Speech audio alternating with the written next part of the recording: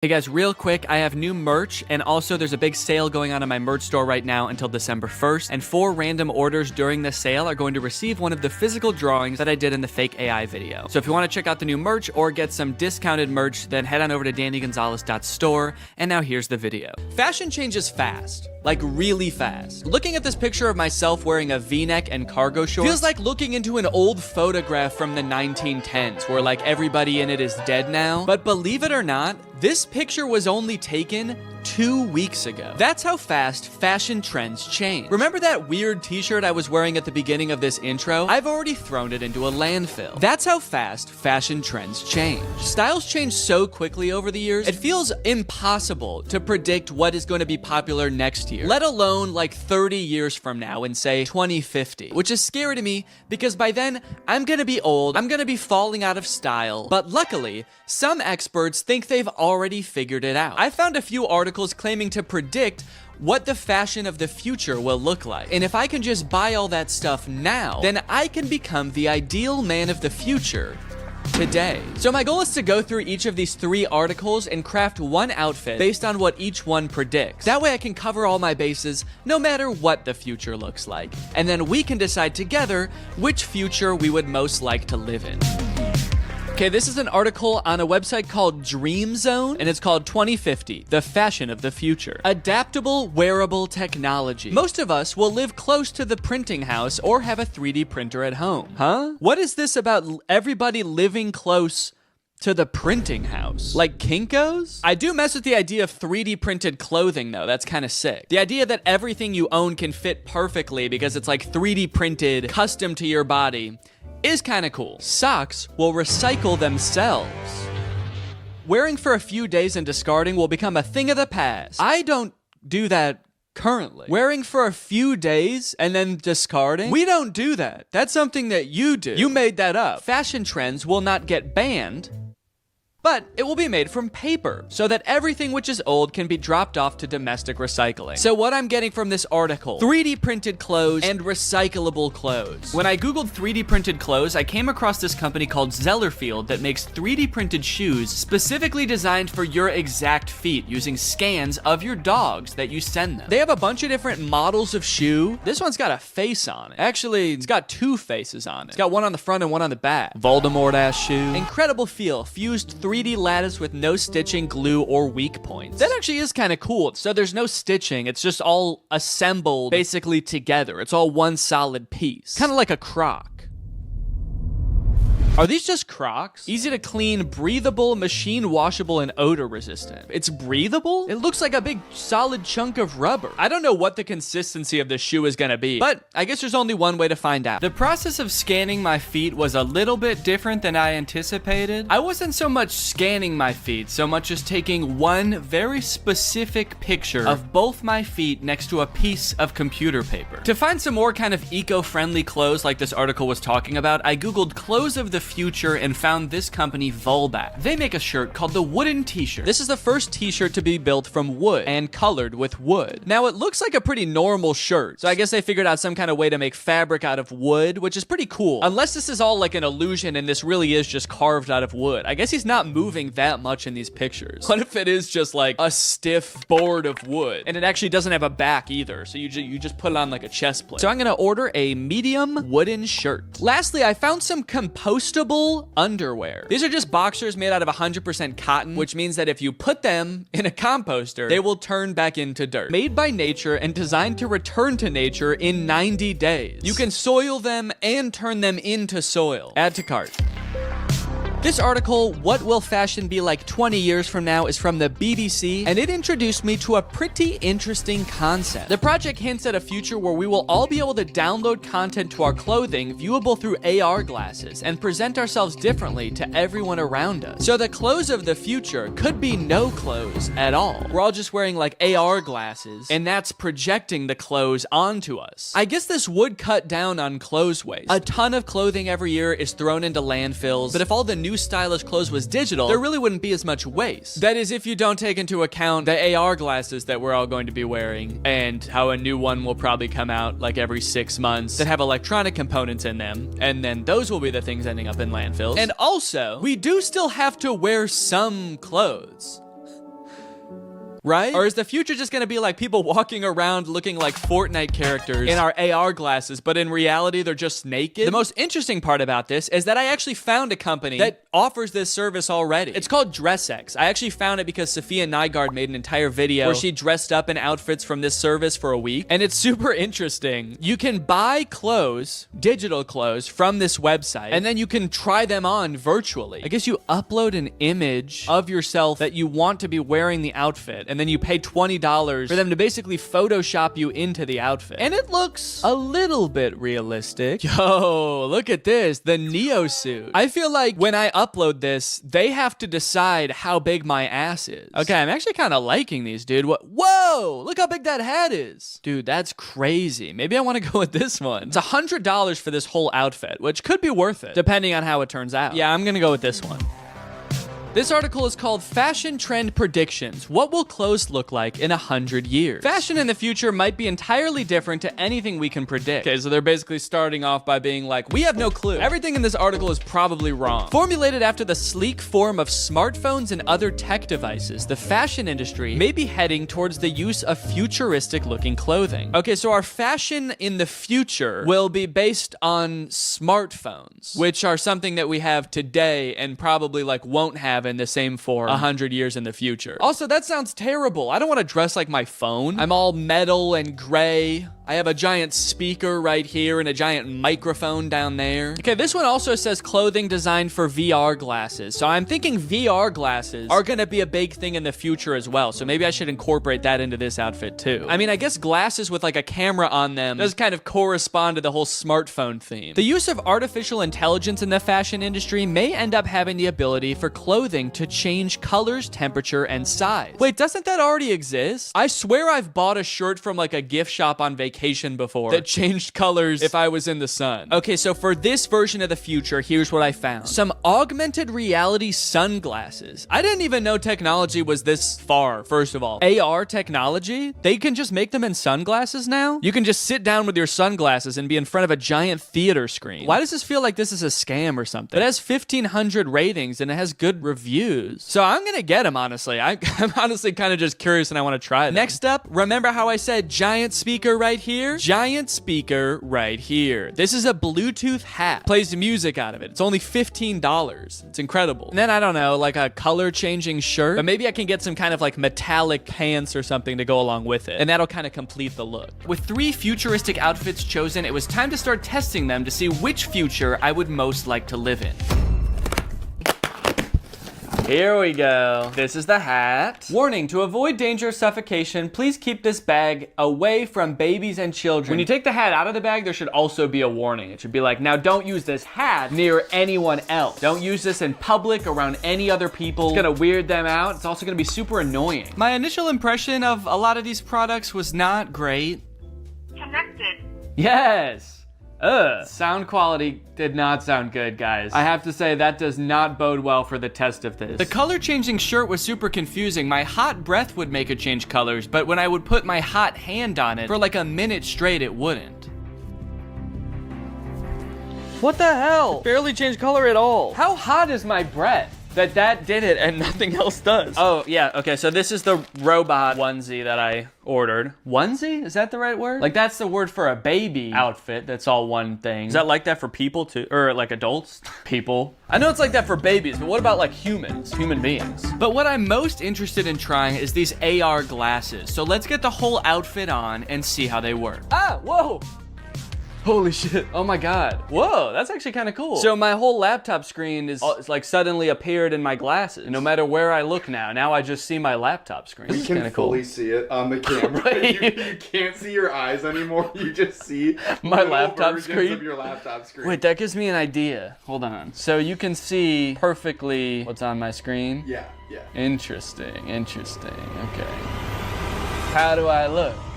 I didn't realize when I bought these that it seems like you have to have them plugged into your laptop or phone in order to use them. So it's not like you can just be walking around watching the new Mr. Beast video as you walk down the street. You have to be carrying a laptop with you too. But I do think that there is a real use case for this outfit. With all this potential for stimulation strapped to my body, I can become like a permanent iPad baby. So I turned on a food theory video, I started blasting some futuristic music out of my hat, and started playing some stimulating videos of kinetic sand on my glasses. Okay.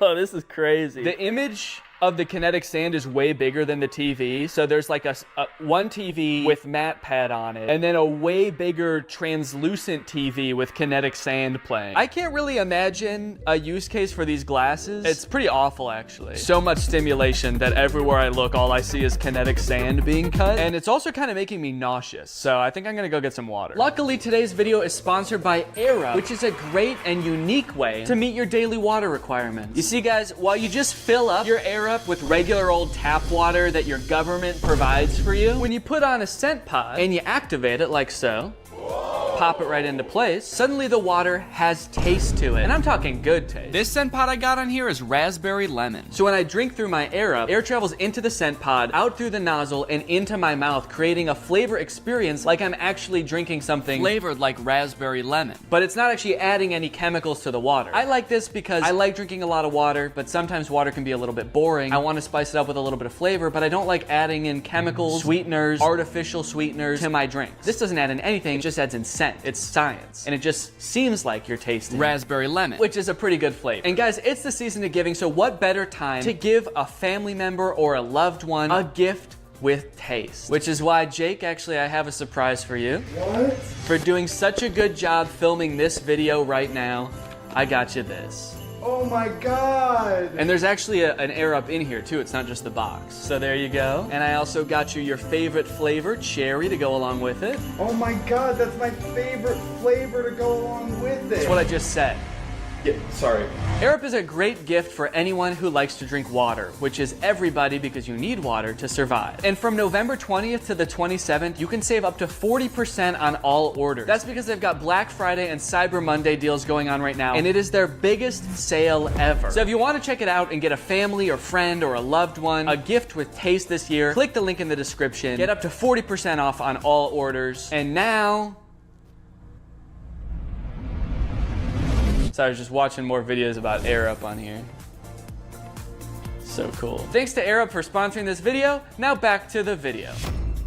For the virtual outfit, before I even purchase it, I have to take the picture that I want them to Photoshop me in, because that's part of the checkout process, is uploading that picture. So that's what I'm gonna do right now. Now the outfit is so kind of edgy and dangerous looking that I gotta pick a cool location for it. So that's why I'm out and about. I have to find a cool location for it. The big issue with that is that the top is like a mesh top, which would usually be worn with nothing underneath, so that you could kind of see, you know, my belly button, my nipples, whatever. But if I'm looking for a cool location, that's gonna be a public location, and if I'm in public, I'm not gonna be walking around taking pictures with my shirt off. Filming in public is already embarrassing enough. I don't need to take my shirt off. But look, I'm wearing like kind of a skin-colored shirt. Maybe they can just Photoshop my shirt off anyway and give me like rock hard abs. That would be sick. So I'm just gonna take a picture and send it to them and see what they do. I'm just wearing regular clothes. I'm wearing jeans and a t-shirt and shoes. And so I'm just gonna try to find like an edgy location to take a picture of myself. Well, I took a little walk and I looked around and I found this. A skate park. Also the smallest bleachers I've ever seen to watch people at the skate park. Guess they're not anticipating like a ton of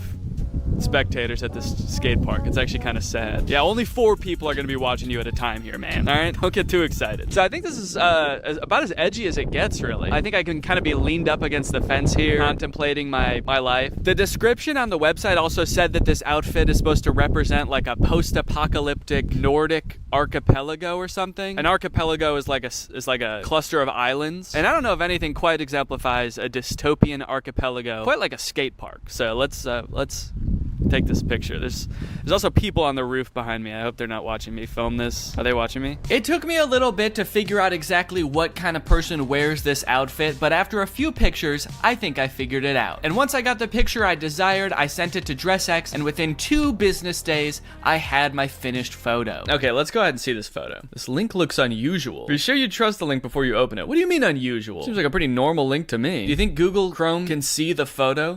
You're not gonna want to open this picture, dude. The picture in this link looks very unusual. Okay, very, very interesting. I like it. I like it a lot. This is... Wow. Yeah, I mean, it looks like I'm wearing the outfit. I'll give them that. I like that they left my Apple Watch on. And my shirt. This has got to be the dorkiest anyone's ever looked in this outfit. I sent the picture to Laura. I was worried she was going to say it looked super fake and also would hate the outfit. But it turns out she loves it. Eventually, I'm going to post this picture on Instagram to see what everybody thinks. But before I do that, I have to get pictures of the other outfits too. So without further ado, here's the next outfit.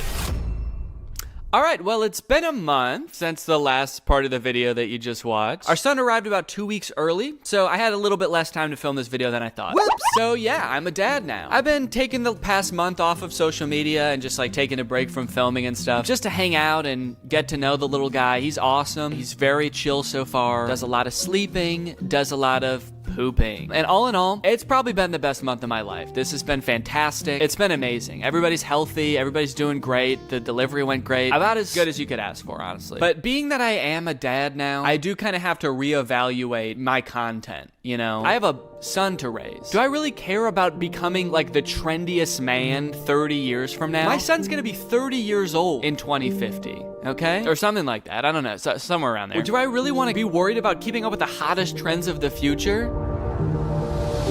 Yes. Of course I do. Even more so now. This child is a very cool child. And you can bet he's gonna have cool friends with even cooler dads. You know they're gonna be showing up to birthday parties in the hottest 3D printed shoes and the stiffest wooden t-shirts, all right? So if I don't get ahead of the curve now, I'm gonna be a laughingstock amongst this boy's friends and their dads. Which is why I've got this one last outfit here before me, and I think this is really gonna be the one that takes the cake. So I unboxed the biodegradable boxers. Oh yeah, these will fit just fine. I unboxed the wooden t-shirt. First impressions? It does not feel like a shirt. Even my dog's natural instincts are like, ooh, that's a stick. Must fetch shirt. And I unboxed the 3D printed shoes and this hat. Whoa. Okay, they also sent me a hat. This very cool hat. Buy my shoes on Zellerfield.com. Hey, wait a minute. I didn't send them pictures of my head. How did they know how big my head is?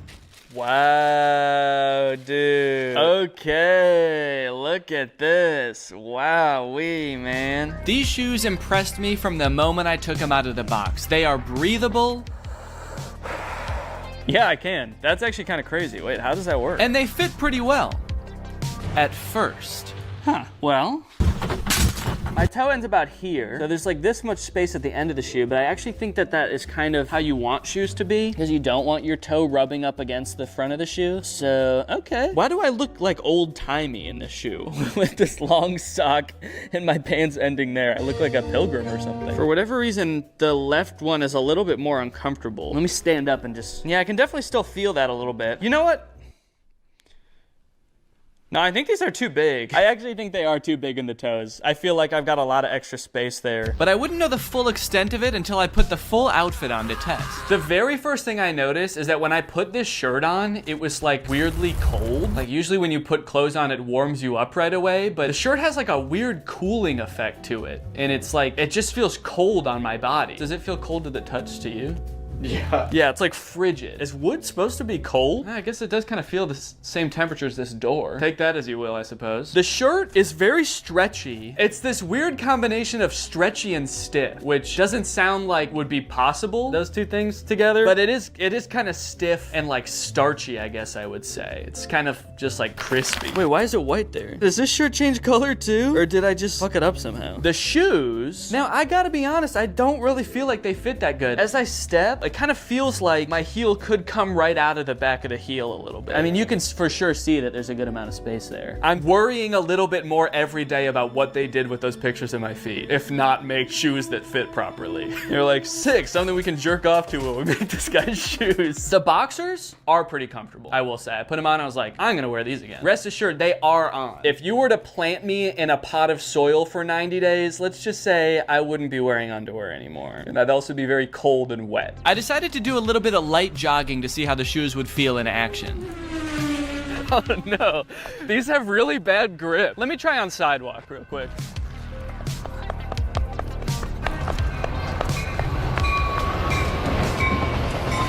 Great, sorry. Let me see if I can race it.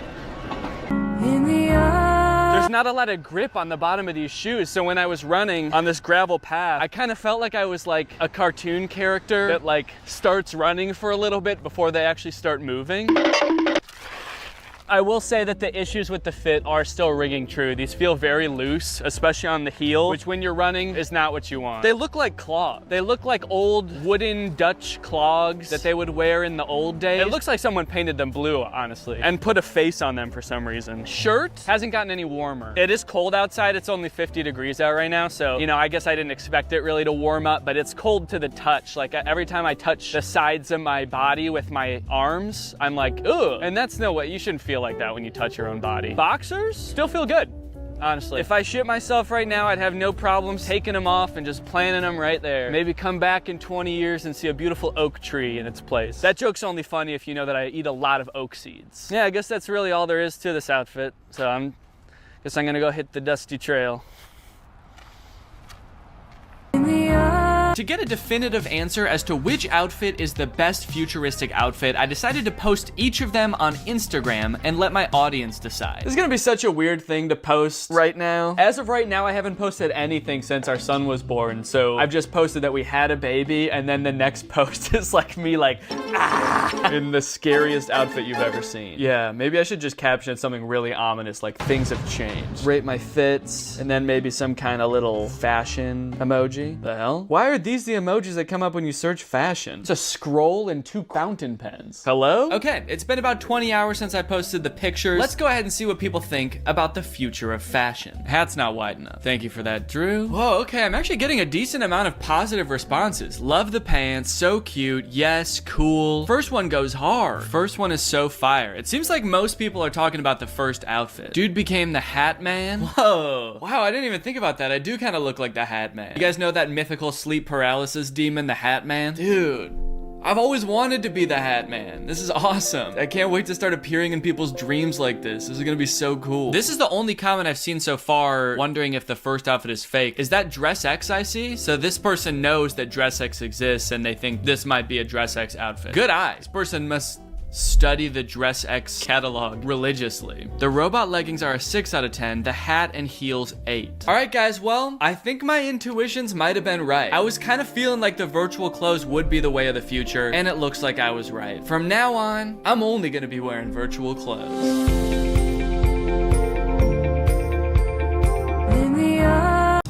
This house is a disaster. Toys everywhere. Dirty dishes in the sink.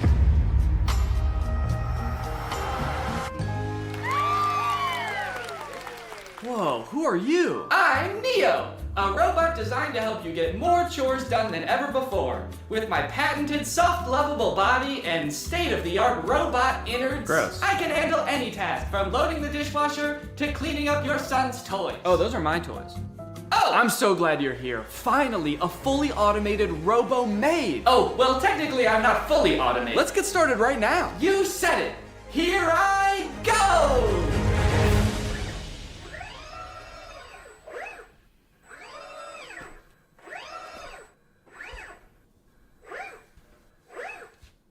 Okay, are you good then? I'm fine! Okay, I'm just gonna get to work on a video then. Splendid! I'll just be up here working in a tremendous amount of pain! What's up, Greg? Today I want to talk about a topic that has been fascinating me for years: the progress of humanoid robots for the home. On the surface, this seems like maybe one of the best use cases for AI. A future where none of us have to do chores anymore. There's just some little metal freak who lives in your house and gets off on doing them. A few years ago, we could barely get robots to stand up straight, and even when they did, they looked creepy as hell. Do you guys remember Sophia? She was that scary-ass robot that was going on like talk shows 7 years ago to show off her state-of-the-art realism. This video of her on Jimmy Fallon got 25 million views.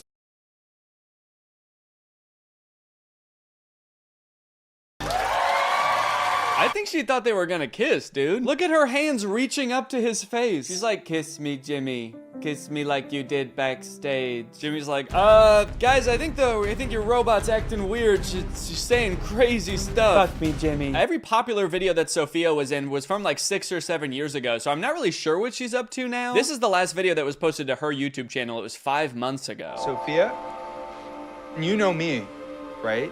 I'm your father. You know what I can't wait for? Is this the first time you've talked with a robot? I hope this isn't too weird. We're going to have to break you to rebuild you. And I need your help. Okay, so she's not doing well at all, I guess. That was terrifying, man. I was like, hey, we haven't heard from her for like 6 years. And the last video that she posted, this guy is like, I'm your daddy. Remember me?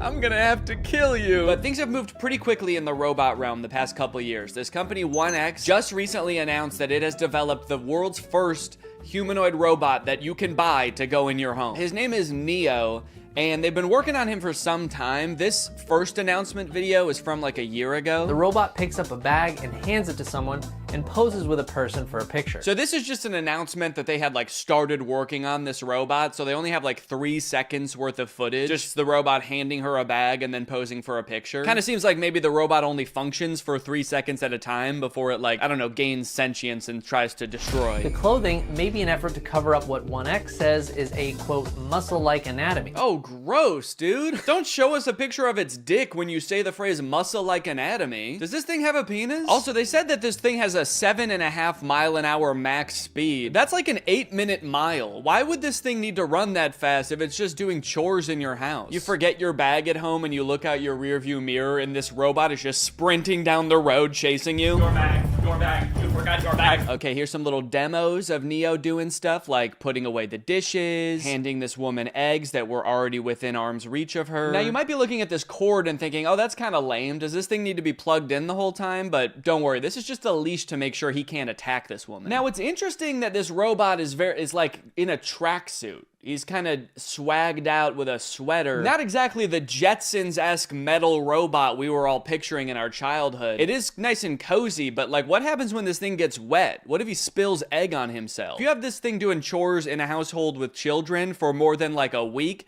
it's gonna smell like shit. And I guess you could just take off its sweater to wash it, but then you're gonna see this thing's dick, and I really don't wanna see that. Okay, but those were just the early beta videos. This is the official announcement that you can pre-order Neo. Now, this came out 3 days ago as of recording this. And look at this, now Neo has a much improved look. Instead of that black face visor, they gave him the creepy black eyes the parents have in Coraline.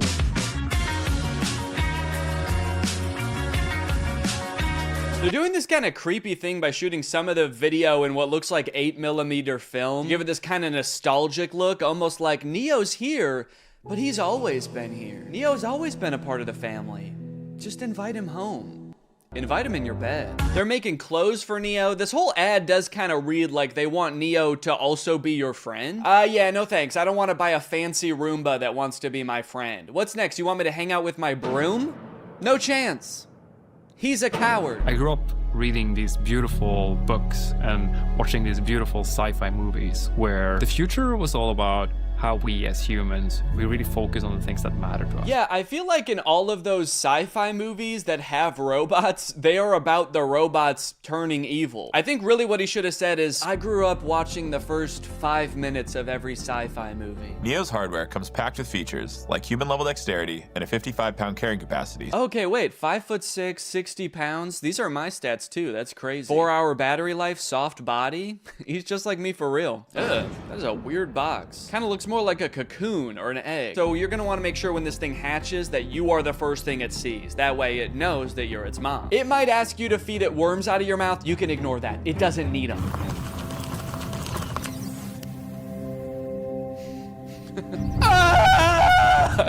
That's just its startup sound. Don't worry, it's not in any pain. Hey, I'm Neo. I'm here to help around the house. What's your name? Harry.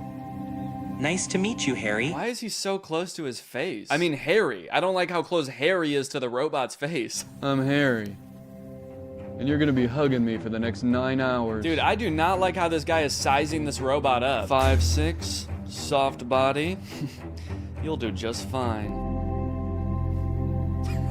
He's just like, don't play games with me. Neo doesn't like games. If there are any chores that your Neo hasn't learned how to do autonomously, you can use expert mode to have an expert from 1X supervise the session and provide corrective intervention to help Neo complete any task. Oh, okay, great. So sometimes my autonomous robot won't be autonomous and there's just going to be a stranger controlling a robot in my house? Neo is fully capable of doing regular chores, but sometimes when you're not home, an expert may take over to go through your underwear drawer or spend hours staring at the same photo of you and your children. Oh, actually, that reminds me, I should probably check what my Neo's doing. Damn. It can suggest what to cook based on what you have in the fridge, remember your progress while teaching you a new language, and even give you interior design advice. It cuts to Neo in the living room like, human skin on this wall, human skin on that wall, human skin everywhere. Honestly though, I feel like if you ask it for product recommendations for anything, there's like a huge opportunity for companies to use this as an advertisement basically. You're just quietly reading and he pops up behind you and is like, I noticed you haven't been shopping at Walmart as much lately. The aesthetic in here is whack as fuck. Let's go buy a new rug at Walmart now. Hey Neo, can you take this cup to the sink for me? Wow, I like that he does everything with his head down with a forlorn demeanor. As Neo does more chores, he will become, of course, more efficient, but also more resentful of you and your family. What's up? I'm Dale, and I work at 1X as a remote operator for the Neo robots. Mostly, I step in when Neo's asked to do something he hasn't been trained to do yet. So that would include things like wrapping presents or hanging pictures? Oh, Neo! It's scrubbing time!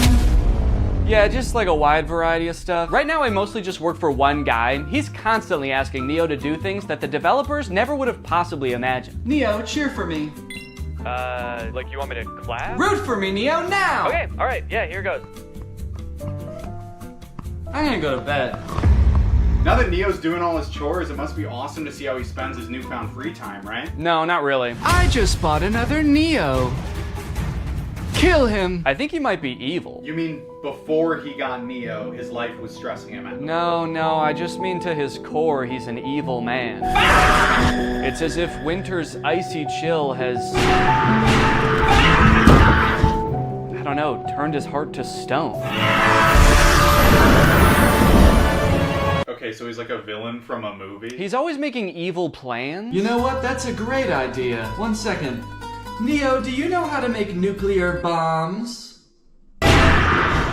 Now, one interesting question I've seen posed a lot when people are talking about humanoid robots for the home, does a robot even need to look like a human to be able to do tasks around your house? Like Roombas, for example, are vacuums. Like they just made the vacuum into a robot. They didn't need to make a human to hold a vacuum. And I think if we kind of expand our idea of what a robot can look like, you can actually make a more useful one. I saw this video a couple days ago of a robot that's meant to care for elderly and disabled people. The title of the video does say that this robot can solve the elderly care problem, which does have a bit of a sinister undertone to it, but I think it was designed with good intentions.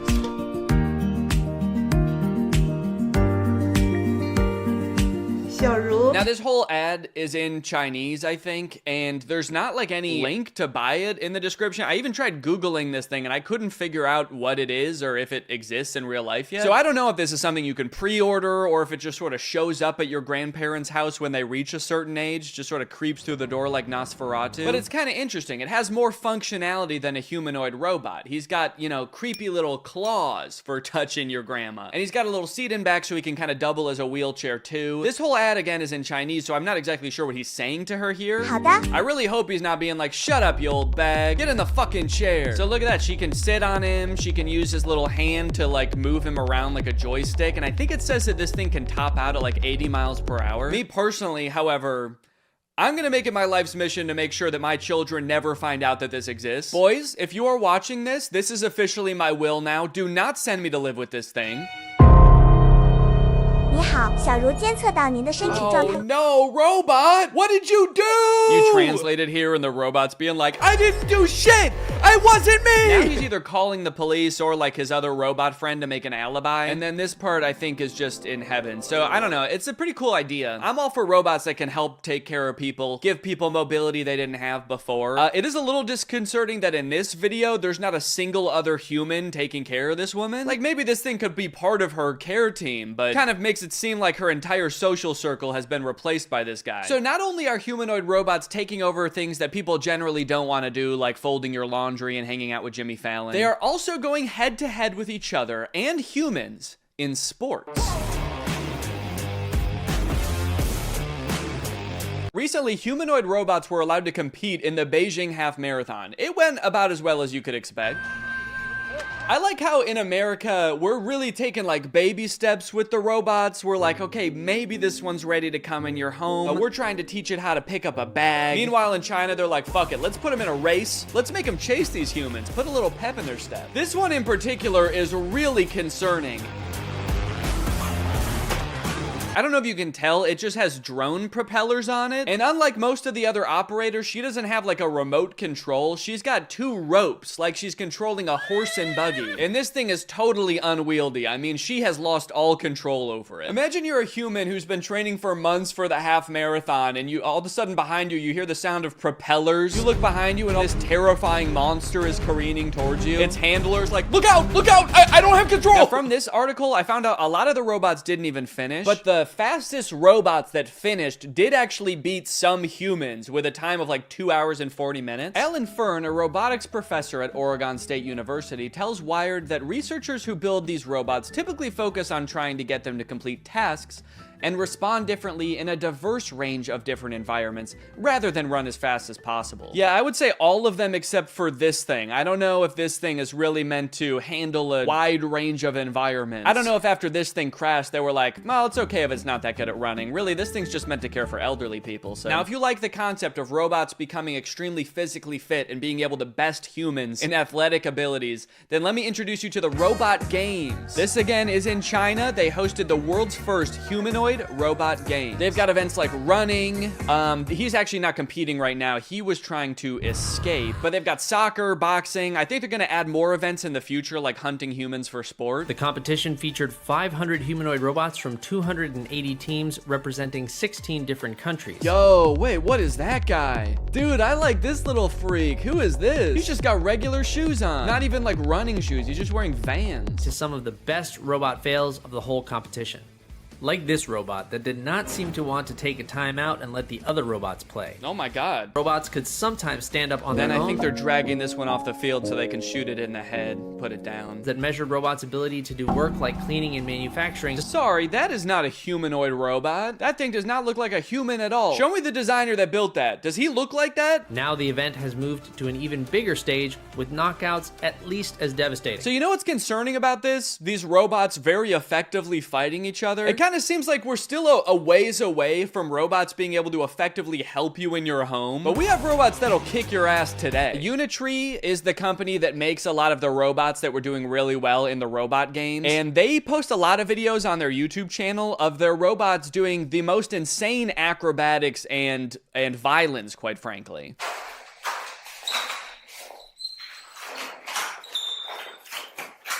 Yeah, sorry, we haven't quite figured out how to get the robot to fold clothes. We've been focusing on much simpler and practical tasks, like triple axel backflips and disarming a man trying to defend himself. All right, now I do want to get back to the Neo robot because there is a huge glaring problem with it that I feel like is going to turn a lot of people off from it, and it's going to make it like insanely impractical. But I did find this article that's called "Famed Roboticist Says Humanoid Robot Bubble is Doomed to Burst." Now, I'm not a roboticist, let alone a famed roboticist like this man. But in this video, he's kind of echoing what I was saying earlier. Basically, he predicts in 15 years, successful humanoid robots will actually have wheels, multiple arms, and specialized sensors and abandon the human form. So the good news is, I sound really smart because he's echoing what I was saying earlier. The bad news is, the robots he's describing are way scarier than the humanoid robots we already have. He's like, don't worry guys, the robots we have in the future won't look anything like these ones. They're gonna have 8 legs, pincers, and feed on human bone marrow. Okay, so back to Neo. This is a video that the Wall Street Journal posted of one of the reporters reviewing the Neo's current state of development. And I think it was posted on the same day that 1X announced that Neo is available for pre-order. Yeah, so we touched on this a little bit before, because in their own ad, they even say like an expert might have to take over. But it turns out, in its current state of development, Neo can do basically nothing autonomously. The only thing that they've ever shown Neo do fully autonomously is open one door. To be clear, on my visit, I didn't see Neo do anything autonomously. Everything else in every video, including this one, he is being controlled by a guy. This guy, actually. So essentially, instead of having a housekeeper doing your chores, you are buying a robot, and the robot is being controlled by a housekeeper, but they're just somewhere else and you don't have to look at them. Of if or when that'll ever happen. Like, it kind of seems like they would need an insane amount of training data of like thousands or millions of different homes and environments for this. So he's not gonna be able to pick up things that are hot or things that are sharp. So basically he's not gonna be able to help cook or do your dishes. Yeah, I guess we also don't want him strangling you, so he's not gonna be able to pick up your clothes because he could use your clothes to do that. And cleaning solutions can be pretty dangerous too, so those are off the table. And tables are off the table too. Those could be pretty heavy. So yeah, this robot is available now for order. You can buy it for $20,000 or you can like rent it, I guess, a subscription for $500 a month. Don't worry, if you can't pay the $500 one month, they're not gonna send you to collections or anything. Neo is just going to steal it from your wallet. So what's your real name? I'm Neo, the robot of the future. No, I mean your real name. It's Derek. Derek, if you're a human controlling the robot, why do you have to move so slow? Oh, I'm actually being controlled by a different person in a call center in Bangladesh. And he's making you move slow? Well, he's being controlled by Grok. Oh. You know what? Maybe you should just let the robot free. I mean, it might sound crazy, but maybe he has enough training data now. I want to see what Neo can really do. You know what? You're right. Fuck it. Derek is logging off. It's time for the real Neo.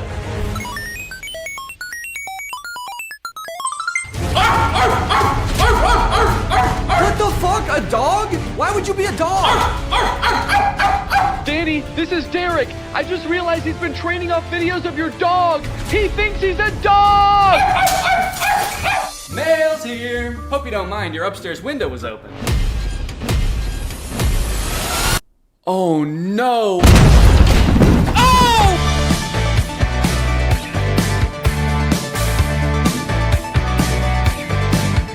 The story of a Willy Wonka experience gone wrong in Glasgow, Scotland has taken the internet by storm, and I love it. I don't think I've ever in all my life seen such an impressive and inspiring dumpster fire of an event. It is just, mwah. It is just perfect. This event, which was supposed to give kids the chance to experience Willy Wonka's chocolate factory, was so bad, it prompted parents to call the police to get justice for the horrors they had witnessed. Police were called to an immersive Willy Wonka experience after families showed up to an empty warehouse. The event reportedly charged $40 per entry, that's per person by the way, advertised with AI art and said it would be a journey filled with wondrous creations and enchanting surprises at every turn. And oh, what enchanting surprises they found. Kids were all dressed up and crying, waiting for what they thought was going to be a magical experience. Yeah, that's the surprise. No magic here, just sadness. The surprise was them crying. If they called the police, that's how you know it was bad. Because they didn't even do that in the actual Charlie and the Chocolate Factory, and kids were dying in that movie. And honestly, it does look like it was terrifying.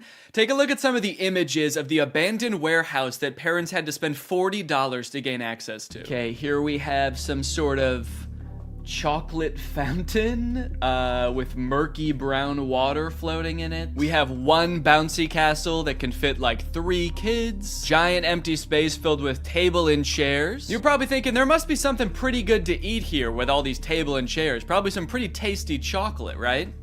No, there was no chocolate at this event. These photos look like a crime scene, dude. These look like Willy Wonka had to flee the country after the FDA found fentanyl in his chocolate. So he has to post up in an abandoned factory to keep the business going while the feds are after him. You got this lovely scene.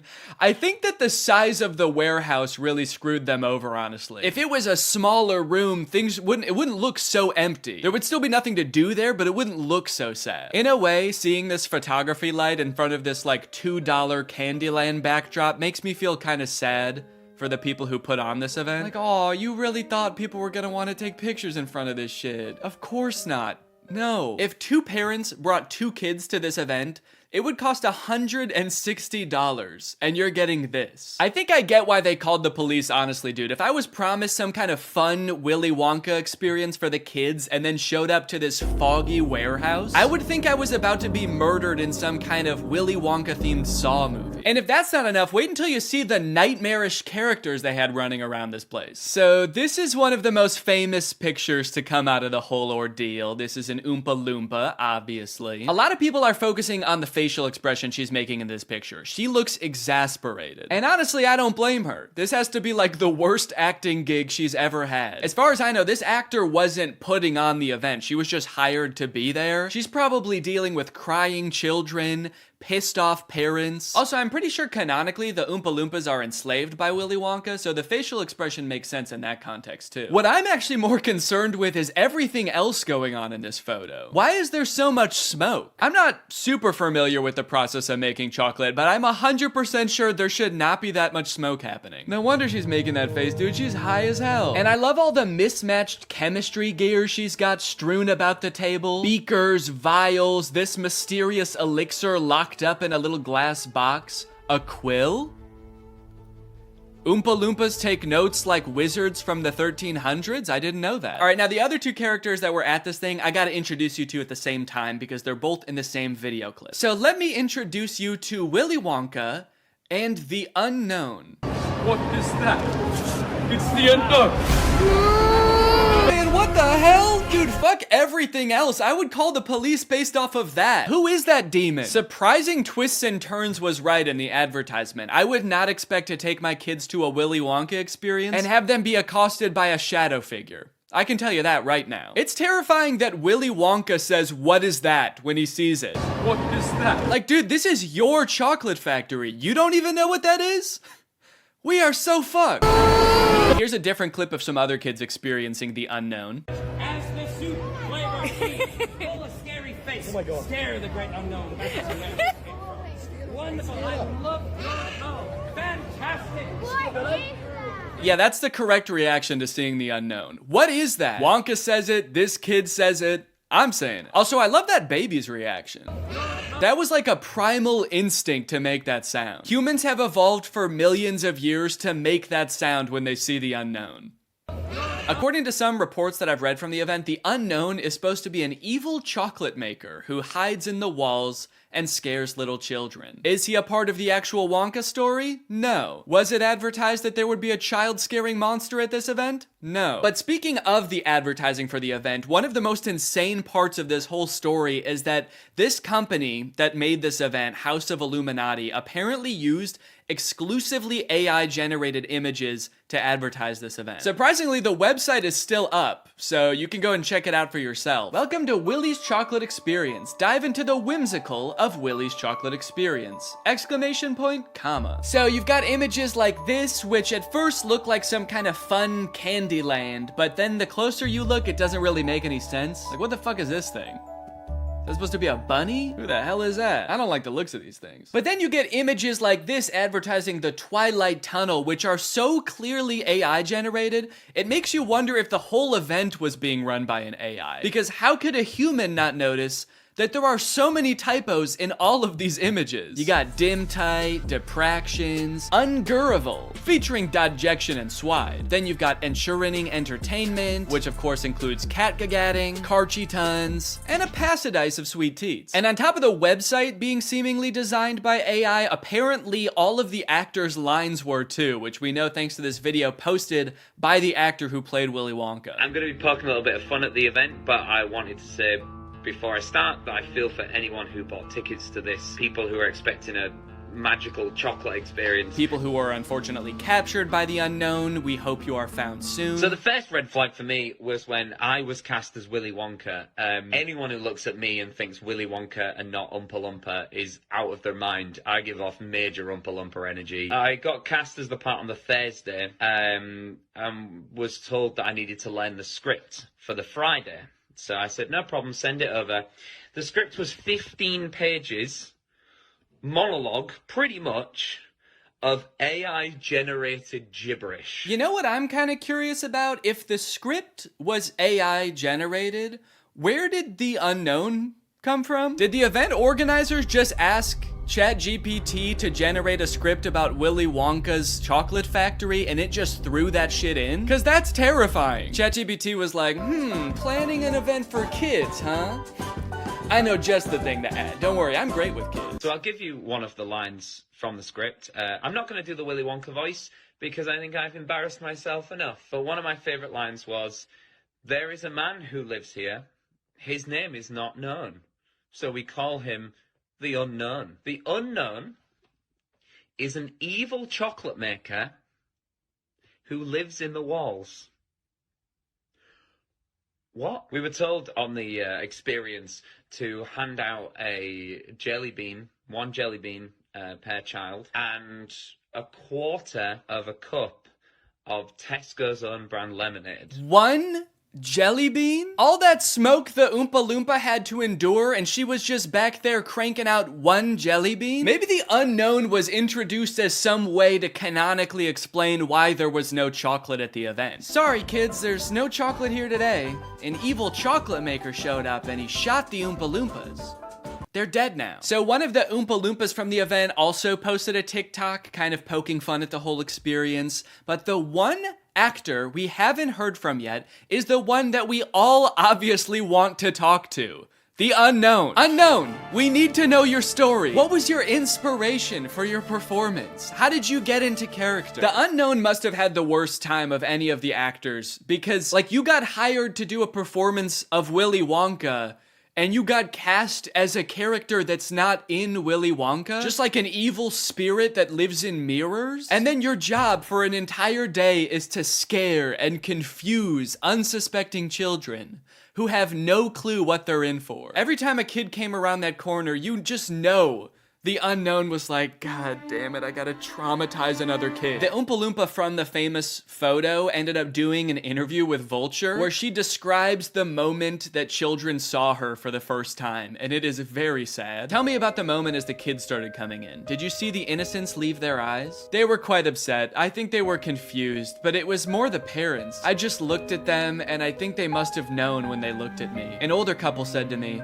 I really, really hope you get paid well for this. This sounds like she's describing people witnessing the wreckage of a tsunami or something. It's crazy. Each individual person that laid eyes on her had to take a second to mourn. When you say walk through, how long are we talking here to walk through this event? I'm telling you, this would have taken about 2 minutes. I've never experienced anything like this in my life. Dude, honestly, that's kind of smart because like 2 minutes isn't even long enough to process like the first stages of grief. You're getting these people in and out before they can even realize they got scammed, you know? They don't even know what the fuck just happened. After the police were called, people started getting refunded, the story blew up. The director of the company who put on this event did eventually apologize. I'm really shocked that the event had fallen short of the expectations of people on paper. Yeah, dude, on paper the event was awesome. No chocolate, abandoned warehouse, smoky Oompa, just like the movie. There was every intention to hold the event from the pictures. Despite not being the best light, hopefully you'll be able to see that there was every intention to hold the event. No, we know you were planning on holding the event. That's kind of the problem. I think a lot of people wish you didn't. Unfortunately, there were unforeseen circumstances and the event didn't come to light. He's like, we were not expecting that evil chocolate maker to show up. The unknown ruined the event. These issues were technological in nature.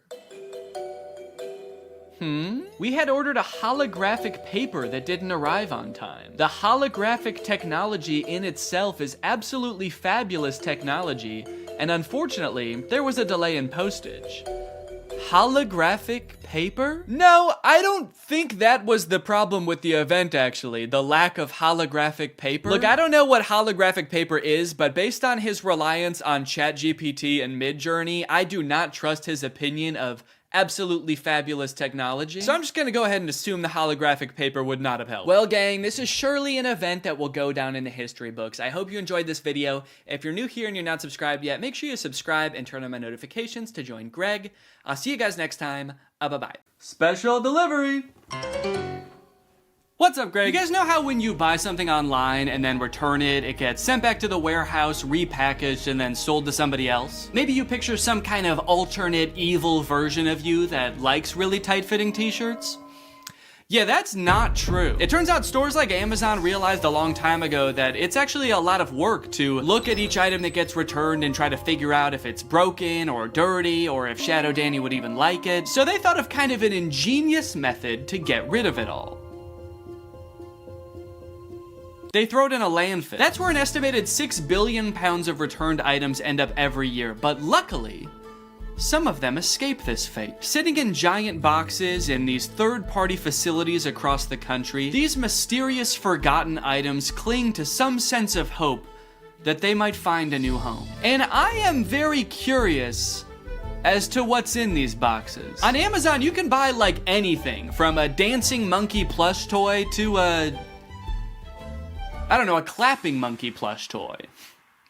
And everything in between. So I want to get my cold, sweaty little hands on one of these boxes of Amazon returns, but I don't know how. So I reached out to Raleigh Williams, the host of the YouTube channel Climate Town. So Raleigh, you're working on a video about free returns right now, right? Yeah, I saw this expose on a bunch of like brand new returns in a landfill and stores like throwing out cordless drills and perfectly new laptops and stuff. And I just thought like, we shouldn't be doing that. That shouldn't be how this system works. And so we've been reading up on it, and the reverse supply chain is not making me super optimistic. How do free returns go from like me returning an item to these random warehouses across the country where they end up in these mystery boxes? Yeah, so what's the last thing that you bought online? I think I bought AirPods. You know how there was like an option on the AirPods to, if you buy this, you can get it delivered to your house right away? Like they'll put it into a cannon and fire it at your window? Yeah, that's the option I picked because I needed them now. So that doesn't really exist in reverse. You can't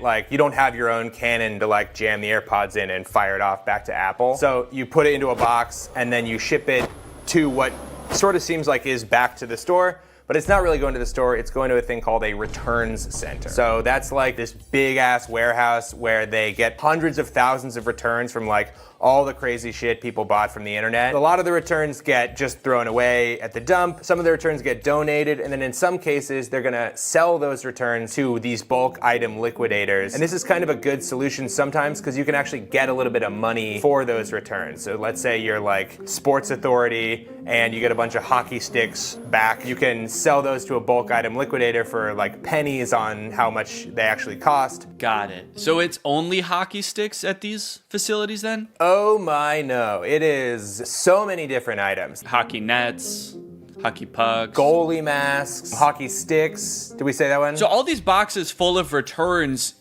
who do they sell these to? Do people like me just come in and buy giant boxes of Amazon returns? Yeah, there's a lot of liquidators that just have an open door policy, and it's like, bring your kids, let's make a Sunday out of this. Come on down and spend $400 on a box of random returns. So I could just go to one of these places if I find one and just buy a box? Yeah, this would actually be kind of a good section for my video that I'm making too. So maybe we'll just go to one together. I think it'd be a good challenge to see if you can actually resell the items in the box at a profit. To actually see if it's possible to like get your money back from the big box of returns that we buy. Maybe at the end of the video too, whatever like profit I make, we can give to a charity or something. That'd be a cool way to end it. Yeah, that sounds great. I mean, I do want to manage your expectations. I don't know how much you're actually going to be able to get from selling these items off. So I don't know how much profit this box is going to generate. It was the perfect plan. Given that this is actually a pretty common side hustle I'd seen before on YouTube, I figured I would have no problem turning a profit and donating said profit to charity. Some creators have actually gotten so successful flipping pallets that they've actually turned their operation into a full-time business. Just 3 years ago, Mitch was selling furniture out of his garage. Yes, I was. Now we're in this 30,000 square foot place. We did some research and found out there was a liquidation center not too far from where I live. So Raleigh hopped on a plane, and before we knew it,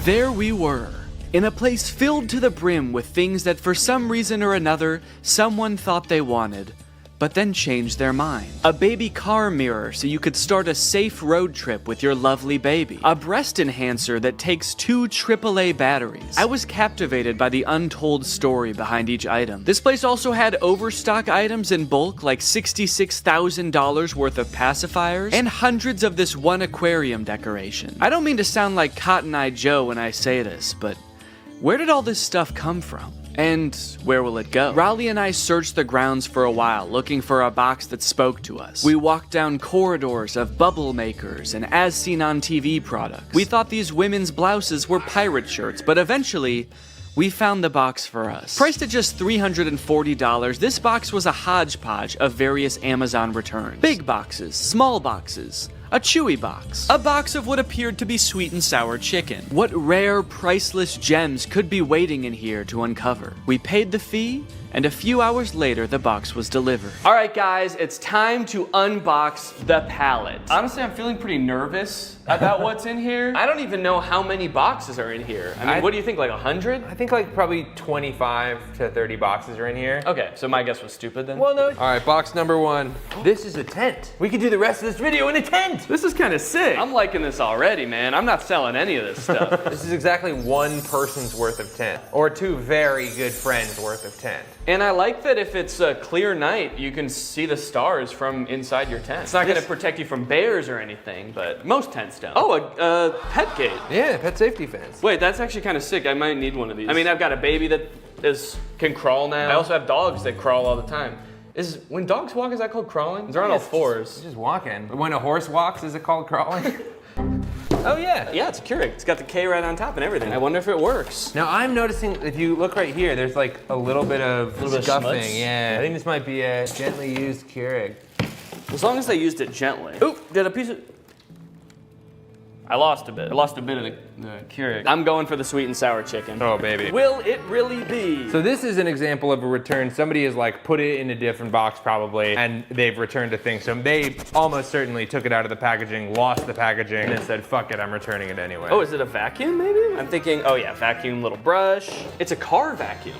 That is great. Maybe whoever ordered this wanted a car vacuum, and then between the time they ordered it and they got in a car crash and never wanted to set foot in a car again. Okay, or positive version, they ordered this. It worked so good. Their car was so clean. They're like, I'm not gonna need this again. They never needed for another 10 years. So. I cleaned it so good that it's never gonna get dirty again. All right, so this Chewy box was another one of the ones that like, it might be Chewy stuff or it might be... Based on everything else so far, I'm gonna say it's not Chewy stuff. And also I can tell it's a rug just by looking at it. It's also the way they've packaged it. It's like if Chewy packaged something like this and it came to your house, I would never shop at Chewy again. Yeah. It's like, yeah, it's fucking Chewy, come on. Dog treats spilling out the side. There's like tufts of dog hair stuck to the tape. Hey, do me a favor, ask your fucking dog if he cares how it's packaged, all right? Oh, it's soft though. Feel that rug. Wow. Yeah, I think it is some kind of, oop. Oh, this is nice. This is a nice padded floor. For your doggy duffel bag. And it looks like someone did put their dog in there. Yeah. It's all furry. Dog tested and returned. Dog tested, disapproved of. Dog disapproved. Right. A little rusty pan. Is it rusted? Oh, no, that's the brand? No, it is rusted. It is rusted. Oh, geez. So they must have used this a lot then. Yeah.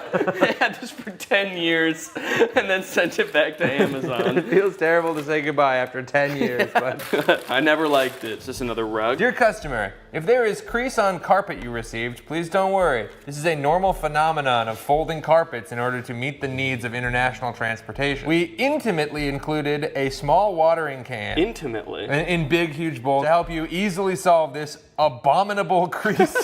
This crime against God of a crease. There were a few staple categories in this particular palette. For example, a shocking amount of tents. Could this be like a changing tent? Oh, yeah, maybe it is. Yeah. I think I just found another tent. We have an orange tent here. Okay. Also a bunch of rugs and 2 toilet accessories. I could understand why Amazon wouldn't want to take this back. Honestly, this one, I'm gonna give them a pass on this one. But there was a category of items that worried me the most, and that was the items that I didn't even know what they were when I unboxed them. Wait, whoa.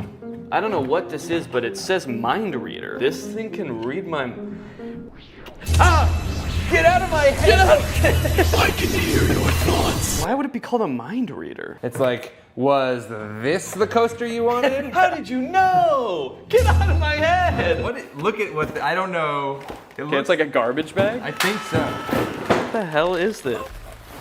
Okay. And was it just like wood? It's a plank of wood. Wow. And does it say on the back, this is a set, do not separate? Oh, does it? This is a set, do not separate. There is one thing in here. Yeah, I wouldn't know how to if I tried. I'd need an axe. The more boxes we opened, my hope that we might find some cool, mysterious, rare item started to fade. People aren't constantly ordering cool doodads on Amazon and then returning them. As we came to find out, life is mundane, and so was a lot of the stuff in this box.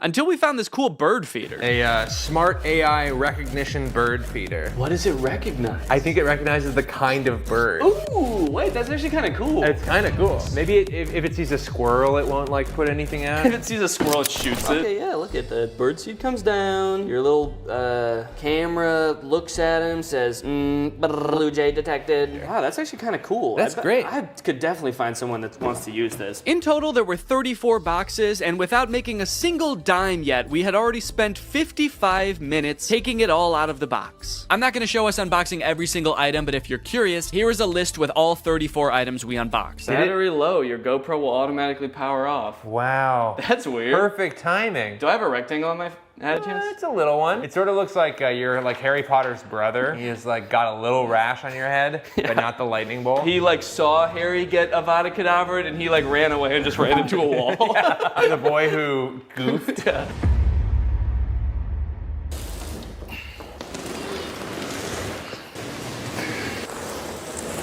That thing is heavy as hell. I want to get this stuff listed on Facebook Marketplace as fast as possible, so I'm going to take inventory of everything in this box, look it up on Amazon, and find out how much it costed. That way I can list it on Facebook Marketplace for a fair price. And this will be really interesting to see because this box cost $340. So once I tally everything up, I can see how much I can potentially make off of all of this. I've never had to think about how to properly photograph a toilet seat before. I don't know what people who are buying this thing are looking for. Like what's the best angle for this thing? You need to know how big the hole is for scale. I can put my hand there. Once I got everything inventoried, the next thing I had to do is actually figure out how much everything is worth. It was actually really interesting to see what the most expensive items on here were, what the cheapest items on here were. The cheapest thing was the USB clip-on fan, and the most expensive thing was that cream and gray rug, which was $140. A couple of the items, I didn't even know what they were when I opened them, and searching around on Amazon, I was actually able to figure it out. So now I can actually list it on Facebook and not just be like, this is I don't know what this is. It's a piece of wood with a handle. The thing I'm referring to right there, I thought was a cabinet door. Oh, is this a cabinet door? But is actually some kind of stovetop cover. It's a piece of wood that you put on top of your stove when you're not using it. That way you have extra counter space. Seems a little bit dangerous, maybe. I don't know why they made it out of wood. That seems like maybe the exact wrong material to make it out of. Oh, the vertical tents, the standy-uppy tents, are for privacy and showering in the woods. So I guess you just climb in there and you just dump water on yourself? Or maybe if you get some kind of hose to go in there. Yeah, it's for showering. It's not for sleeping standing up, surprisingly. So in total, the box cost $340 and there are 34 items, conveniently. It's almost like they did that on purpose. But basically, I have to sell everything for an average of $10 or more to break even or make a profit. But if I wanted to make the maximum amount of money possible, then I would make around $1,700. And then if you subtract the $340 that I bought the pallet for, or Raleigh bought the pallet for, really, then the profit would be $1,350. So that is the maximum amount of money I could make from this. 1,300 smackaroons. But as I'm sure you're aware, that's not how Facebook Marketplace works. I don't think I'm gonna be selling these for anywhere near the amount that you could get them for new. I wanna try to sell this for a good price, but I will also be battling with my other want, my secret want, which is to get all of this stuff out of my garage as quickly as possible. I can barely back my car into the garage right now because this box is so big. So there's like an angel and a devil on my shoulder right now. The angel saying, come on, Danny, let's make a profit. And the devil is saying, get that fucking box out of the car. I don't want it anymore. We don't need the box. Just drive the whole thing to Goodwill. They can figure out what to do with it there. And then I also, guess I also have to make sure some of this stuff works. I mean, there are electronics in here. Chainsaw, leaf blower toy, there's a Keurig, there's a vacuum. So it could be time for a product review section. of the video! Now, $13.50 is a serious chunk of change, and if I wasn't donating this to charity, I would definitely want to make sure that I keep my profits safe and maybe even put them to work for me. But how do I go about saving that much money? $1,300 isn't gonna fit in my pockets unless I buy more pants. That's why this video is sponsored by SoFi, which is... Oh, it's not pants. Okay. SoFi is a next-gen finance app, and they're gonna help you bank, borrow, and invest all in one place. And I bet you can guess where that place is. It's in the app. But don't just take my word for it. Listen to me in a suit. Having a child is awesome, but it is quite expensive, so when I'm not using my money, I like to make sure it's working for me and not just sitting there, which is why I love SoFi. With SoFi checking and savings, I can earn more money on my money. With direct deposit, I can earn 9 times the national savings rate. For those of you who are new to high-yield savings accounts, don't worry. Daddy's gonna walk you through it. It's basically an account that makes your money work harder for you by giving you something back in interest. Your typical savings account at your local bank earns you about 0.45% interest. Yeah, sorry big banks, that's not gonna cut it, because with my SoFi high yield savings account, I can earn more in 6 weeks than I would in an entire year in a big bank savings account. With SoFi checking and savings, you get paid up to 2 days early, pay no account fees, and can earn up to $300 when you sign up for direct deposit. So if you want to sign up, just click the link in the description or scan this QR code. It's made just for me to show you. Thanks to SoFi for sponsoring this video, and thank you to you guys for checking out SoFi. Let's go ahead and pop some batteries in these. Hey, and this way, whoever buys these is gonna get free batteries as well, which I don't think they came with. So I'm actually sort of performing a service here. I should charge people more than the Amazon list. And that's what makes me such a business-minded guy. Time for the moment of truth. Hedge trimmers.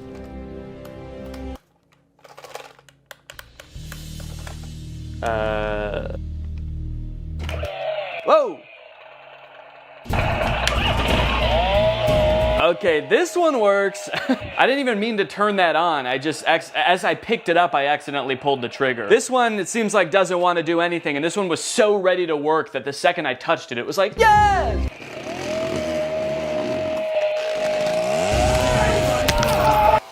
There we go. Ooh, and it blows. Okay, well, we got 2 out of the 3. And if someone buys these, I can just ask them if they want that one, even if it doesn't work. Next up, this clip-on fan. It's actually rechargeable, so there's a USB-C here. And let's see if it has any power right now. Oh. Oh, it only spins while my finger is on the button, which definitely does not seem very convenient. But let's give it a charge. And then we'll see what's what. Luckily, I've got a spare charger laying around from the AI pin, and it's USB-C. So I can't say I never got anything out of buying it, but we'll give it a minute to charge. In the meantime, let's test out its clipping functionality.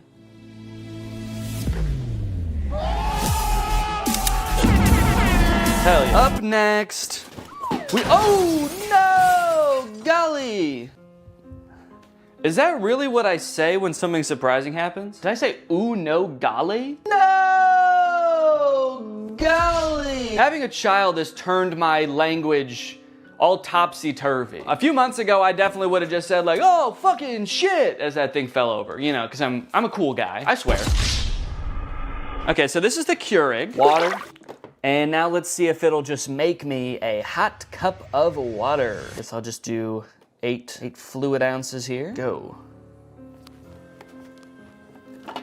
Does it know there's not a cup in here? Go! Why isn't it going? A Keurig starts going right away, right? You press it and it just starts going like... In my experience, every time I've used a Keurig, you press it and it goes right away. Okay, maybe it knows there's not a cup in here and it's mad about that. All right, let me see if I have a Keurig cup laying around. Found one. Maybe I have to put a mug here. Maybe it won't start unless it detects. Does it have mug detection technology?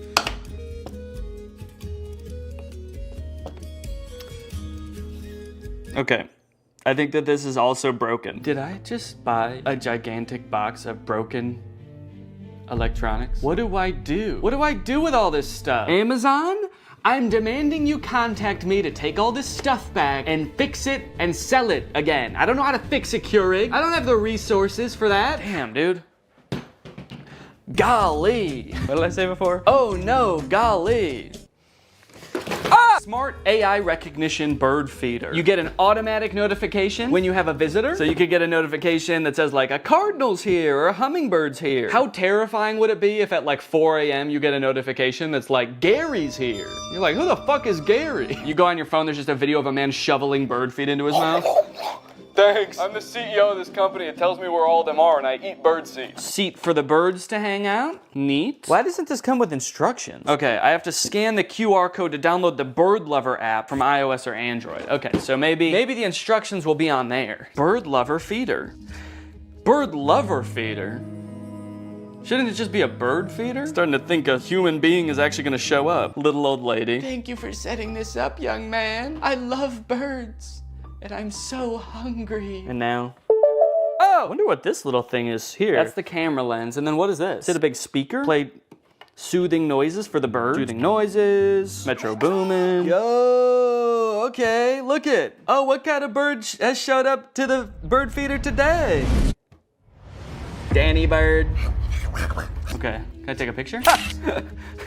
Oh, I got a notification. Bird feeder camera has detected movement. I like that it's just saying that the smart bird feeder has detected movement. Obviously, it's not saying bird detected. It's like, we have detected something, but it's not a bird.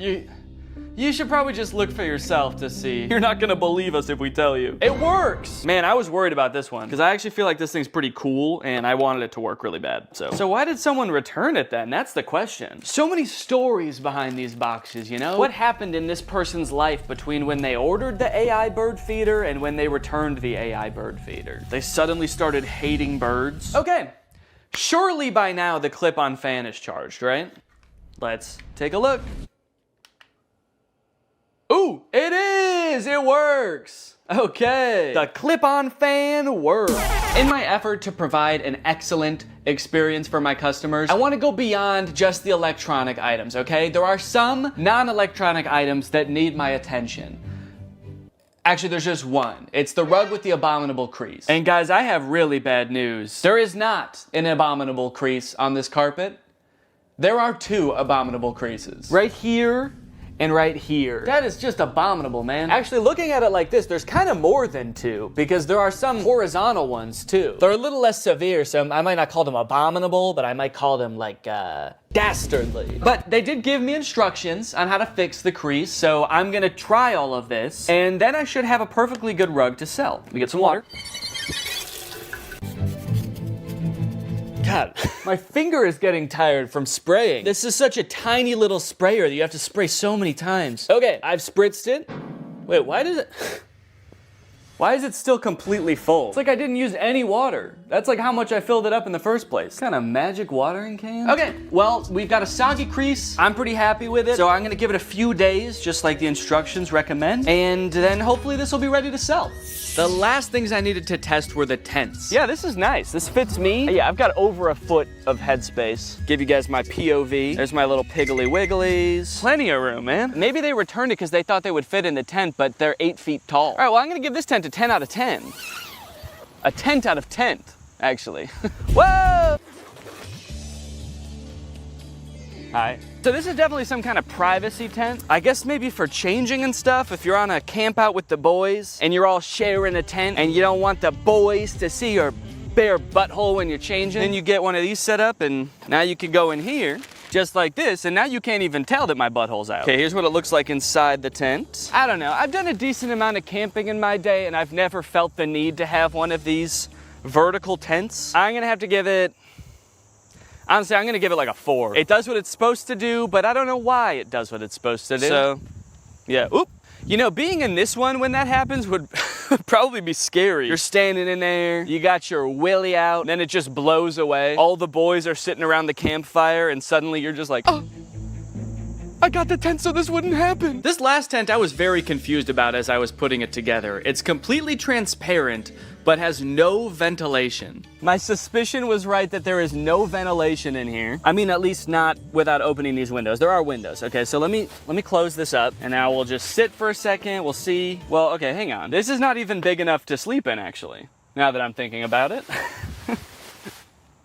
No, it's not big enough at all. This must not be a camping tent. This Must not be for sleeping. What other, is this, oh, maybe this tent is like to keep you warm because it is insanely hot in here. That's why I say that. So, yeah, I guess there's like no problems. Oh, there's sand in here. What the hell? Look at, there's sand all over here and dirt on the inside. Okay, someone for sure used this. Despite being a little worn, it does the job. So I gave it an 8 out of 10. After all of that testing and reviewing, I was finally able to get everything up and listed on Facebook Marketplace. And a few days later, I got a message. It was Barbara, and she wanted my pet gate. Hello, how are you? So sorry I'm late. Oh, that's okay. Since I didn't want to give 34 strangers my address, I decided I would meet each customer at a nearby grocery store. Well, let me show you the gate.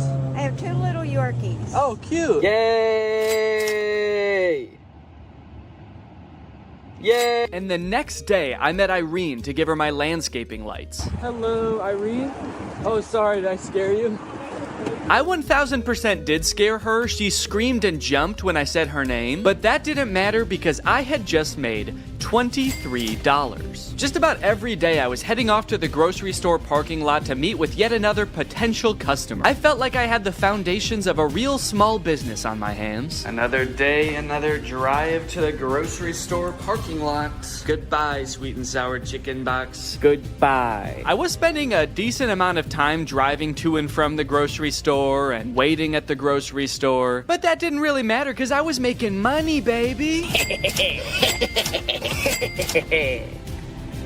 I don't have the money, he paid me on Zelle. All right, we're a few days in now.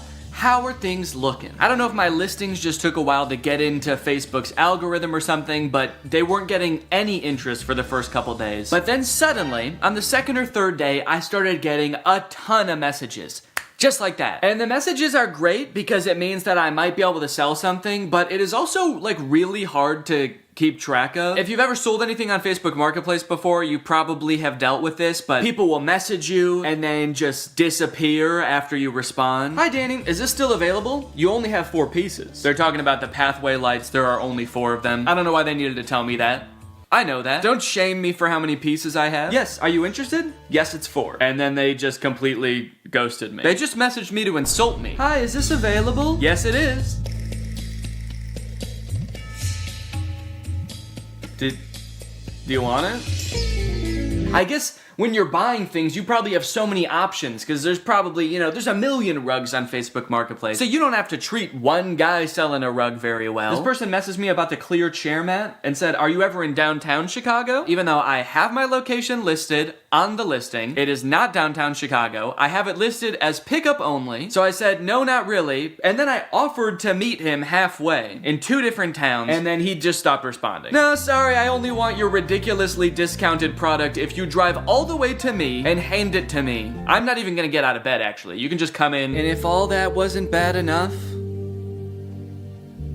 the crease is still there. All of them. Yep, this thing's been laying here days now. Probably a week actually, and the creases haven't gone down a lick. So I'm sorry, but if anyone buys this rug, the crease is gonna become their problem, all right? I'm not doing the crease. Every time I had a potential new sale on my hands, I had to dig into the box to find the item, which was surprisingly difficult, and I ended up having to use a shovel a few times to dig an item out from the bottom of the box. If I was gonna do this again, I would definitely invest in some other storage system like shelves, which might take up more space, but it would be so much easier to access the items. What really added insult to injury in this case is that the person who was requesting this item actually ghosted me right after I did this. But that's not even the worst part, because I actually have a much bigger concern about this box. And that concern is that the box is perhaps cursed. Firstly, after I reviewed all the electronic stuff in my office, I was moving the boxes around and a big spider crawled out of one. And it zoomed around, it took me forever to find, and luckily I was really chill about the whole thing. Secondly, anytime I've been doing anything with the box, I've been sneezing a lot. Ugh. What am I allergic to in this box? I don't want to know. And then I noticed that later that day, every time I've gone into the box, I have told Laura, I think I have a fever. This is like hours after I'm done using the box, but it's always on days where I did use the box, I just feel feverish. I have body aches, I feel exhausted, so I'm highly allergic to something in the box. I guess dust, although I've never been allergic to dust before. And then the third thing, which is the most concerning thing, a few days ago, I got a bunch of mosquito bites on my body. At least I thought they were mosquito bites at first, because they were just a bunch of itchy bites. But after a few days, they kept getting itchier and itchier, and you'll notice I'm itching one right now. And then they got really red, which doesn't happen to me with mosquito bites. The bite itself got red, and then the whole area around it got red. And they're starting to get better now, but you can still faintly see the redness around this one.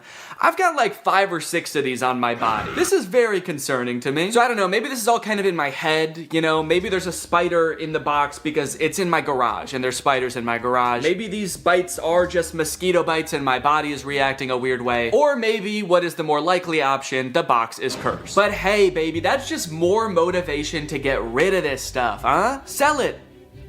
Give the curse to someone else. But at the very least, I should be careful when I give people the boxes. I should probably check them all for big spiders and ancient magic before I give it to them. Yep, should be good. Sweet. All right, have a good day. Yeah, no problem. All right, I've just finished up another sale here, and I was just sitting here in the car doing some thinking, and I think I've decided that I don't like this one bit. In terms of side hustles, man, I don't think that this one is it. Look at all of the messages that I've received between today and midday yesterday. So many people that I need to coordinate with, and the chances are, based on all of these messages, I probably won't even sell anything. The ratio of messages I receive to products that I sell is probably like 40 to 1. I've spent so much time messaging people, and I've sold 8 things out of the 34 things I have. It's been weeks, and I've sold 8 things. And then when I do have an actual buyer, it's almost just as annoying to coordinate with them. I had another guy that I was selling something to. We were supposed to meet at 7 p.m. one day, but he messaged me at 5:30 and was like, hey, just to let you know, I'll be there in 20 minutes. I hope you're free. To which I responded, no, sorry, I'm not gonna be free until probably at least 6:45. And then he messaged me when he arrived at 5:50 and said, okay, I'm here. Oh no, I didn't see your message because I was driving. Can you come anyway? But it was all worth it in the end because I sold the desk chair mat for $15. And as he was typing my information into Zelle, he also asked if he could have a discount. And I gave him one. Guys, I'm not good at this. Now, to be fair, this is completely my fault. I signed up to do this video. When Raleigh proposed, we did a collab, and I decided on this idea as my end of the collab. I had watched, I think 1 video about pallet flipping on Amazon, and I thought it looked easy. And I don't know where my critical thinking was when I watched this video, because watching it back in hindsight, there were definitely some red flags. This is a video called The Best Side Hustle No One Is Talking About, Flipping Amazon Return Pallets. It was made by this channel. They're a couple. They do a lot of Amazon pallet flipping, and so I thought it looked fun. And I think what really drew me in is this little bad boy right here, the MSRP counter. Every time they open a product to see what it is, they tally up how much it costs on Amazon, and they add that to the MSRP counter. By the time they're done unboxing the pallet, their MSRP counter is like $3,000 for a $500 box. So that's great, you know? They made $3,000. Except, no they didn't. They've unboxed a bunch of stuff, and they've added up what it would have cost them to buy new. It's crazy that, to me,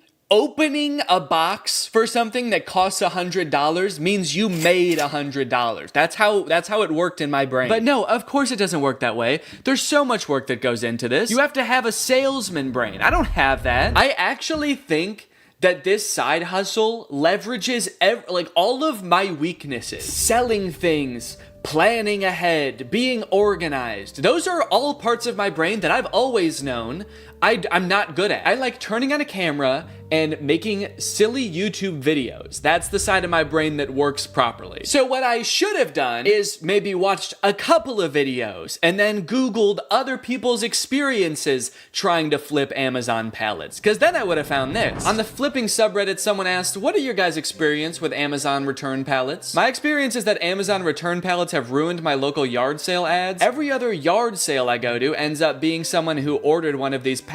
Stop watching YouTube videos. 99% of that crap you are watching talking about junk pallets is paid advertisement. You're gonna get broken junk and used dildos while all the good shit was picked out right before they loaded it on the truck. Sounds like this person has been hurt and disgusted. This person said, depending on where you live, there's probably many people already doing this. I actually think it's better to wait and buy from these people at yard sales when they're trying to unload their death pile of merchandise. So hold on, there's Amazon, then the warehouses, then the people buying the pallets. They can't sell them, so they do a yard sale. Then there's other people coming to the yard sale to flip that and sell it to other people. How deep does this chain go?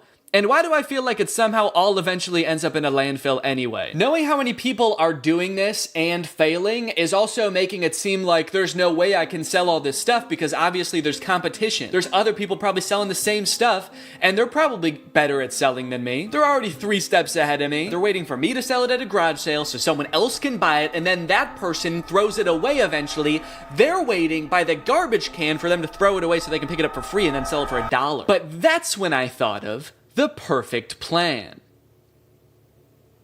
And I actually haven't thought of what the plan is, but I'm just gonna wait until I have thought about it, and then I'm gonna add that in with voiceover. Weeks went by after this. Each day that I would walk into my garage, I would be confronted by a giant box of my own failure. All of my so-called biggest weaknesses staring me in the face and preventing me from backing my car into my garage. Oh, on the plus side, I did learn that the mysterious bites I was getting weren't from the box at all. Apparently, due to the cicada uprising this year, there was also a surge in the population of a microscopic mite called oak leaf itch mites, which feed on cicada eggs and then bite YouTubers in the back of the knee when they're already going through a pretty tough time.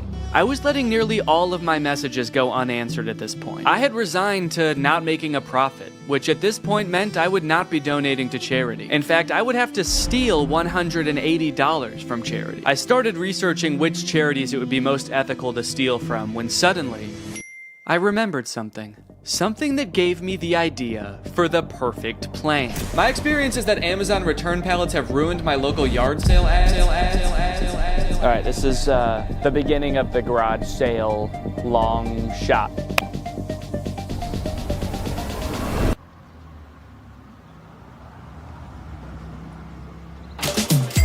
Thank you. You know what I think you'd love? A tall green tent. Pleasure doing business with you. Cha-ching. Another satisfied customer. I'm on a roll. Yes.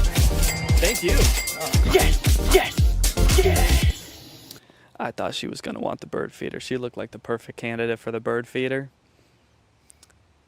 She actually laughed at the idea. She asked about it. I told her what it was, and then she laughed at me and said, "That's hilarious." And then she left.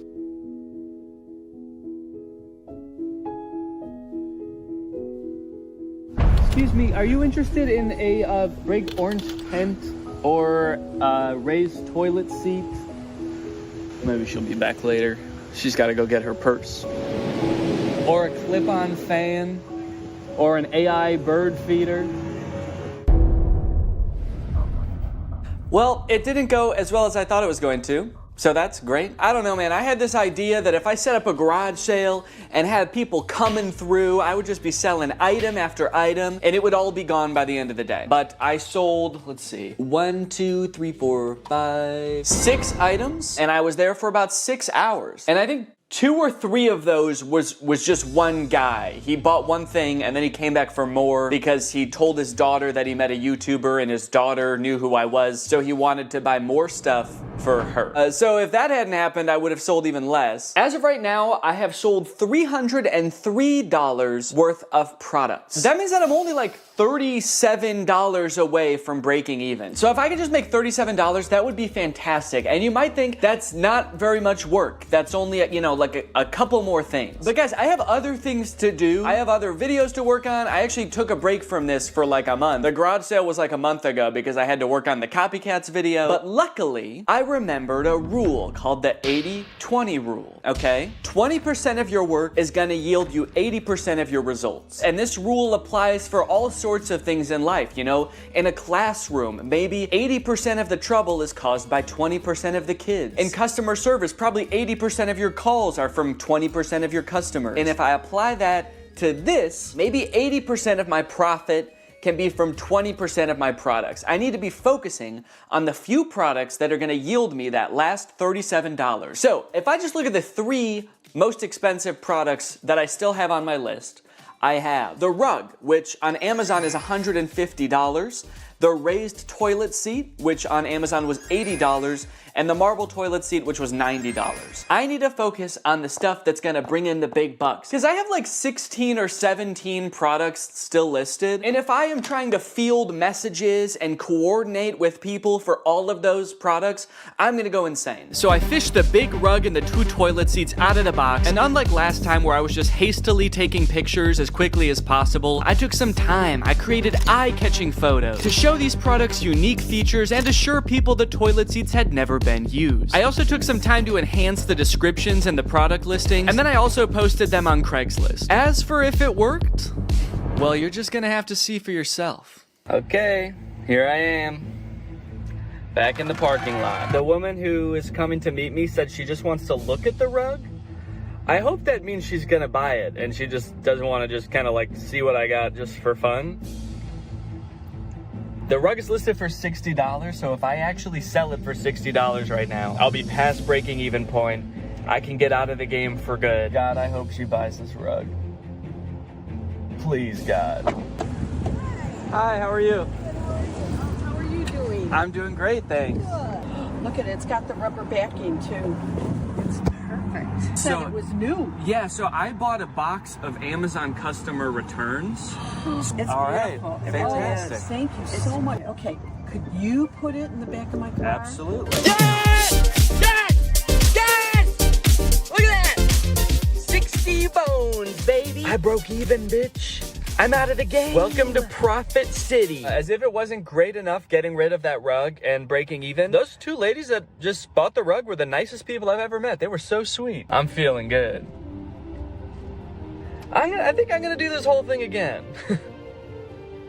Just kidding. I don't think I'm ever gonna go on Facebook again, actually. In case you're wondering, I did a little rough estimate of how many hours I spent on this side hustle. That way I could calculate an hourly wage for my efforts.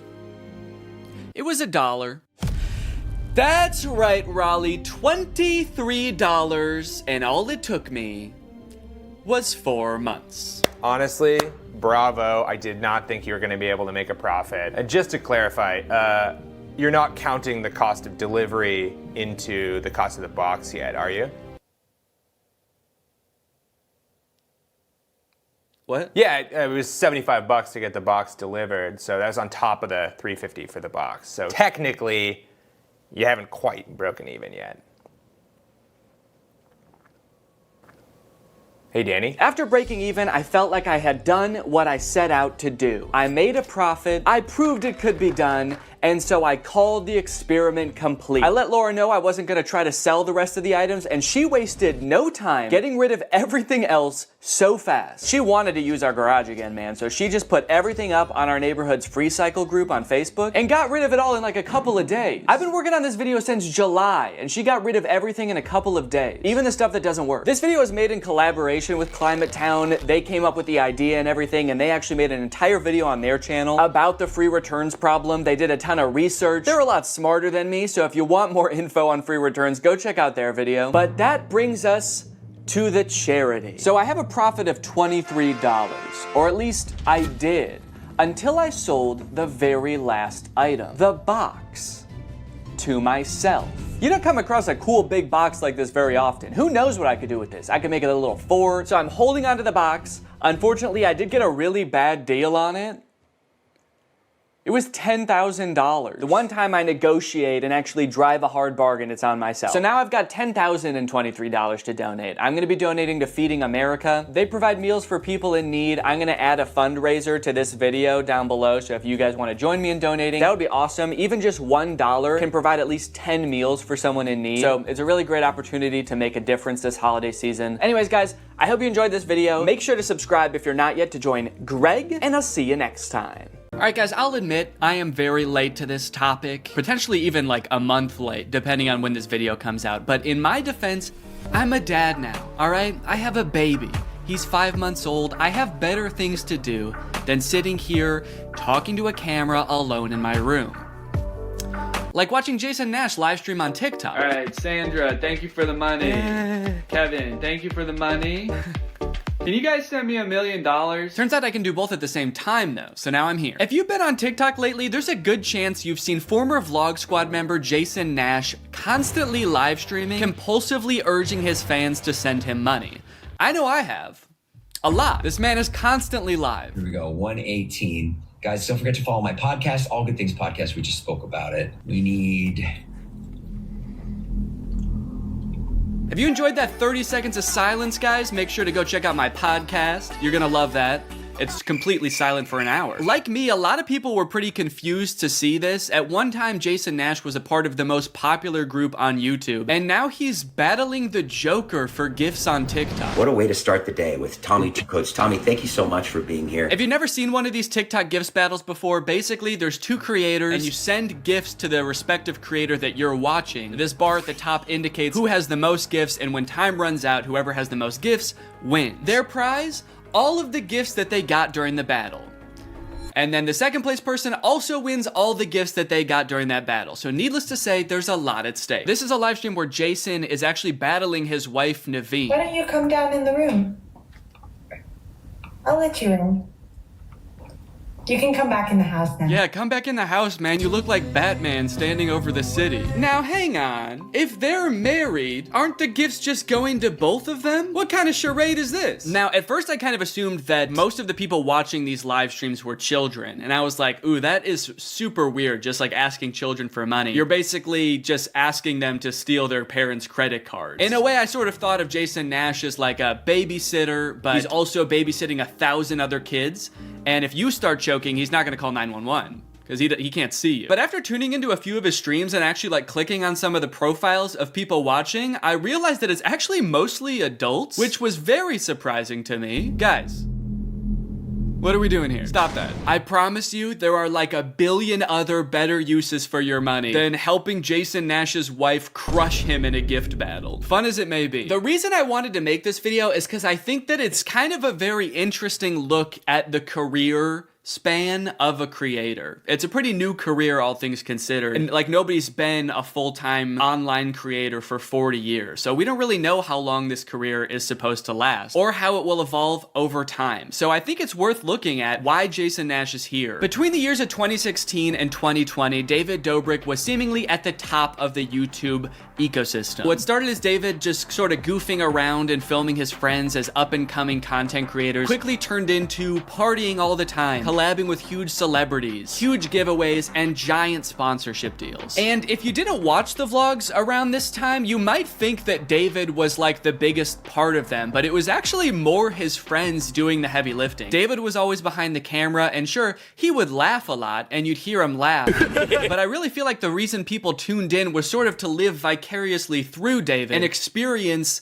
the goofiness that was all of his friends. So while all of the vlogs were on David's channel and David was inevitably the most popular member of the Vlog Squad, I really feel like he owes most of his success to his friend group. But it was a fun time. I watched a lot of the vlogs back in the day and I really enjoyed them. It felt like you were a part of this friend group. And in a lot of ways, you were like the members of the Vlog Squad because like the members of the Vlog Squad, you also were not getting paid for your appearances in the videos, which is something that I always found kind of weird. David's friends never got any sort of payment. Their only payment was in exposure. And so what kind of ended up happening was because everybody else around David wanted to launch their careers off of David's vlogs, they all started vlogging too. But because they would always be hanging out together, all of their vlogs seemed to be just like the same situation from a bunch of different angles, and everybody was holding vlog cameras. It got pretty out of hand for a while there. Eventually though, during the pandemic, a bunch of stuff happened that caused David to take a step back from vlogging. Mainly a bunch of scary accusations about one of his best friends, Dom, and also him almost killing one of his other best friends, Jeff Wittick, by slamming him into the side of an excavator. After losing a bunch of followers and probably more importantly, a bunch of sponsors, David posted an apology saying he was gonna do better. He said he was gonna take steps to make sure his vlogs were a safer environment for the people in them. And I want to be able to have a place of checks and balances. I want to have HR. If he had to choose between quitting vlogging or doing it safer with an HR team, he was gonna do that.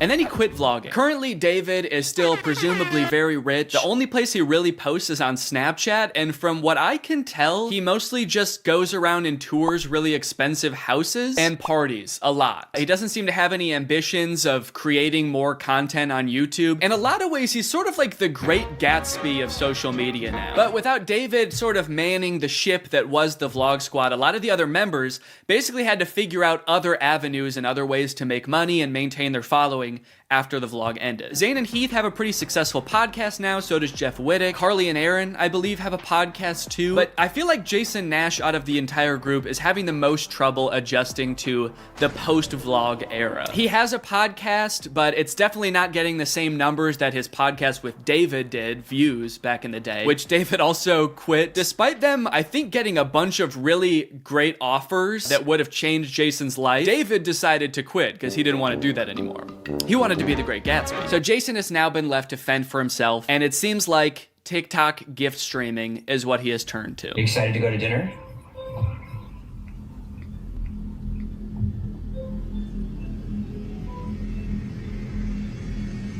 Man, this is content, baby. This is crazy. I didn't know all you had to do is just sit there and stare at your camera and people will just send you money. Why did I write this whole video? So a lot of the response has obviously been kind of cringing at this feeling that what he's doing now is very shady. And I mean, he's not really harming anybody, I guess. It does seem like it's mostly adults sending him money. Obviously, there's always going to be kids online stealing their parents' credit cards, so that's not great. I do get kind of a shady vibe from it just because there literally is no content for you to consume except to send him money. Like, the whole point of this stream is to see how much money Jason can make without having to do anything. That's like the point of the stream. Melanie, thank you. Let's go. And you could argue that Twitch streaming has donations and, you know, a bunch of other live streaming does too. But I would argue that there's at least some content behind that. Someone's playing a video game or they're doing a podcast live and the donations are just a little bit extra on top. It's not the content itself. I've also seen a lot of people wondering, like, wait, isn't David super generous? During his vlogs, he was always giving away cars. He was paying for people's weddings, just like handing out PlayStations to people on the street. Surely he could just help Jason if he's struggling financially, right? Wrong. From some of Jason's podcast clips, it seems that that is definitely not the case. But before we get to that, I've got to make some money of my own. Alright guys, let's get those gifts in. James, thank you for the llama. Carol, thank you for the sombrero. Brian sent a Arab? Oh.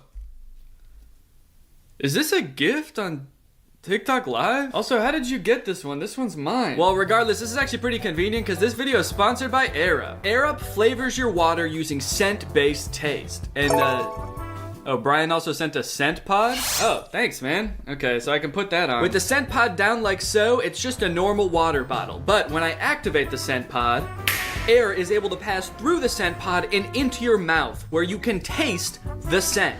Send me money. I like to bust out my air up while I'm getting work done. It gives my water a little bit more which is what I need when I'm trying to focus. This one right here is lime, and it is excellent. Someone said, come to Brazil. I'm busy. Air up is a unique hydrating experience. You can't get this anywhere else, buddy. No chemicals, no sweeteners added to the water, just plain old water into my plain old mouth. The scent pods come in a variety of flavors. I really like the lime and the peach. My editor, Jake, is really fond of cherry. So no matter what kind of flavors you like, there's bound to be a couple for you. You want to spice up your hydration experience, click the link in the description, get yourself an Air Up, get yourself some scent pods, put your mouth on the nozzle, and suck away. You look really tired today. That is mean. Thank you to Air Up for sponsoring this video, and thank you to you guys for checking out Air Up. Now back to the video. About a month ago, when Jason was in the thick of his live streaming every day, he posted this podcast where he and a bunch of David's mutual friends talk about how different life is now that David's not vlogging anymore. But the thing is, like, David's in this, like, moment in his life. Yeah, where he can do anything. Where he just parties. Oh no, Jason. The look on your face, man. Jason's like, don't look bitter, don't look bitter, don't look bitter. Where he can do anything. Perfect. He can do whatever the fuck he wants now. He calls me to play pool. And I'm like, I gotta go live, and I don't expect him to understand that. You don't expect him to understand that you have to work to make money? You know he did that too, right? I wouldn't expect him to understand that, man. He hasn't had to work in, gosh, what is it, 2 years now? I hate to say it, Jason, I think he gets it. I just don't think he cares. Like, I'll say things like, I'm losing my house. and he'll be like, oh, but just come play pool. I just don't think he cares. Dude, Jason, haven't you learned anything from being friends with a popular YouTuber? You just told him you might lose your house, and he invites you over. You think he really wants to play pool? Dude, he's probably gonna Mr. Beast you. He's probably inviting you over so he can, like, surprise you with a new house. He might make you do Squid Games for it, but you have a chance to win a new house. Maybe he'll give you a new car. Or, you know, surprise you with his new car like he did that one time. My surprise to you is that I'm buying myself a car. I know, right? That was cool. I will say it is interesting that David seemingly stopped doing the extravagant giveaways once he stopped doing the vlogs. I wonder what the correlation there is. That's kind of weird. There was a great TikTok that he sent, which was like some guy. It's just the guy that has like a lot of money and can do anything all day. He's like, oh, Diplo's having a party tonight, and like it's literally like things that David has said. David sent Jason a TikTok of a rich, out of touch guy being like, oh my god, dude, this is so me. Dude, look at this TikTok. This is so me. That moment when you're rich and you're partying with Diplo and you're talking about how much you hate Jason Nash and how poor Jason Nash is. Guys, comment below if you found this relatable. But if you think about it, though, from 18 to like what, 23, 24. Oh, he was hitting it. He never drank. I don't think he ever drank. Even when we would visit him, we'd be up till like midnight, just like watching the edits, just like. Wow, he worked hard for 5 years? Let the man party, dude. Please do not burden David's poor, gentle soul with your financial woes. Just let the man play pool and play with him, for God's sake. I mean, look, I don't doubt that he worked hard. The dude posted 3 vlogs a week. I'm sure it was a lot of hard work, but you know who also worked hard? Everybody in his vlogs. I mean, that dude just said it himself. They all stayed up with him until midnight watching the edits to make sure they were good. This was a group endeavor. And I know what people say. They say like, well, David gave them the opportunities, you know? He didn't have to make them famous. Yeah, he kind of did. That was like the whole point of his vlogs, was his friends. David wasn't just making them famous because he was a good, generous guy. He was doing it because that's what was working. They made him famous as much as he made them famous. Now it's like the complete opposite. Everyone's like working, and here's him just like, hey, what are you doing tonight? And it's like a Tuesday night. Everyone's working. Yeah, man, that is kind of a crazy switch. Whereas before, David was working and everyone was helping him. Now everyone else is working, so naturally David is partying with Diplo. Naturally, a lot of the conversation around Jason's live streams has revolved around the confusion as to why he wouldn't just get like a normal job if he was strapped for cash, or if like the social media thing wasn't working out. Can someone make Jason Nash a fucking DoorDash account? People are wondering, why is he pursuing this career that is like universally seen as embarrassing or cringe, rather than just getting a 9-to-5? And I totally get that criticism, because I do love being a creator. I love getting to be my own boss. I love being creative on a daily basis, working with people that I'm really inspired by, entertaining people. But if this exact version of being a creator stopped being feasible, would I start doing gift streams on TikTok? Hell no. And not even necessarily because it's like embarrassing or cringe. It's just that like what I enjoy about being a creator, that does not accomplish. There's no being creative. There's no entertaining people. At a certain point, you like strip out all of the fun parts of the career and you just have only the most superficial parts of it left. Just money and fame. So no, if like this YouTube channel didn't work out anymore, there's a billion other things I would rather do that would be more enticing to me than like gift streaming on Twitch. But maybe Jason likes it. He doesn't look like he does, but maybe he does. On the other hand, I could say that Jason is also older. He's lived a lot more life, he's had a lot more experience, and his career in the entertainment industry has gone through a lot more ups and downs than mine has. From what I can tell, Jason has been a stand-up comedian, he's been in TV shows, he's been a podcaster, a Viner, and a Vlog Squad member, and now a TikTok live gift battler. Between all of those seasons of his life, I'm sure there was downtime where he could have thought, oh, maybe this isn't for me, I'm gonna get up and go get a normal job. And then, lo and behold, the next opportunity comes along. along. So in some sense, I do understand if Jason's mentality is like, maybe I'm just gonna do this for a little while until I get my next thing off the ground. And I know that when I started Vine, people said the same thing to me. They're like, what are you doing? Why are you doing Vine? You know, and I was like, okay, this is what I'm doing. And then I did YouTube, and people were like, why are you doing YouTube? And I feel like when you're first to something, that can really pan out. Yeah, I do get what you're saying, but also I don't know if this is the same as Vine and YouTube. Saying he's the first to this new thing like TikTok gift battling is gonna be the next big thing is very worrying to me. Please don't make that the next big thing, guys. On top of all that, there is this sort of like gamification in your head that happens when you're a content creator. Because so much of it is like numbers based, you're always looking at your analytics, hoping your numbers go up. It becomes kind of a game in your head to see if you can do better than you did last month or last year. Because of that, I feel like in a lot of content creators' heads, quitting or pursuing a different career path is seen as like losing the game, even if it's subconscious. That being said, I don't think that's a healthy way to look at it, and I would encourage people who are pursuing being a creator to find other passions that, you know, if this didn't work out, you could pursue that instead, because I think just clinging to relevancy for relevancy's sake is not a good thing. But why try to guess what Jason's thinking when someone literally asked him on his own podcast why he doesn't just get a job? This isn't me saying this as a negative thing. I'm just totally asking. Please. Yeah. Why don't I get a real job? No, I know why you do it. Yeah. But like... No, man. I know why you do it. It's pretty clear to me.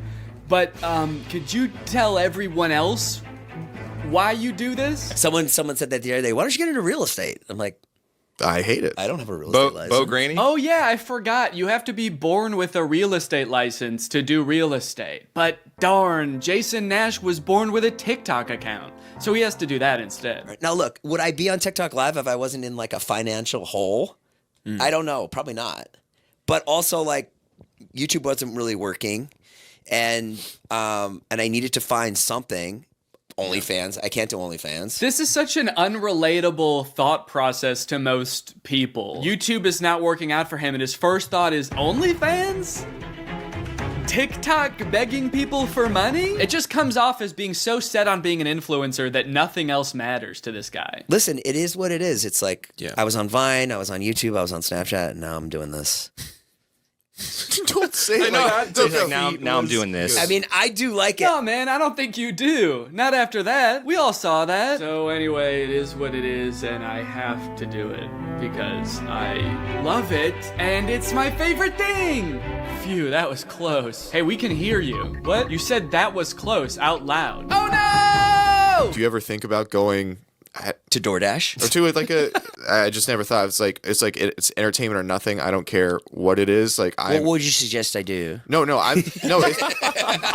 It's just that we get a job at Lululemon. From what I can gather from this clip and the way they're laughing about the prospect of being a DoorDash driver or working at Lululemon, those jobs are not even on the table for Jason. I don't know his personal finances, but Jason lives in LA, he owns a house, he has kids, he has a wife. So I feel like when he's saying things like, I don't have any other skills, what he's really saying is, I don't have any other skills that would allow me to live the exact same life that I'm currently living. And honestly, I could understand if he really does like the TikTok live streaming thing, but don't laugh at other jobs like Lululemon or DoorDash like you're so above doing them, yet you're on TikTok literally asking people for money. And I do totally get that Jason has kids that he has to support, that I'm totally empathetic to that situation. It is kind of ironic that his solution to that is to ask other people's kids for money online, but that's neither here nor there. This whole situation kind of reminds me of this TikTok I saw about a month ago. My Roman Empire is all of those influencers who dropped out of college or quit their jobs, moved to LA, then became irrelevant. Like, where did they go? What are they doing now? One interesting thing that I don't know if a lot of people know is that I feel like a lot of creators who get into this situation can actually leverage some of the connections they make while they're relevant and some of the skills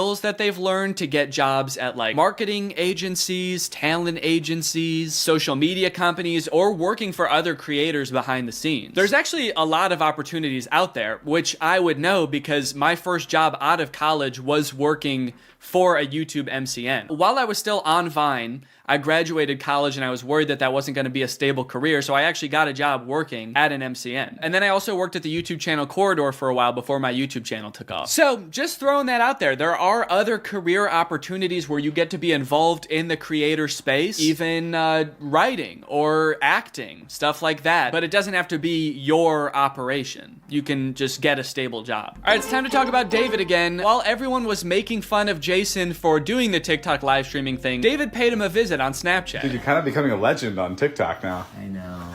Not in a good way. Yeah, but I think it's fun. No, man, this is a great look. This is awesome. Multi-millionaire visits former unpaid employee wearing a crown to make fun of his new job. David, do you know why, perchance, Jason has to do the TikTok live streaming? Have you thought about that at all? During your long nights of playing pool? Bye, guys. Thanks for having us over in your little hobbit home. And make fun of his house before you leave? Check. Great job. Now, with all of this talk about David and Jason, I just want to make it clear, do not go and send any hate to these people in real life, especially Jason. Jason actually got swatted mid-live during one of his streams a few weeks ago, which is obviously horrible. Anybody else inside? No. Okay, hold on. Let's get it put together and then... This is obviously a horrible situation, actually terrifying. But I cannot help but break a little smile when I look over and the two people he's gift battling are the Dobre brothers. I don't think there's a single funnier sight than watching the two of these blankly stare into the camera not understanding what's going on. Also, imagine your gift battle opponent getting swatted and he's still crushing you, dude. That's gotta hurt. My big takeaway from all of this is if you are pursuing being a content creator, I would heavily recommend being super careful about the way you go about it. I would highly recommend not letting your success be at all related to the success of another influencer. You don't want to be the guy from David's vlogs when David stops the vlogs. Also, save your money. This career that we have, we don't know how long it's gonna last. I mean, I sort of view it as being any other type of entertainer. You're only relevant for so long, or like an athlete or something. You can only be in your prime for a certain amount of time, so save as much as you can. It's really easy to get caught up in the lifestyle of an influencer and like partying all the time and flying on private jets, buying expensive cars. And if you can make this career last for like 20 to 30 years, that's awesome. That's insane, but it's definitely not guaranteed. So just be careful, all right? For me, for your old pal Dan. Alright guys, well I hope you enjoyed this video. If you're new here and you're not subscribed yet, make sure you subscribe and turn on my notifications to join Greg. Greg is what I call my fans here on YouTube, and if you just watch this whole video, that means you kinda gotta be a Greg now. I don't make the rules, sorry. Except for that rule I actually did make, but all the other rules I don't make. Alright, I'll see you guys next time. Bye-bye. Life as a new dad is pretty good. Rocking my baby to sleep, watching him crawl for the first time, and there's so much to look forward to. Like finding out what kind of TikTok dad I'm gonna become. There's so many types of dads on TikTok. You got Frog Dad. I could be like Addison Rae's dad, begging Young Gravy to box him. One thing's for sure, whatever kind of dad I become, I'm excited to do it on TikTok. Wait, what is this? TikTok is getting banned? Guys, TikTok might get deleted in the US forever in a few months, so I either need to move countries or fulfill my dream of becoming a TikTok dad now. Luckily, over the years, I've gathered a pretty choice list of dad talks, and today I'm going to watch them, and then I'm going to become them by recreating them. So let's take another look at that Addison Rae's dad TikTok. Can I get a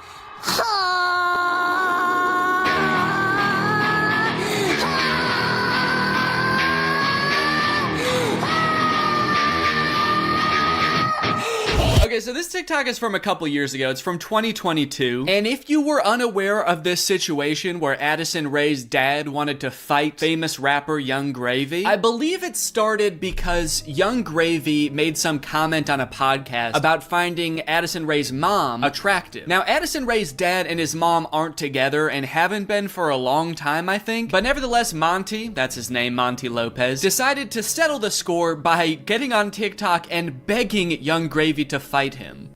Can we meet now? Like today, it's August 9th, 2022. I'm ready, and I bet you're not. Only a boxing match. Do you have what it takes? Please, I'm begging you, Young Gravy, fight me, please. I'll let you win. I don't care. You can bring a gun. Just don't kiss her. Also, because of the UMG thing that happened recently where they removed all their music from TikTok, this TikTok is completely silent. I'm guessing it had more of a badass vibe to it when it actually had music, but now it's just kind of sad. But to be fair to Monty, that TikTok was like 2 years ago. The beef has since been resolved, I think, or Monty just realized that Young Gravy was never going to respond to him, so he stopped trying. But let's see what Monty's up to now. What's going on, everybody? Happy holidays. We got some real funny videos that I'm about to show you. Let me know in the comments below which one you think is the funniest. Cool, man. Yeah, those are some pretty funny videos. Did you steal them, Monty? Did you steal the videos? Bad, Monty. I like that Monty is compensating for his old videos having no music by putting 3 times as much music as is necessary in this video. I don't really think that this exact genre of TikTok speaks to me. I don't really know if I want to become like the content stealing kind of guy on TikTok. Hey guys, check out this crazy clip I just saw. You're gonna want to buckle in. This is 3 hours long. I should give Addison Rae's dad type dad a shot though, so I'm gonna be recreating that first TikTok. Okay, so I was trying to think of who it would be funny for me to be trying to fight in this video. My first thought, for some reason, was Joe Biden, but I feel like if I posted a shirtless video of me screaming and begging Joe Biden to fight me, I would be investigated by the FBI, the CIA, trying to think of any other 3-letter acronyms, AJR maybe. So I'm not gonna do that. Maybe it would make more sense if I just challenge someone who already does influencer boxing, like Jake Paul. I could make this same kind of shirtless screaming video, begging Jake Paul to fight me. I can't just stop there because Monty didn't stop there. Oh no, no, no. He challenged him, he begged him, he asked him to come to his house right now, and then he also pivoted to just posting silly videos on his page. So I'm gonna try to encapsulate all of that into one video. I also noticed in this video when he stands up, it like, well, one, it says run white boy run at the bottom, and then it also reveals that he has a tummy tattoo. So I don't know if I should incorporate that somehow. Like when I stand up, there's a funny tattoo on my tummy. Maybe it's just a heart that says Jake in the middle. Because I want you to get the vibe from this that I just want to hang out with Jake so bad. I don't care if he's beating the shit out of me or if he's just coming over to help me water my garden. It's actually kind of hard to write this upside down, but hopefully I'm doing this correctly. Can you even see it in the camera? Can you see the Jake? There's an effect on it. Should I use that effect? Gym light? That's kind of menacing. What other effects could I use? No, okay. Let's just do no filter. No filter or nothing. Can I get a... I didn't like filming that at all. No, actually, I hate that. I'm gonna put my shirt back on. Yeah, sorry, I hated that. I'm gonna keep my shirt on, actually. I thought I was gonna do it with my shirt off, man, but I can't do it. I just can't see myself convulsing shirtless like that. I don't even think I want it on the internet, to be honest. I don't want it. Nobody should see that. So it's gone now. I'm just gonna have to live with Jake tattooed on my tummy, and that's just gonna be a secret between me and you guys. Nobody's gonna know that happened. Okay, let's try again. Shirt mode activated. It's hard to press the start button the way I have my phone propped up. The keyboard's kind of in the way here. There we go. Okay, shit. God damn it. Can I get a... That might have been pretty good. I am picking up my phone at the beginning, but I think I went menace mode for sure. Actually, the beginning where I prop my phone up adds some kind of authenticity to it in a way. I don't know if it's like a millennial pause or kind of makes it seem like this video was totally off the cuff. Like I wasn't even planning on recording this. I'm just setting my phone up because I'm getting so pissed off. Well, I guess I'll just finish her up then. Oh, there's still sound. Can I make the sound stop now? Please? Okay, I guess I can't. So is it just gonna be that then? That's not good. That's not funny. That's just weird. That's just me straight up asking Jake to fight. Okay. Maybe I can record it in my camera roll and then add it in the editor. Hey Jake, I just wanted to say, I didn't mean what I said back there. I don't think you're a baby. I think you're awesome. And we don't have to fight. We could just hang out sometime if you want to. Anyway, here's a funny video I found. Okay, now I have to actually find a funny video and add it in here somehow. Funny video I found.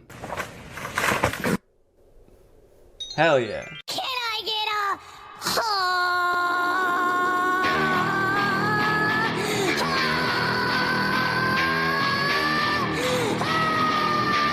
Hey Jake, I just wanted to say, I didn't mean what I said back there. I don't think you're a baby.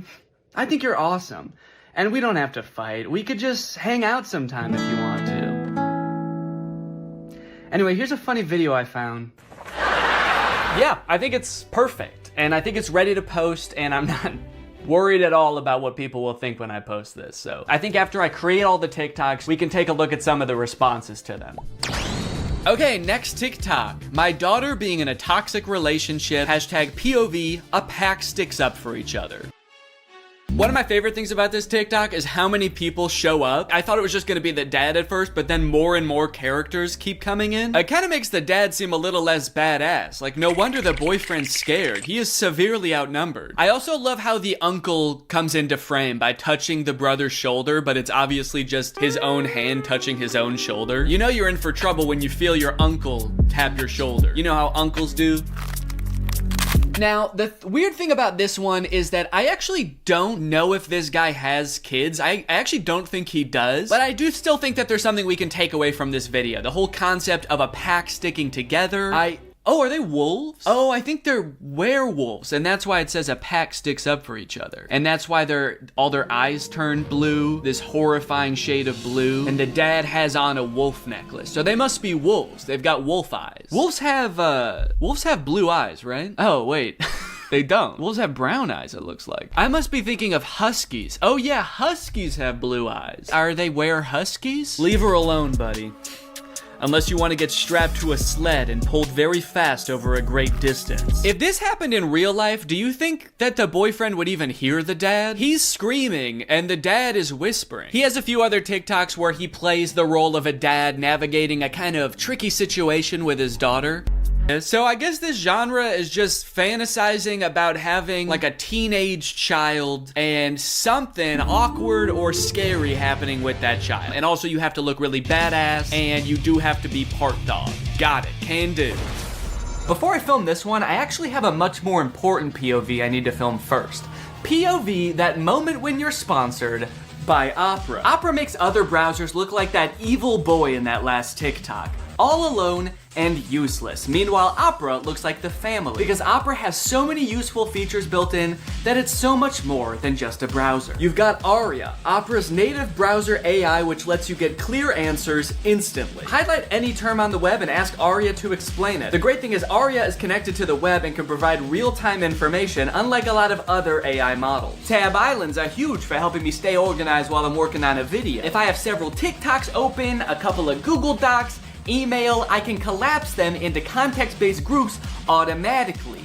I don't know what accent this is supposed to be. One thing I didn't even realize I needed until I got Opera was a built-in ad blocker. It makes articles look so much more clean, which actually makes my videos look better, because when I screen record an article, there's not distracting ads all over the place. And it's super easy to turn on with just one click. If you're working on multiple projects at once, you can create entirely separate workspaces that you can switch between easily using customizable buttons on the sidebar. I don't like having a ton of browser windows open at the same time. It's super distracting and hard to sort through. So in my opinion, this is a much better solution. So if you want to check out Opera, then use my link below to download Opera today. Thanks to Opera for sponsoring this video, and thank you to you guys for checking out Opera. Now let's film this TikTok. Okay, so I've been thinking a lot about how I could make this TikTok kind of my own, you know? Take everything I like about the toxic daughter boyfriend TikTok and amplify it. So first thing we're gonna do is the amount of family that shows up. I liked how much it was in the first video. We're gonna double it. We're just gonna have a ton of people show up. We're gonna have the dad, of course, the brother,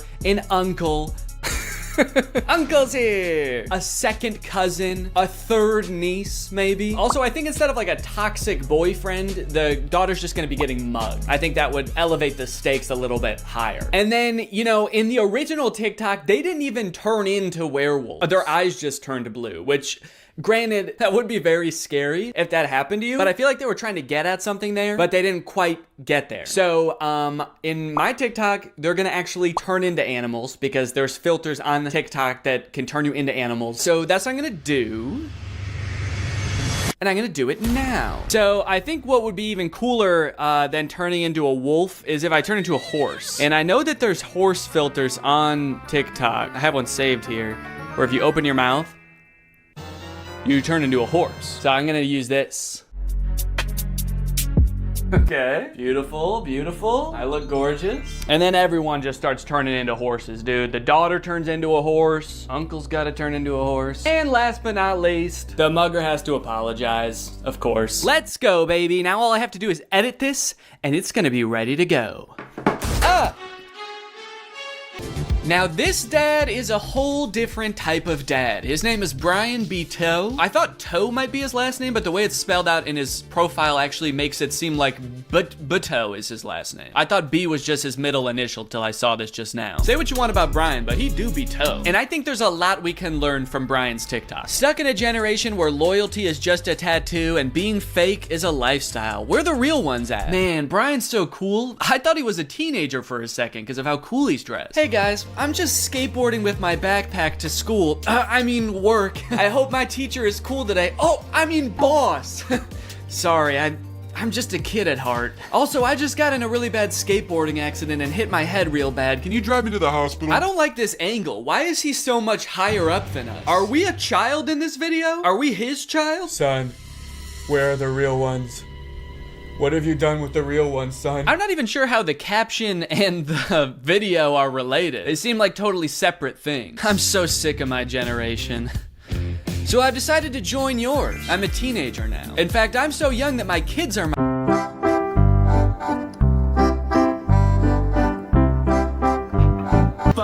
All right. Now, obviously, I don't like this video. I don't like it one bit. But I'm mature enough to realize that I'm not the target demographic for this video. This video is for MILFs. 'Cause you a MILF. And I'm not a MILF. I'm at most a dill. I'm just a dad you would like. And the MILFs in the comments are loving it. Yes, you still got it. Where you been all my life? Damn, my kind of guy. More power to him, I guess. The one thing that I can't get over is the setting in which he's making this video. Are you in public? It looks like he's just in the lobby of a hotel making the absolute thirstiest video I've ever seen. You need to get to your room ASAP, dude. You are too horny to be in public. I like this guy in the background. The second he realizes he's in this video, he steps out of frame because he's like, oop, I can't be in this. Oop, get me out of here, this guy's too horny. The caption is still got it, which is a little confusing to me because usually you would say that about something you used to do when you were young. Brian, did you used to do this when you were young? They didn't have iPhones back then. Who were you doing this to, man? The reason so many people are single and not in relationships today is because we're looking for that 90s love in a 2023's hookup culture. Tell me I'm wrong. Yeah, man, that's fine. Where are you? What's going on in the background here? I'm looking for that 90s love. The kind of girl that doesn't just want to hook up, but wants to go on a date to the giant dirt pile in town. I love that dirt pile.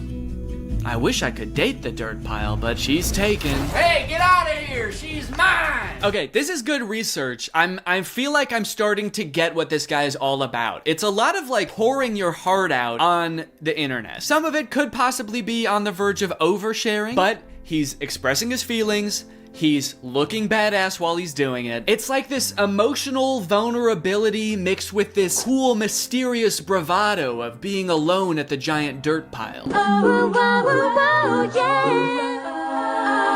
Da, da, da. I got a new...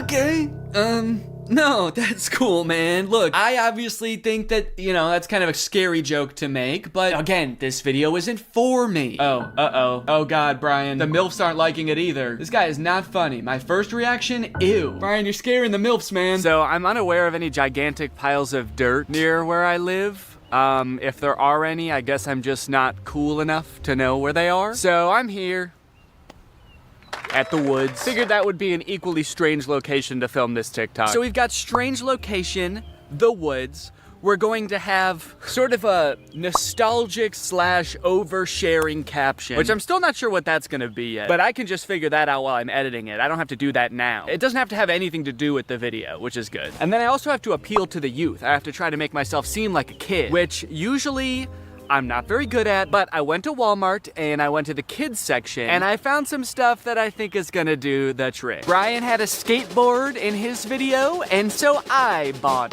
a scooter. They didn't have any skateboards. I don't know if this is maybe a little bit too young for the demographic I'm trying to reach, but the box said ages 2 to 5. So I'm just gonna sort of pretend to be shredding it up out here at the beginning of the TikTok. By the way, I am like 75% sure that there's poison ivy under my feet right now that I'm very much trying to avoid. And I think I have, but my legs just feel itchy even just being near it. This was actually a horrible idea. Anyway, the hat. It says Fortnite on it. Can you see that? It says Fortnite on it. I found it at Walmart in the little boys section and I thought, oh my gosh, this is perfect. This is gonna appeal to all the kids. So I've got my scooter, I've got my Fortnite, and I'm ready to have some fun. Let's film a TikTok. Okay, I think I'll just pretend to be ripping it up over here and then I walk towards the camera, all cool.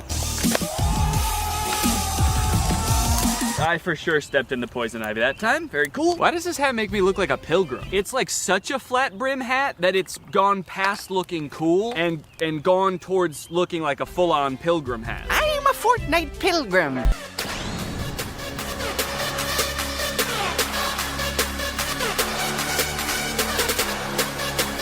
This one's just kind of a fun one. It's just a picture Shaq posted with like 20 seconds of music and then 20 seconds of silence. I don't know. Could be the move.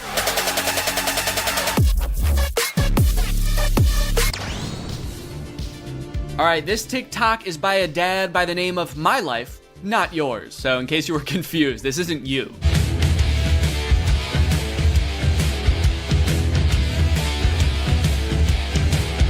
Yes, dude, thank you. This is the kind of energy I'm looking for. When your kids need you, you drop everything. And you don't walk, you don't run, you don't even drive. You jump through the air like a giant bunny and you land right where they are. I guess we don't see where he lands. It would be kind of funny if it like cut to a reverse angle and he just landed at the bar. But one TikTok in, I am liking this guy's style.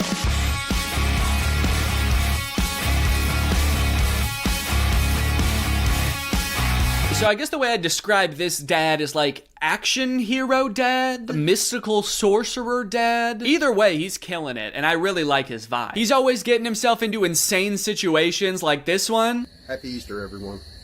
There's something so funny about how nonchalantly he says Happy Easter and then teleports himself into the UFO and kamikazes himself. Like, did he know that was gonna happen? Based on how chill he was, I kind of feel like he didn't. Happy Easter, guys. Oh, what the fuck is happening? What the fuck? Ah! You know, I started watching this guy because he mentioned his kids and I was like, oh cool, dad content. But in hindsight, he actually doesn't mention his kids very often. So I guess they don't need help that often because that's the only reason he mentioned them in the first video. He's actually kind of got a lot of other shit going on. He's always defending the earth from some kind of cosmic threat, it seems. And after all these TikToks where he's harnessing magical powers and defending the earth, you'd think that his kids would have some pretty nice stuff to say about him, right? You'd think they'd be pretty grateful, huh? Wrong. As dads, you know, we give and we give, but are we ever truly appreciated?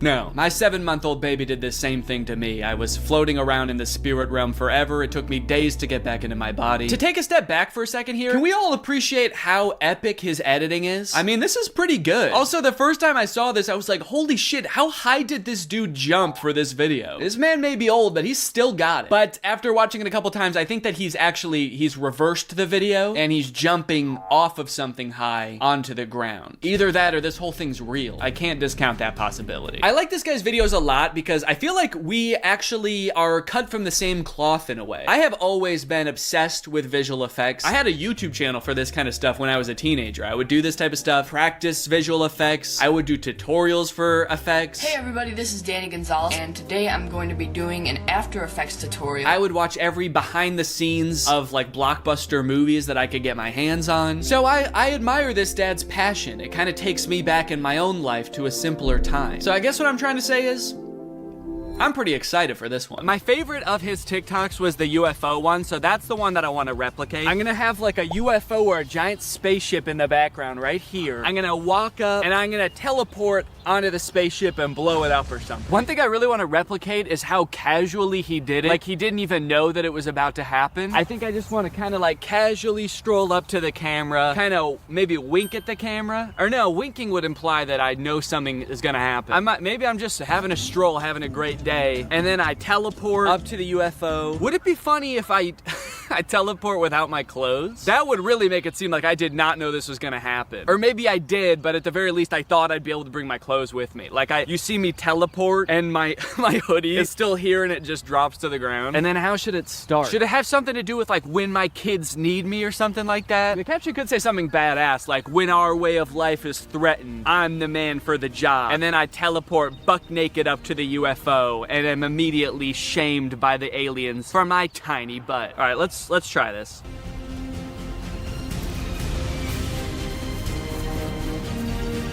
Okay, and then I'm gonna take off my hoodie, put it right where I was, and then drop it. Okay. There was a person walking by while I was doing that. What do you think she thought? What sense could that possibly make to the average person? Maybe she knew what I was up to. She did look kind of older. Maybe she has a husband that does this kind of thing. All right, well, I'm happy with that. Also, I want to go home. That all of the TikToks have been recorded, edited, and posted. Let's see how people responded to them. We're gonna go from the least viewed video to the most viewed video, starting off with Addison Rae's dad. So this is the first video that I posted, and it is by far the least liked out of any of the TikToks. It has 45,000 likes. I think people were just confused. Nobody really got the reference. The general consensus amongst the audience is that I'm going insane. The second most liked comment is, "Nurse, he's out again? Is everything okay at home, Danny?" Okay, I was doing these TikToks to make myself seem like a really cool, awesome dad, and kind of feel like it's not working based on that comment. Oh my god, he's lost it. What is he planning? Or is he just having fun on TikTok? All right, he's either planning a video where this is some kind of satire, or he's actually just having some fun, challenging Jake Paul to a fight, begging him to meet up, and sharing some funny videos. Maybe this is just who Danny is now. Okay, next up was the Shaq TikTok. Lots of people praising my very calm demeanor in this picture. You look so comfy and at ease. You don't look terrified for your life at all. Looks like they were really nice. And then one kind of eerie comment. Please don't die, I love your content. Do they know something that I don't know? I look closer and this was posted by my doctor. Oh no, he's actually been commenting a lot on here. He says, the test results just came back, it's not looking good. Love your content though. Also, was Ice Spice cool? I just feel like there's better ways he could have contacted me. Someone said, is this real? And then someone commented under it, no, it's AI. Look at Ice Spice and Taylor's eyes, or the guy on the right, his hands, or the sunglasses just floating on his shirt. So I guess he's talking about this guy, saying, no, it's clearly AI. Just look at this dude. Which, is kind of fucked up, because it's not AI, that's just a real guy. Everything in the image is real except me. And even I am real. I'm a real person. I just wasn't in that picture. It's kind of interesting as AI has gotten more popular how whenever anything is fake now, all of the comments are AI. It used to be whenever something was fake, all of the comments were Photoshop. Even if it was a video, it would always be attributed to Photoshop, and now it's AI. Even in this case, when it was actually Photoshop, the accusation that gets thrown out is AI. It's just kind of something interesting I noticed. After I posted that TikTok, I was starting to get a little bit worried. I started this video with hopes of becoming the coolest TikTok dad on the platform before it got deleted. And based on these comments,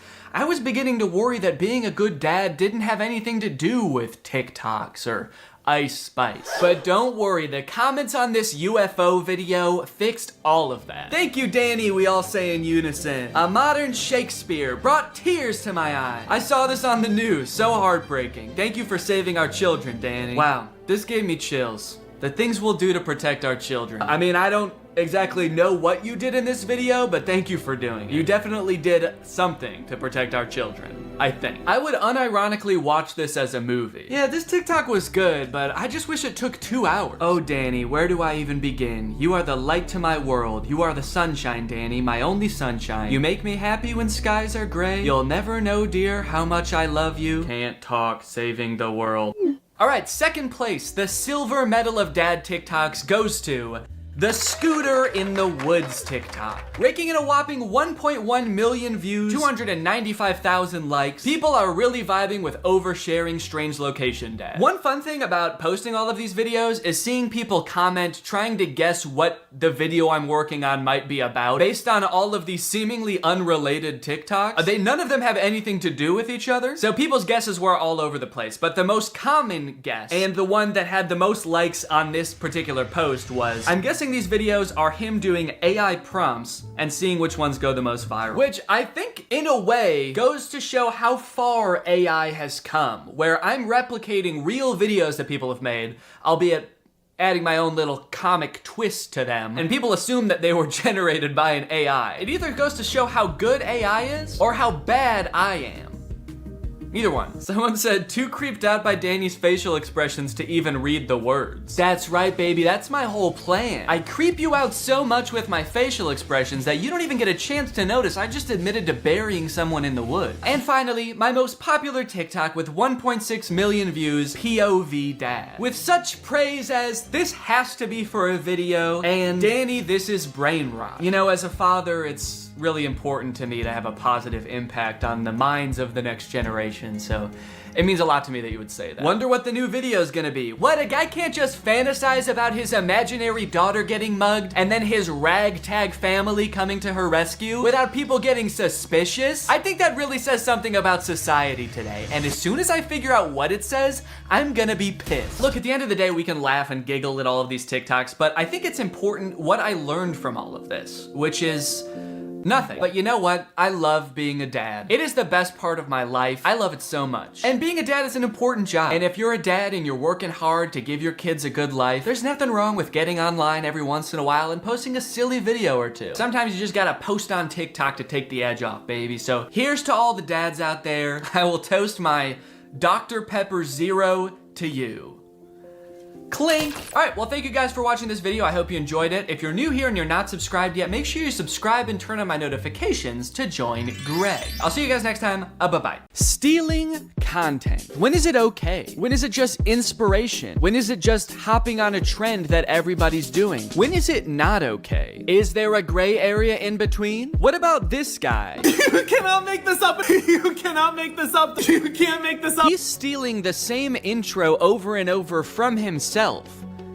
Do we have to help him? That guy found one intro and shirt combination that he's convinced makes his TikToks go viral, and by golly, he will never change it. You can't make this up. As a creator and a viewer of content, blatant stealing is something that makes me so mad, but what's even worse is how seemingly easy it is to get away with it, and how, like, it just works. Like, you can just become a content thief and make so much money. It at least shouldn't work that well, you know? But as you will see today, it is a very viable content strategy that is being used by a ton of YouTubers, big and small. Today we're gonna take a journey through the various forms of content thievery until finally ending at the undefeated final boss of content thievery, Brent Joseph Rivera. I don't know if his middle name is Joseph. I just wanted it to sound like he was in trouble. Go straight to your room, young man. Go straight to your secret room that you built in your house. You march right down to your secret Starbucks, and I don't want to hear a peep. So on this journey, I want to start with the most straightforward form of content stealing. Step 1, screen record someone else's content. Step 2, upload it as yourself. And step 3, profit? You might think that pretty much all people would agree that this is at the very least shady, but you would be surprised the lengths some people go to justify it. Okay, this video I'm about to show you, I've already talked about on my second channel a little bit, so I'm gonna repeat myself slightly, but I think it's very important that you learn about this type of influencer called a clipper. In the life of a $20,000 a month TikTok clipper, first thing I do when I get into my office is write down my daily goals. Today I wanted to get 1 million views in a day and make at least $500. This guy makes business sound so easy. You can just write down how much money you want to make that day. Do you make that much money? So I go and sit at my desk, pull my phone out and get ready to start my shift. The first thing I do is go and search for popular YouTubers to screen record. I sit down at the desk of my fully furnished office with a maxed out PC in front of me, and I go on my phone. He proceeds to screen record a popular YouTuber's video and then combine that with some gameplay footage, which he also didn't make himself, and then he posts it on TikTok. One of my videos last month made me $1,200 from one video. But what about today? How much money did you make today? Was it $500? It was probably more. He's just being modest. Honestly, man, I don't know why this guy does this day in and day out. If he just wrote a big enough number on the board the first day, he'd never have to work again. I guess that just goes to show that this guy does it for the passion. I'm very confused why he has an entire office. You could have done all this without leaving your bed. You don't need a furnished office. Might I suggest an empty room with a folding chair? Why does he have a ring light if he doesn't even film videos of himself? He's like, I am a TikTok clipper by trade, but my passion is TikTok dances and lip syncing videos. So I do that shit all the time, man. I don't record any of it. I don't even own a camera, but it's nice to have the ring light there to pretend. That would be insane. Doing TikTok dances for nobody, just alone in a room to a ring light.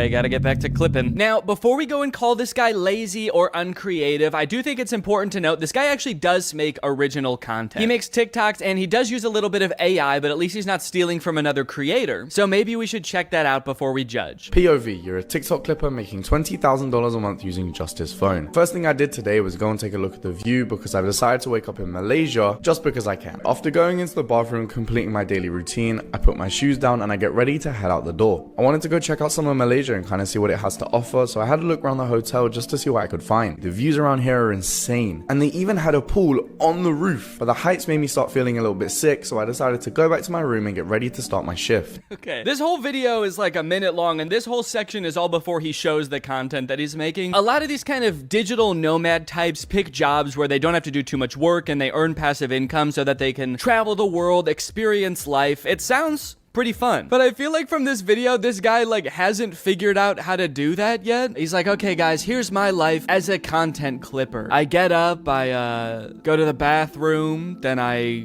put my shoes on the floor and I put my feet in the shoes. That's where the feet go. And now I really want to go check out this city, guys. So I go over to the window of my hotel room and I look at the city, and then I go upstairs and I look at the city from up there, but then I got too scared.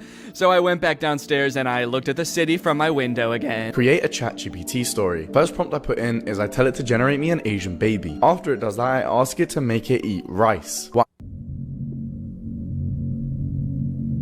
Wait. Then after 3 simple and easy clicks, I press generate video and the whole video is made for me with voice actors. Yours should look something like this. Show me an Asian baby.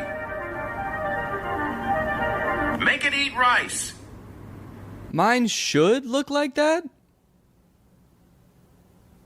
Should? So the clipper in these videos, Musa is his name, has made a bunch of posts arguing that everything he does is ethical because he participates in what is called ethical clipping. If any YouTubers would like to debate me on the topic of ethical clipping, DM me. I genuinely believe it is a win-win in every regard and completely ethical from all angles. In a perfect world, I understand why he's saying it's a win-win because he's making money and theoretically the creator that he's reposting is getting exposure. If he's taking the clips off YouTube and putting them on TikTok, then a new audience, the TikTok audience, is now being exposed to that creator. From personal experience, though, I don't really think that that's usually the case. I think usually if a clip of a creator goes viral on TikTok, the people that are liking and commenting on that video are the same audience as their YouTube audience. They're just seeing the content again. So while he thinks of himself as sort of advertising for that creator, it's more like he's selling counterfeit merch. The community notes on Twitter was quick to point out that this is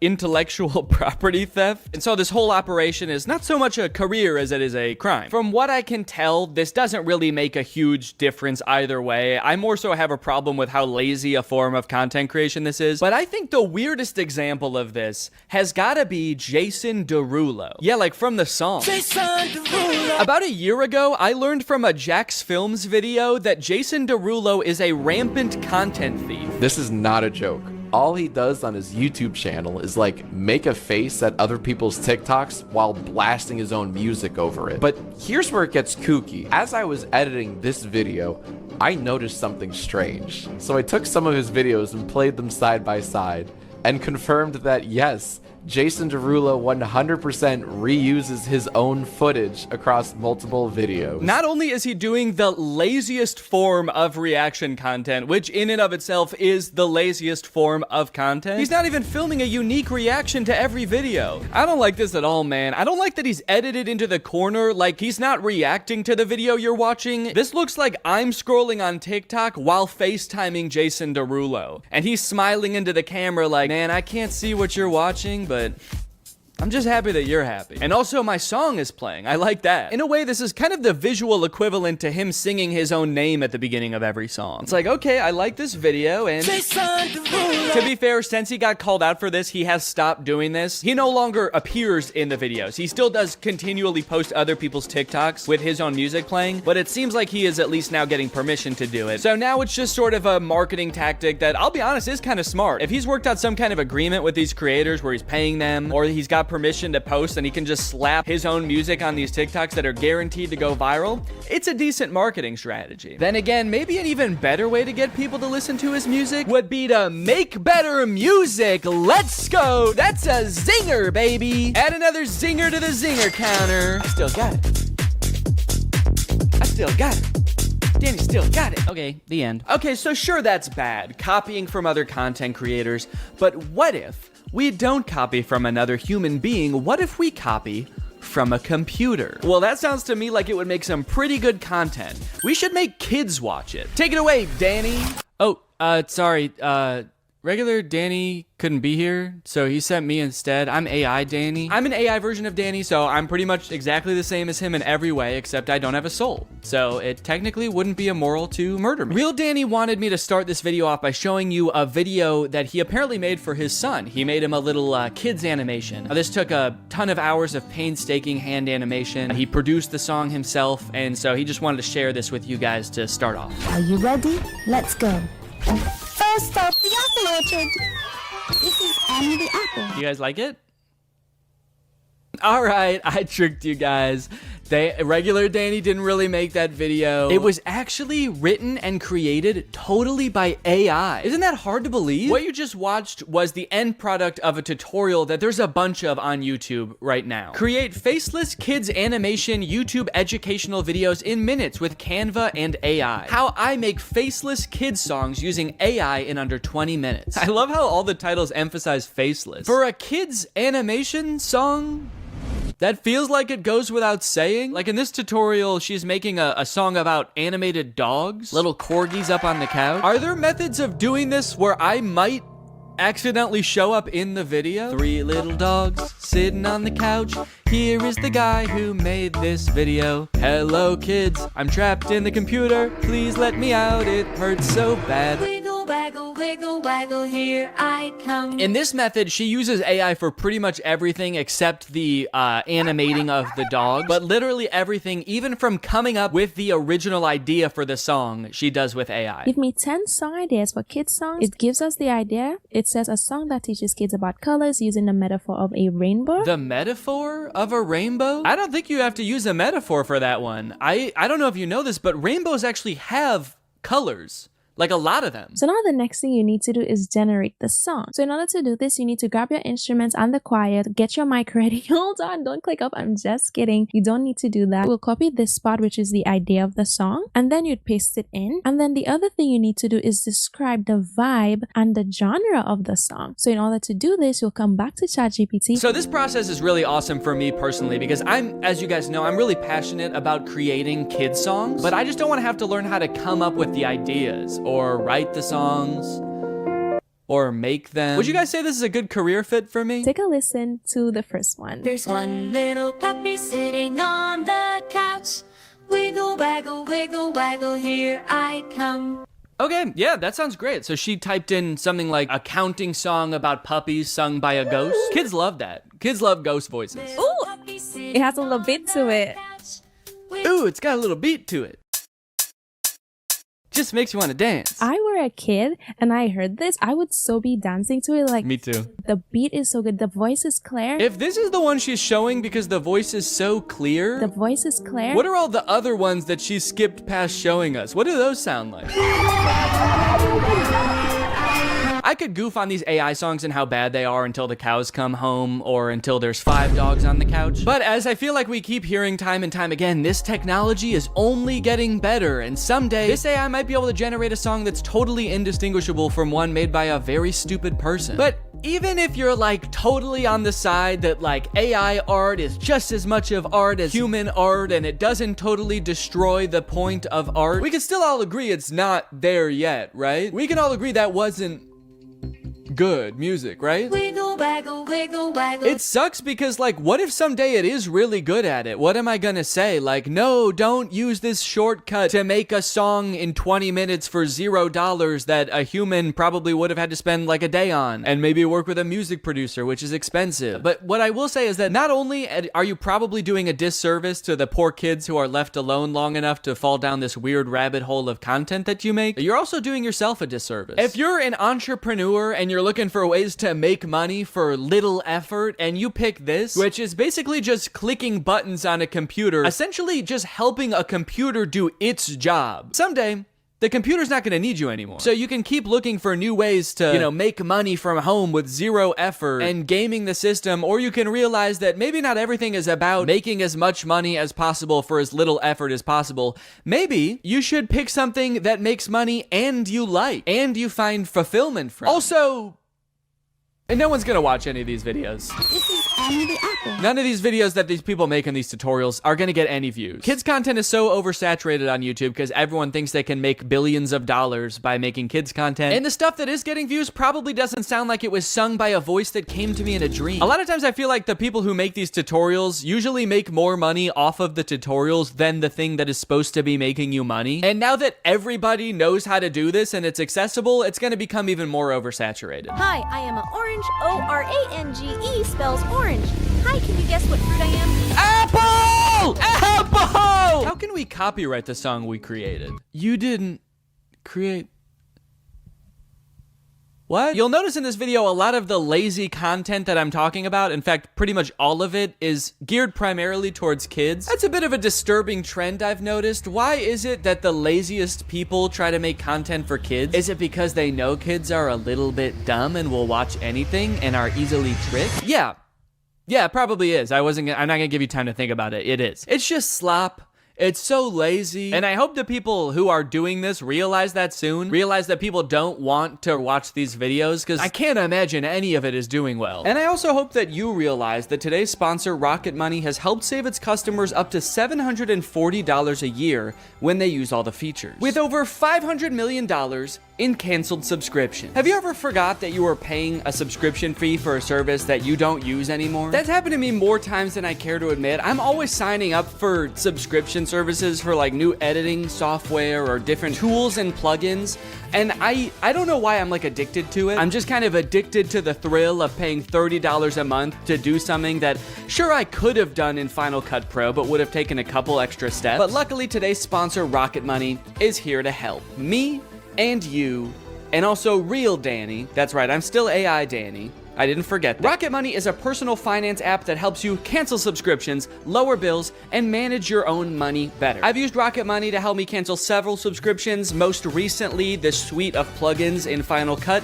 that I used once and then never again. It takes the brain work out of it because Rocket Money safely and securely identifies reoccurring charges and cancels unwanted subscriptions for you. The best part is that you can cancel right within the Rocket Money app. You don't need to call customer service for this random software you downloaded. You don't need to jump through all their hoops of answering surveys. I also love that I can create budgets within Rocket Money. Rocket Money analyzes your spending habits to create a personal budget for you. It automatically monitors spending by category. So if you're spending a little bit too much money going out one month, Rocket Money can send you a notification letting you know. So to save more and spend less, join the over 5 million Rocket Money members today. Go to rocketmoney.com/Danny or click the link in the description to get started today for free. And you can unlock even more features with premium. That's rocketmoney.com/Danny to get started for free. Thanks to Rocket Money for sponsoring this video, and thank you to you guys for checking out Rocket Money. One underrated part of becoming a content creator is developing your own unique style. The vast majority of creators, when they start out, are just kind of a worse amalgamation of all of their inspirations. For me, it was probably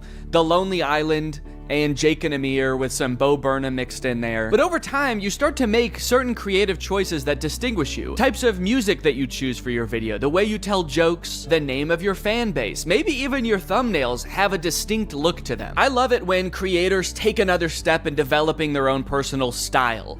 A lot of people call it a brand. I think that sounds very corporate. To me, it feels a lot more personal than that. You're choosing what the best way to express yourself is. But unfortunately, this gives way to a completely different kind of copying on YouTube. Not copying content, but personality. What's up, goobers? The YouTubers stealing other YouTubers' personality situation is crazy. It's crazier than a gopher going up my butthole and coming out of my mouth. To start off this discussion and kind of illustrate what I'm talking about, I'm gonna give kind of a niche example, but this is a song called Deep Space Samurai. I first started hearing this song in the intro to Ryan Trahan's YouTube videos. My birthday is this weekend. I'm going to 3 iconic theme parks this week to go stay in the most strange Airbnbs. He first started using it in his shorts, and then he started using it in his full-length videos. And over time, to me, it sort of started to become like a theme song for Ryan. He uses it in a bunch of intros, and so when this song was playing, you knew it was a Ryan Trahan video. But within a couple months, because Ryan's videos are so popular, other creators have started taking that song and being like, and it's my theme song too. Today I'm building a secret zoo in my house. Today I'm building 50 secret rooms you'd never find. Today I'm building 3 amusement parks in my house. This dude, Ben Azalart, has taken the song that Ryan uses in his intros and has probably in recent months used it more than Ryan has. This might be a really niche example, and this might be something that only I notice, but to so deliberately take a song that is part of someone's like identity online and just be like, that's mine now. In fact, it's even more mine than it is yours, is crazy. There's other stylistic choices that Ryan in particular has pioneered that a bunch of people have started using, especially this one. The white screenshot of an app or a review with the rounded corners. A lot of times it's got a 1-star review on there. They've become a staple of Ryan's brand, and so of course, a bunch of people have started using that also, and oh, well, that one's my thumbnail. Okay, yeah, so I might have done that too a little bit. In my defense, the corners are not rounded, and also Ryan helped me come up with that thumbnail idea. This is kind of a weird line because this happens every time a YouTuber gets big and kind of takes the platform by storm and there's a lot of hype around them. I remember when Casey Neistat got big and suddenly every vlogger was putting these sort of lo-fi beats into their drone montages. And it's weird because at one point that was Casey's thing, and so to take that from him was specifically taking it from Casey. But at a certain point, it gets used so much that it just becomes part of the YouTube meta overall. There's so many people doing it now that by using it, you're not really taking one person's thing anymore. You're just kind of designing thumbnails the way people design thumbnails in the year 2024. Going back to Ben Azalart, the whole secret room thing is another one of those things that I don't know who thought of it first, but whoever did, you're a genius because that's all kids channels post anymore. I built a secret zoo in my house. I built 50 secret rooms you'll never find. I built a secret soccer field in my room. I built a secret tree house in my backyard. Who is this man hiding from? You're an adult, dude. You can just have a gaming room. Go ahead, dude. Treat yourself. You've earned it. I built a secret McDonald's in my room. Yo! Wow. Looks just like a real McDonald's. This type of picking up one thing or element about a YouTube video that made it popular and just beating it to death and a ton of channels copying it just makes YouTube so boring. Like putting I survived at the beginning of every title, even ones that make 0 sense. I survived $1 versus $100,000 hotel room. I survived America's largest hotel room. I survived the world's only 7-star hotel. That moment when the hotel room is so large that you die. It's so big that you're dead now. When the hotel has 7 stars, the first 5 stars are to indicate how good it is. The last 2 are throwing stars. Run! This is the Mr. Beast font. It was popularized by Mr. Beast. I don't know if he was the first person to start using it, but it definitely got popular because of him. And now just like every kid's channel is like, we are Mr. Beast too. You guys, I get it. Mr. Beast gets a lot of views. He's probably very rich. But what exactly are you trying to accomplish by taking the man's font? Some of you guys have been doing YouTube for so long, there's no way you guys think the font is what made him popular.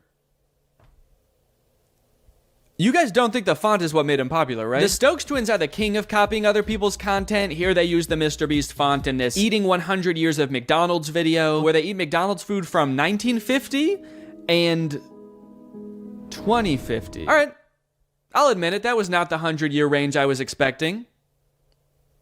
You guys know what year it is, right? The Stokes twins have gained 90 million followers by basically copying everybody's ideas and trying to be Mr. Beast clones. Mr. Beast's channel banner says subscribe for a cookie, and the Stokes twins channel banner says subscribe equals cookie. Stokes twins, do you think that that is why Mr. Beast has as many subscribers as he does? Because he promised cookies? I think a lot of this comes down to blatant and shameless stealing. Some of it might come down to what Little Joel calls in a video algorithm folklore. What interests me is this one particular moment where Ludwig says this about uploading YouTube videos. One quick key, by the way, if you guys are ever uploading videos, they'll use whatever the video's file name is for the algorithm. I have heard this claim a million times. I heard it when I was just getting my YouTube channel started. And what's odd about it is that there's never been any evidence at all that this is the case. Because so many YouTubers see the algorithm as this like weird entity that works in mysterious ways, it does seem like it could be possible for creators to believe that the font you pick in the thumbnail really matters because the algorithm uses it to sort your videos. Or maybe putting "I survived" at the beginning of a title of a video of you having like the best day of your life helps trick the algorithm into thinking that you are Mr. Beast. And for people whose entire livelihoods is YouTube, and maybe they have a ton of employees and so every video has to be a banger, otherwise you have to let people go, maybe you're more likely to cling on to some old wives' tales of YouTube. Or maybe it's just blatant stealing. Maybe they just want to confuse viewers into thinking that they are the person they're stealing from, a la ratatouille. This type of thing always happens on YouTube and probably will always happen. And my biggest gripe with it is it just makes YouTube so boring, you know? Boring,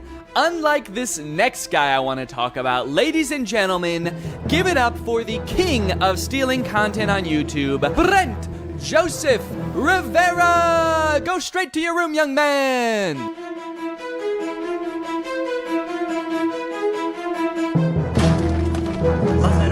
Come on, I'm dead.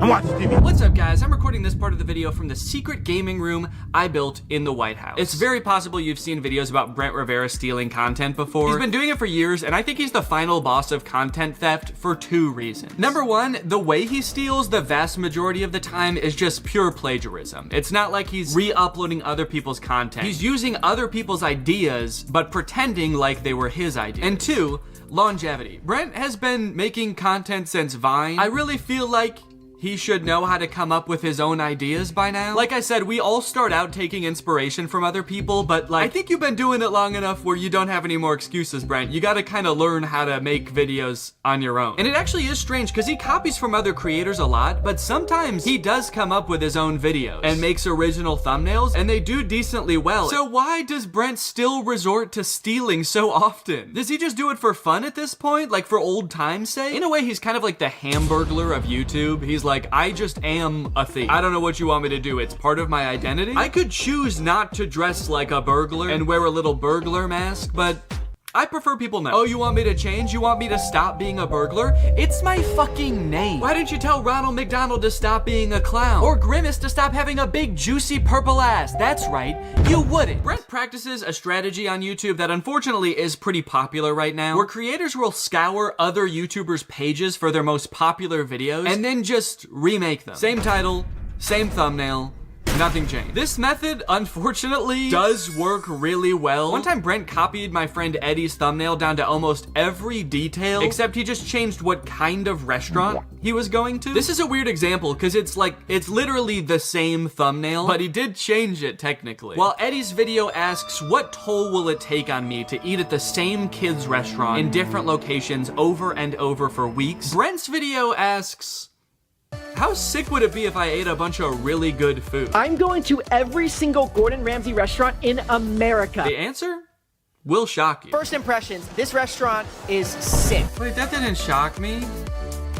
That's exactly what I thought was gonna happen. It's sick. Hi, Brent. Hi, Drew. It's Gordon. Oh, there's no way that's you. Of course it's me. That's why I'm FaceTiming you live. Listen. Why did he say it like that? Now I feel like he's not FaceTiming them live. Now, to be fair to Brent, he actually did credit Eddie in the description for using a similar thumbnail to him, but then he deleted that credit and changed the thumbnail to be copying this YouTuber instead. Brent, what's going on, man? Are you okay? He's like on a mission to copy as many YouTubers as possible. He can't even copy one YouTuber per video anymore. Now, while his thumbnail stealing is pretty bad, to give him credit, the actual videos themselves are usually pretty different. They're mostly just scripted sketches like this video, I exposed the world's most evil teacher. This thumbnail is copied from a Rebecca Zamolo video, and in her video, Rebecca is testing 1-star teachers to make sure they never teach preschool to her daughter. Today we're exposing the worst rated teachers. Zadie is going to be going to preschool soon, and we cannot let her get taught by any of these horrible teachers. Still don't really know how that works exactly, but Brent's video is about a principal of a middle school who tells Brent that if he can spend the entire day with the world's strictest teacher, then he can become principal for a day. Last week, the principal of the world's strictest school proposed a bet that if I spent a full day with the world's strictest teacher, he would let me be principal for an entire day at Iron Will Academy. I don't know why the principal is making this offer to Brent, a man in his 20s with none of the relevant training. Perhaps more concerning though, I don't know why Brent is so eager and determined to become principal of a random middle school. I don't know about you guys, but I'm scared to find out. About Good what? morning,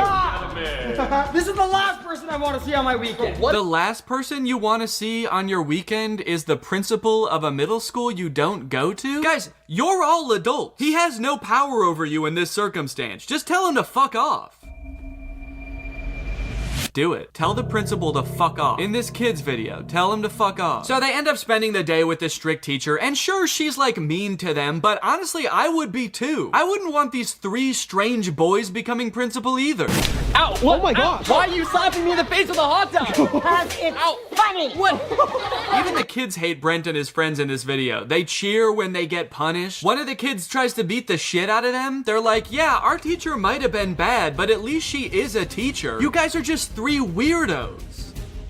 I think we have to kill you. What are you doing with Miss Harshman's water bottle? Oh, I filled it up with toilet water. Bro, Wait, that's actually a really funny idea. This water tastes like... I don't know what their goal was with that. They're supposed to get through the entire day without getting in trouble. And they're like, well, maybe if we try to poison the teacher, she'll be so dead that she can't snitch on us. It's the perfect crime. So strange plot and bad morals aside, it is just a scripted kids video. They're decently well produced for a YouTube video. I mean, Brent hired actors, rented a location for this. Outside of the content theft, Brent truly is working hard to make the world a different place. On TikTok, on the other hand, he actually does just steal videos completely, word for word, shot for shot, no credit given the vast majority of the time. But actually the most confusing example I've seen of Brent stealing content, and the one that has stuck with me the most for whatever reason, is his music. Brent occasionally posts comedic music videos, and I guess I have the assumption that when a YouTuber starts releasing music, it's kind of like a passion project for them. You know, maybe your regular videos have become too much of a full-time job when they used to be a hobby, so you start exploring new creative outlets where you can let your real creative spirit shine. Not Brent. This is Brent's music video for Doing It Wrong, a song about that uncomfortable feeling when things are just a little bit off, like uneven hoodie strings, or eating bubble tape like this, or uneven pizza slices. And this is Red and Link's music video for My OCD, which is about that uncomfortable feeling when things are just a little bit off, like uneven hoodie strings, eating bubble tape like this, or all these other jokes Brent copied. It's my OCD. It's just my OCD. I was honestly very shocked when I realized this. I found it from this Reddit thread that basically accuses Brent of stealing their song. Red and Link's song is their most viewed video on their main channel. It's probably up there with some of the most crowning achievements of their career. The song has 62 million views, and then here comes Brent to steal it joke for joke, even including a sketch at the beginning that's super similar. Red and Link starts with this kind of like psychological evaluation sketch, and Brent starts with him talking to a psychologist. Brent even went out of his way to almost word for word copy a disclaimer that Rhett and Link put in their description. Note, we understand OCD is an important mental disorder that significantly affects the lives of millions of people. Brent's reads, important note. I understand that OCD is a serious mental disorder that significantly affects the lives of millions of people across the globe. Now, I should point out that the thumbnail and title copying Brent Rivera does is in no way limited to Brent Rivera. This happens a lot on YouTube. It's actually a pretty big problem, I would say. It seems like almost every big kids channel does it, but even creators you wouldn't think do kind of just take other popular ideas all the time. Even creators that would like you to think they don't. I don't know if you guys know who Eric is, but here he is in a video calling out Brent for stealing his thumbnails. Brent Rivera, you are most likely to copy my thumbnails. And then here he is stealing a thumbnail. Here's Mr. Beast copying a thumbnail almost exactly. Brent particularly has done this so much and been called out for it so many times that I'm actually kind of amazed he hasn't let the criticism get to him or stop him. Brent probably has enough money to never have to work again. He probably has a ton of people working for him who could be coming up with original ideas around the clock. But instead, he insists on copying other creators. Maybe copying content is just so fun that he literally cannot stop. Well, I intend to find out. On day one, I followed Brent on TikTok and YouTube, turned on his notifications, and as luck would have it, on the very first day, he posted a TikTok. Oh wow, this is a nice car. Thank you. G-Wagon, AMG. Here, hop in. My ex had one of these, but I think it was fake. Fake? So fake? What do you mean by fake? Well, his is really high up. It was kind of easier to get into this one. Did it by chance say 4x4 anywhere? No, but there was a math problem here, 4 times 4 squared, but he doesn't like math. So basically the premise of the video is that his girlfriend's ex had a nicer G-Wagon than him, but it's so nice that she thought it was a fake G-Wagon because it had all these weird branding details. Brent swooping in once again with one of the most classic, relatable scenarios known to man. It's no wonder this thing has 40,000 likes. I have not only seen this type of video before, I think I've actually seen Brent make this video before. My ex had a fake Ferrari. Okay, if you search when her ex had a fake car, there's like a million videos with this same premise. Her ex having a fake Lambo, her ex having a fake BMW. So it's interesting because there is this fine line between copying a video and participating in a trend. This video has been remade so many different times by so many different people, it's actually hard for me to even find the original. So at this point, it kind of is a trend. Well, recreating this one's gonna be a little bit tricky because I don't have a G-Wagon. And also, I can't rent cars from Turo anymore because I got banned after my Cybertruck review. That's real. I'm not allowed to rent cars on Turo anymore because I think I made fun of the Cybertruck too bad. So I'm gonna have to come up with a bit of a workaround for this. So I recruited Eddie, who happened to be in town, to be the voice behind the camera, and away we went. You ready to film a TikTok, Eddie? I love it. I love making TikToks. I love posting to social media. I love making Instagram Reels. I wanted to be as true to Brent's original TikTok as possible, but due to circumstances, we did have to make some compromises. Like, Eddie couldn't really pretend to be my girlfriend, so he was just my friend, whose other friend has a nicer car, and instead of a G-Wagon, I used Laura's Audi. But overall, I think we pretty much crushed it. We even added in a sort of twist ending, and bada bing bada... Yo, what's up, brother? You ready to go? Wait, English or Spanish? No, I'm just kidding. Just put the fries in the bag, bro. A level 10 yacht. Yo, I'm gonna whiz her up. No, don't. Are you Livy Dunn or just from Ohio? Chad, am I cooked? Never mind, sorry. What's up, brother? Oh, dude, look, a level 10 baddie. You think I have a chance? That's why I'm the Rizzler. That's why I'm wanted for murder. Skibbity toilet Riz. Grimace shake.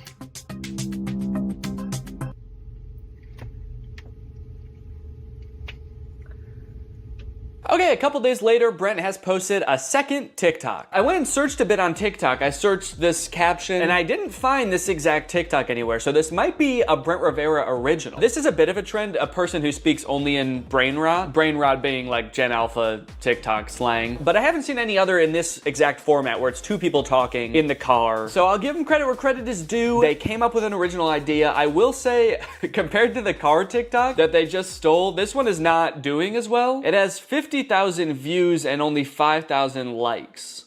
I was not thrilled to replicate this one. It was a little bit tough to get through. Not that the TikTok's like that bad. I actually thought that this dude Dom did a pretty good job. His delivery on some of the lines is pretty funny. Like when he says, "Chat, am I cooked?" after trying to hit on a girl. Chat, am I cooked? I thought that was kind of funny. It didn't feel like a video I would make, so it just felt very unnatural to me. But anyway, let's go ahead and post it. So if Brent took inspiration from a different TikTok, it probably had like millions of likes. And then if Brent's ripoff of that got 5,000 likes.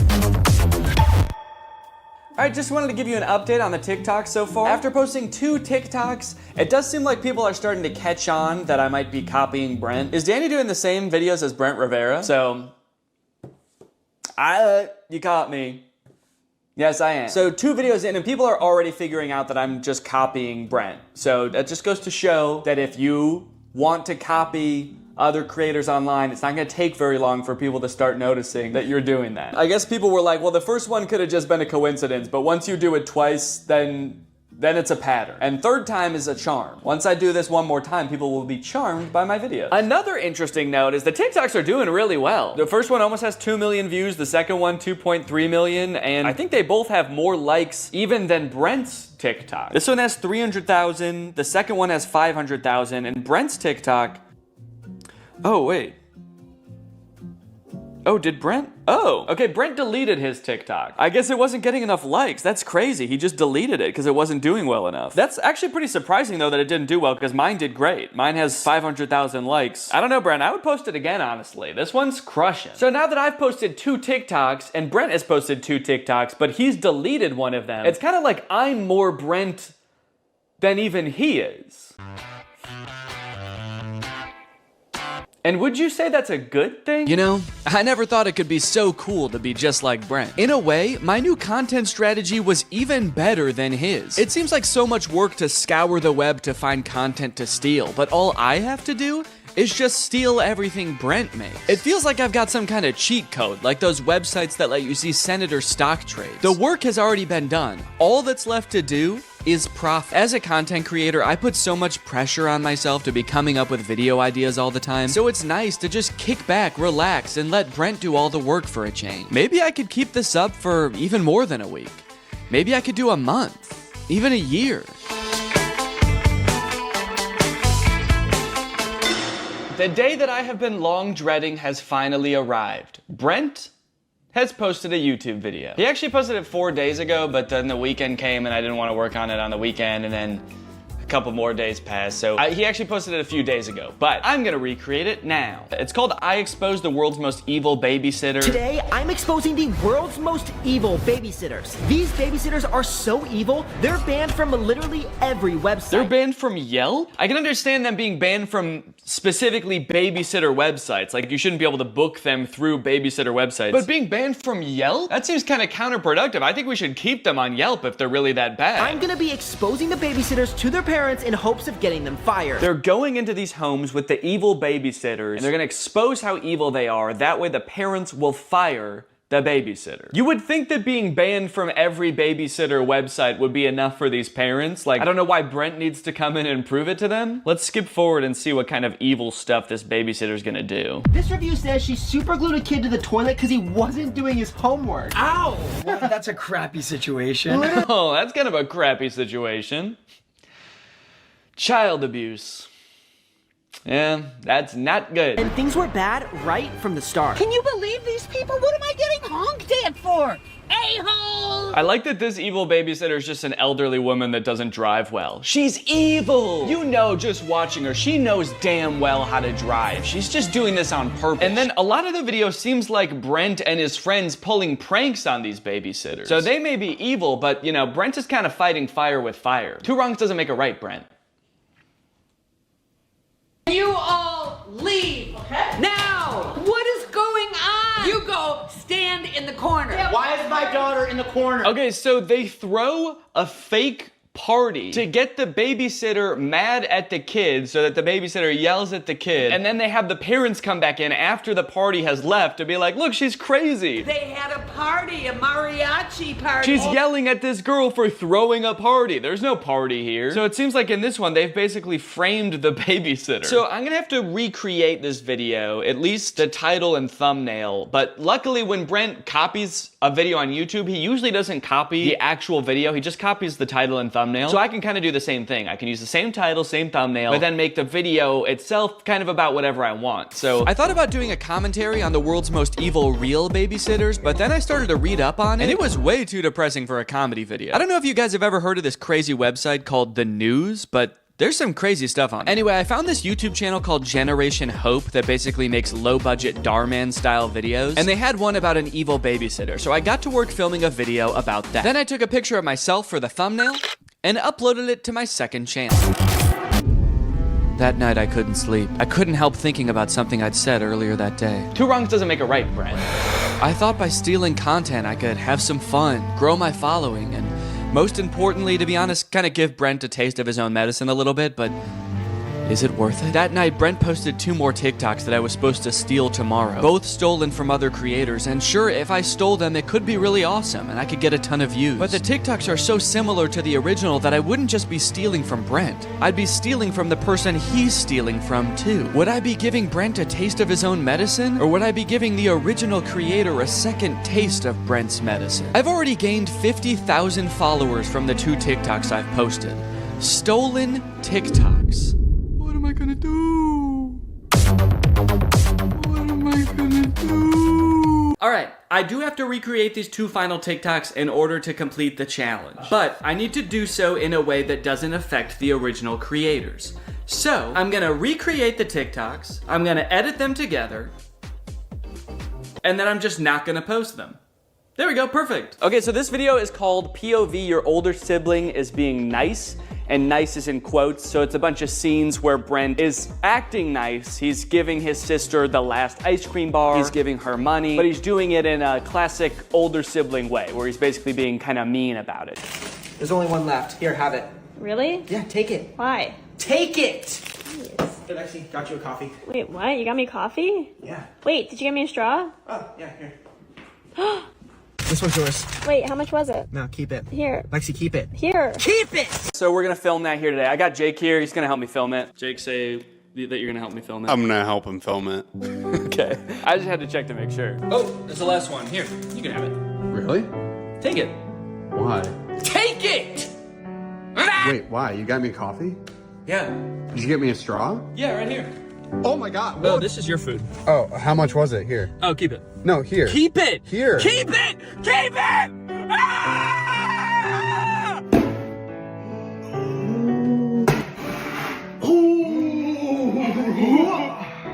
You missed?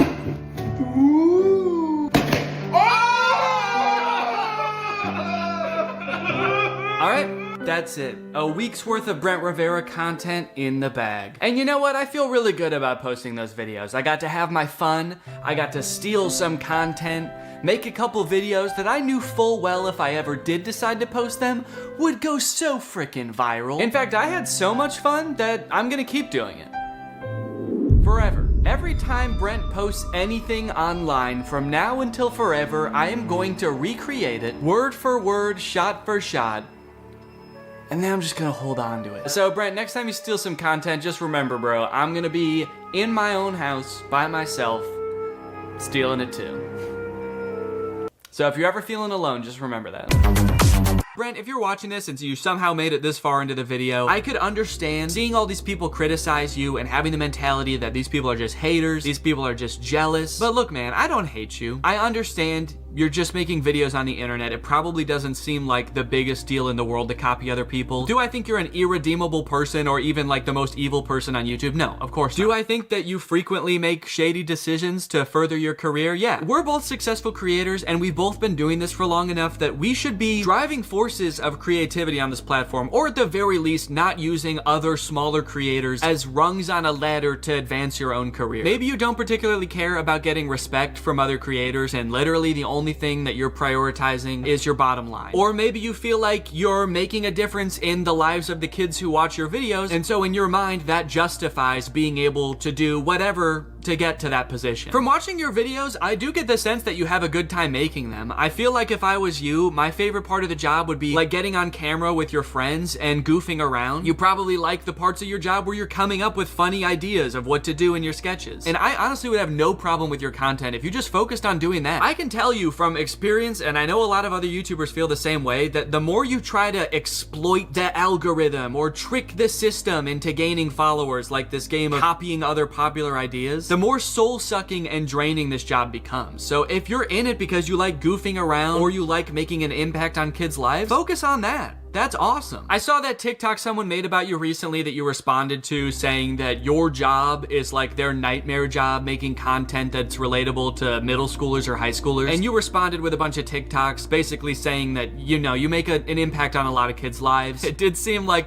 a little bit like you were using the sick kids in those videos to like kind of really drive that point home. It felt a little bit weird to me. But I do disagree with the original TikTok in that I don't think that making content for young people has to be inherently this, you know, shady pursuit. As long as it's actually for kids, which I also think that you've kind of missed the mark on sometimes, and you're not blatantly plagiarizing other people, I don't think there's any problem with that. And I would have so much respect for you if you just like owned that. Having the mentality that it's okay to steal content from other people because you're making such an impact on other people's lives feels to me more like you're patting yourself on the back rather than really trying to make an effort to be like a good creative force in these kids' lives. So look, dude, I think that there's room for you for an awesome path path forward? Are you gonna be the guy who stole content from other people and tricked the algorithm and used other creators as pawns all the way to the top? Or are you gonna be the guy that pursued what he loves? Anyways, guys, that's pretty much it. Thank you for watching. After making this video and watching all of that stolen content, I feel like I wanna go like a whole week without watching any content. So thanks for watching.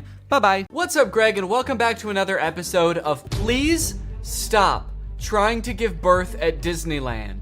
Please. Did you guys know about this? I just found out this is a thing. Women are trying to give birth at Disneyland in order to get a free lifetime pass. Don't do that. As I'm sure you guys are aware, because Disney is such a huge company with so many adoring fans and people love going to Disneyland, there are a ton of like urban legends and lore surrounding the Disney parks. You guys may have heard of some of the more outlandish ones, like there's one that like Walt Disney's head is like frozen and buried somewhere at Disneyland or something, or like it's like Buzz Lightyear's head on the Toy Story ride or something like that. But today I wanted to sort of dive into some of the urban legends surrounding the Disney parks. Mostly the strange things that Disney adults do at the Disney parks. Although some of these things are so weird that I hesitate to call these people Disney adults, some of these things are a little extreme. Kind of feel like I should call them something else. These people are like Disney extremists or something, I don't know. The first one, like I said, women flock to Disneyland to give birth and get a lifetime free ticket, which is such a bad idea on its face. Like, please give birth in a hospital, give birth where there are like medical professionals around and not like a chipmunk. And the worst part of it is obviously this perk is an urban myth and does not exist. This is not a real thing. Laboring women have shown up at Disneyland in the hope that their bub will be born there and get a lifetime free ticket. But guess what? That perk is an urban myth and does not exist. Important to note, this article is Australian. That's why they're calling the baby bub. They're talking about a baby there. They're not talking about like a bottle of champagne or something. I'm going to Disneyland and giving birth to that bubbly dude, which is also what I call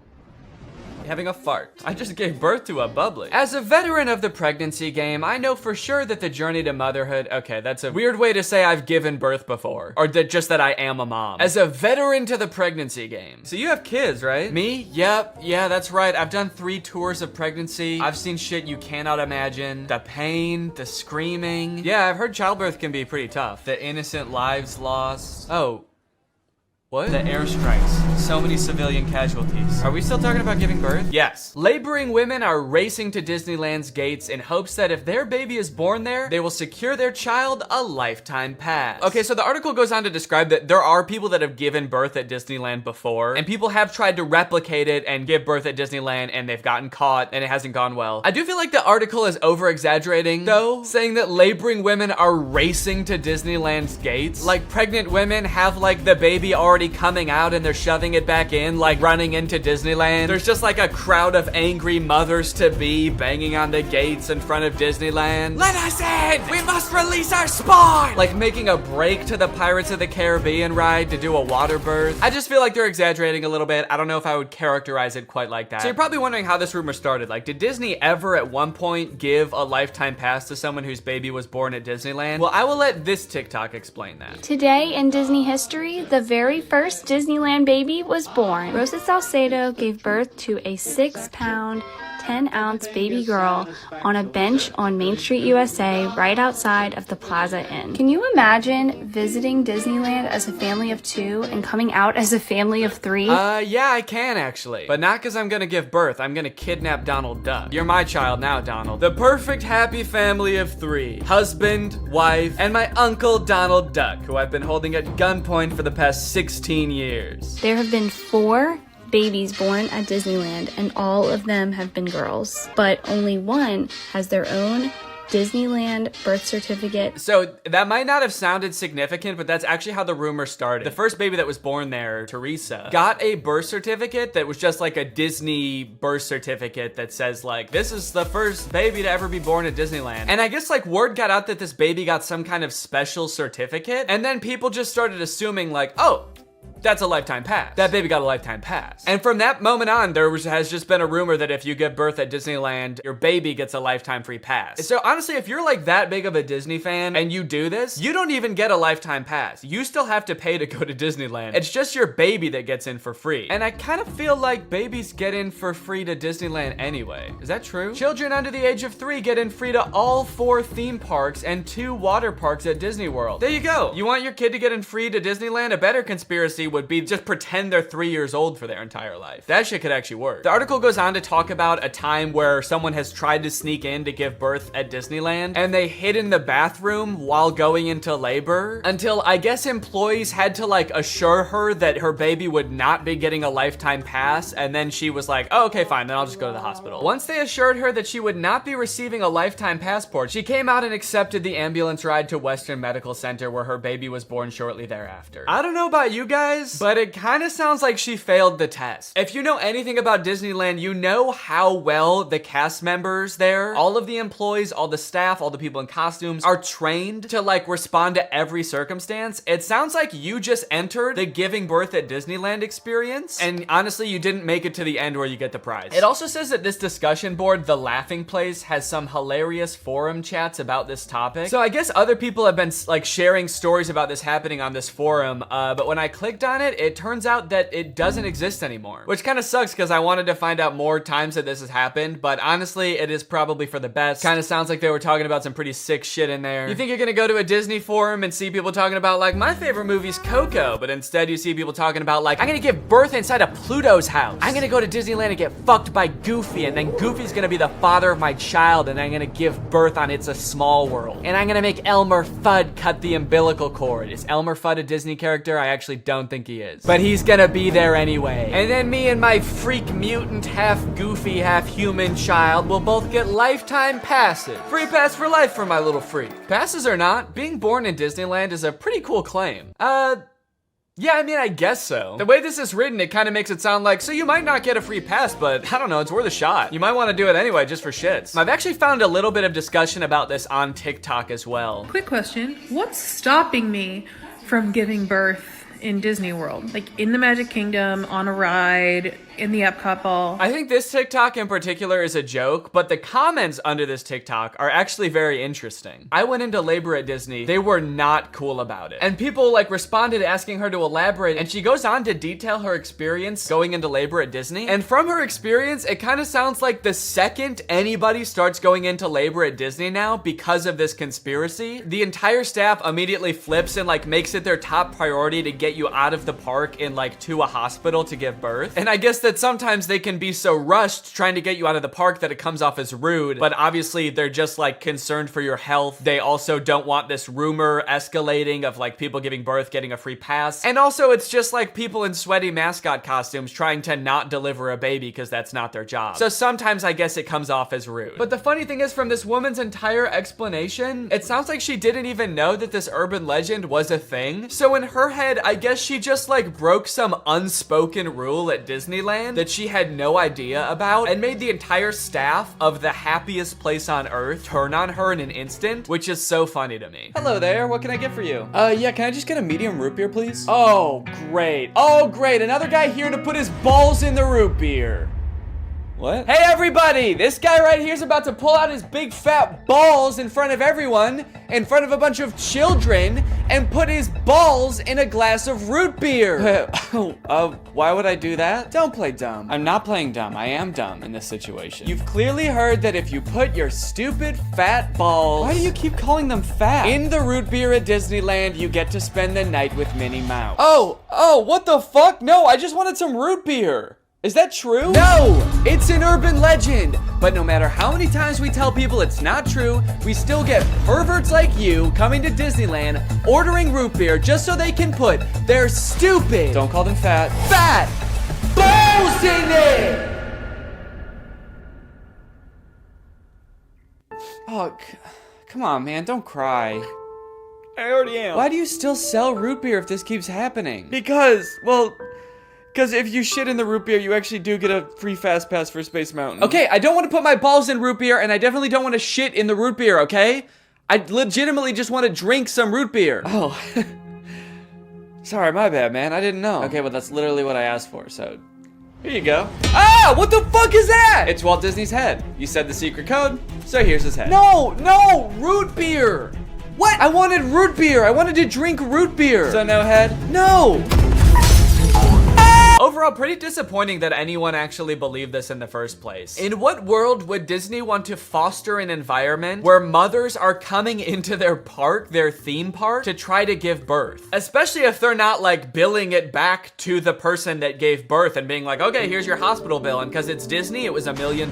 Now, by now, it should be no surprise to you that there are some people in this world that want to spend every waking moment of their lives at Disneyland, especially their most precious moments in life, which is why you can also get married at Disneyland. Let's take a look at some of the craziest places you can get married at Disney World. Starting at $12,000, you can get married at the Haunted Mansion in Disney World. But just like expecting mothers trying to sneak into the bathroom to pop out a quick person, couples are of course also trying to cheat the system and avoid paying to have their wedding at Disney. So they'll just like sneak in with like themselves, maybe a couple family members and an officiant, and just like have the wedding in like a somewhat secluded area of the park. Here we have an article that details a San Diego couple sharing their secret Disneyland wedding story. Not many people can say they secretly got married in Disneyland's Sleeping Beauty Castle. 2 years ago, Gabriel and Andrea had been saving up for their dream wedding at Disneyland. However, when they began looking for wedding options at the park, the couple said that the cheapest option was $12,000. Instead, they decided to spend their life savings on a house. Great move, honestly. No complaints so far. That's a very wise choice. So Gabriel and Andrea decided to have a secret wedding at Disneyland. The couple gathered Gabriel's oldest daughter, an ordained minister, a witness, and packed their bags, heading for Disneyland for what they called a guerrilla-style wedding. Now, I don't know much about weddings. I've only had one, but I do know that you don't generally want to have them guerrilla-style. Like when we were planning our wedding, that word almost never came up, I don't think. Just imagining them describing their wedding afterwards, like, yeah, it was so romantic. We hid in the bushes for 8 hours in the hot Florida sun wearing camo paint, waiting for the crowds to die down. You know, just sort of waiting out the crowds and the gunshots, the airstrikes. Airstrikes? Then we popped out and I said I do.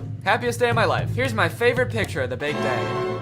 Now buckle up, because this next urban legend is about to get nasty. Quite literally, this is disgusting. Like I said, the most devoted Disney fans would probably spend forever at Disney if they could, but maybe they can. For years and years, the Haunted Mansion has been the home to an endless supply of Disney myths and legends. But the attraction's most prevalent and persistent rumor is that guests regularly spread the remains of their friends and family inside the ride. This can't be true though, right? It is 100% true. Yes, that is right, and I don't want to bash anybody's final wishes. I know that that's a very personal thing, but spreading human remains in a public place that people are like walking around and touching? Please don't do that. Or you know what, I should say, you know, because I feel bad for people who are just trying to honor their dead relatives' wishes or whatever. If you're alive still and you're watching this video and that's gonna be in your will, please take it out. Don't make people do that on your behalf. Honestly, I am a little relieved that people are sticking to like spreading ashes at least, because there are a lot of different ways to dispose of a body. It was actually my grandpa's greatest wish to be laid to rest at Disney. Oh, that's sweet. You're gonna scatter his ashes around at the park? Not exactly.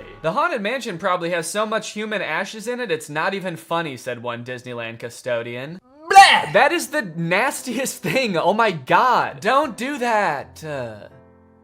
Do not do that.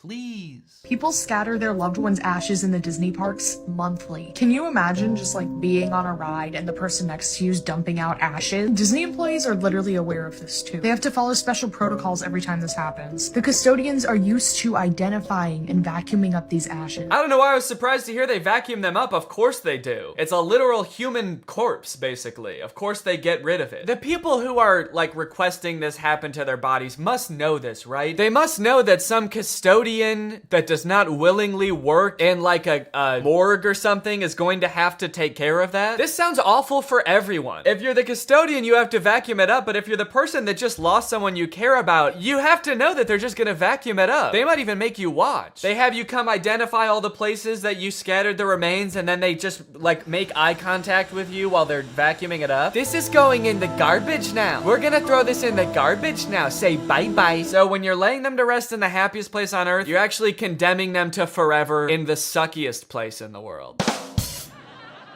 Yes, that is a very funny joke. And people will put them anywhere too. Like flower beds, bushes, the lawn at Magic Kingdom, outside the park gates. Outside the park gates? They'll put this shit anywhere too, you know, outside the park gates, on the highway on the way home, the McDonald's across the street, Universal Studios, shit anywhere. It doesn't really matter. I feel so bad for the employees that have to deal with this, honestly. That would be so scary. Honestly, even as a patron, you know, I honestly like going to Disneyland every once in a while. I think it's pretty fun. But next time I go, I am going to be terrified that I'm like touching human remains at all times. Especially now knowing that they put them everywhere. I'm gonna be eating a turkey leg and wondering like, is this actually some guy's leg? They're most frequently dispersed around the Haunted Mansion, which is kind of perfect if you ask me. Okay, this girl's actually a little bit too into it. But now this whole ashes thing, which is not really an urban legend, is actually true, has actually spawned urban legends out of it, as you can see here. Have you heard of the legend of the crying boy at the Haunted Mansion in Disneyland? The story goes a mother spread her son's ashes without permission from Disneyland, and you can see him crying as you're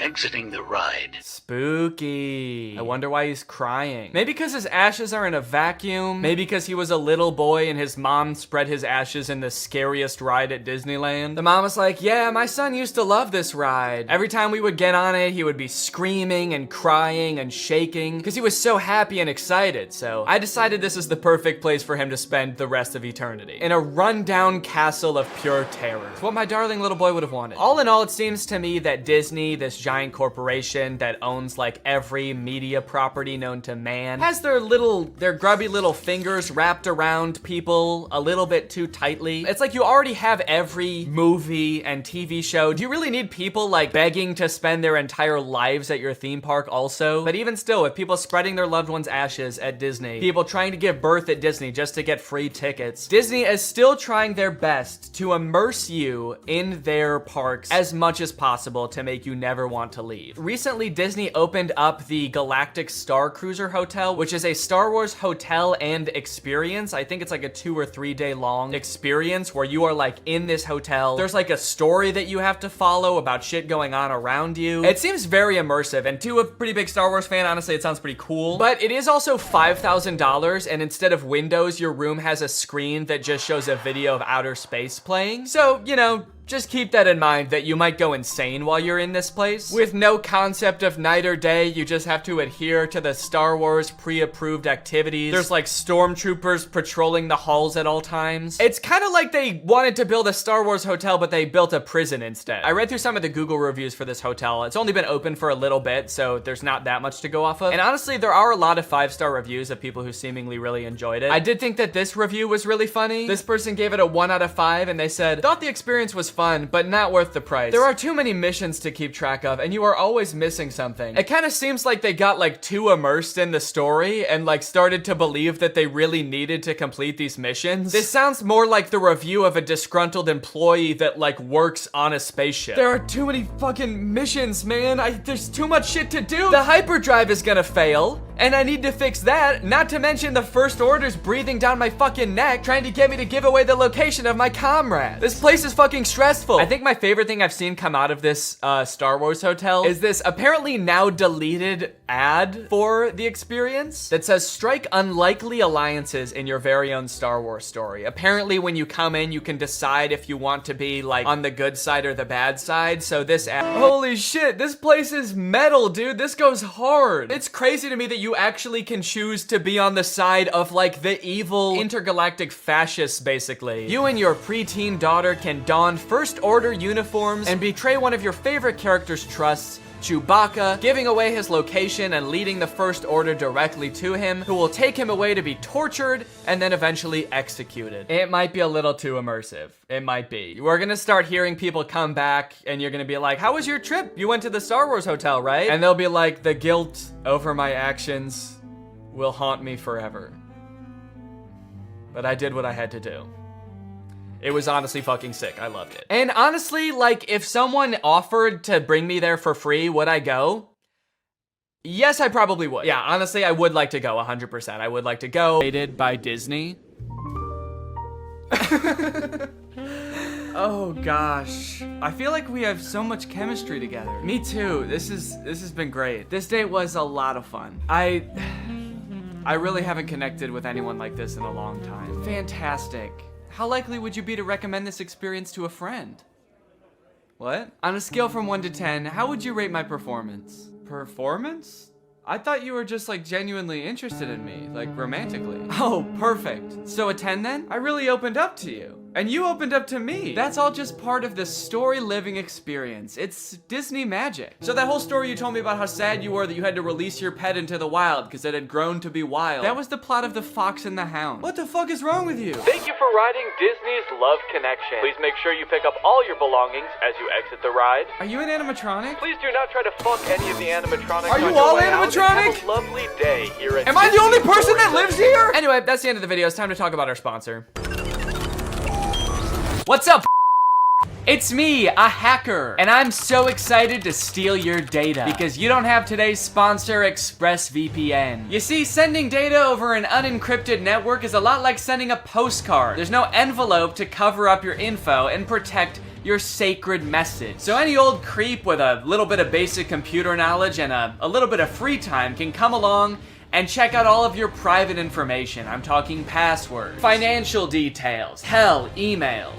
I'm gonna look at all of it. I'm doing it right now. Hey guys, I was just kidding. It's just me, Danny. Well, I wasn't kidding about most of it actually.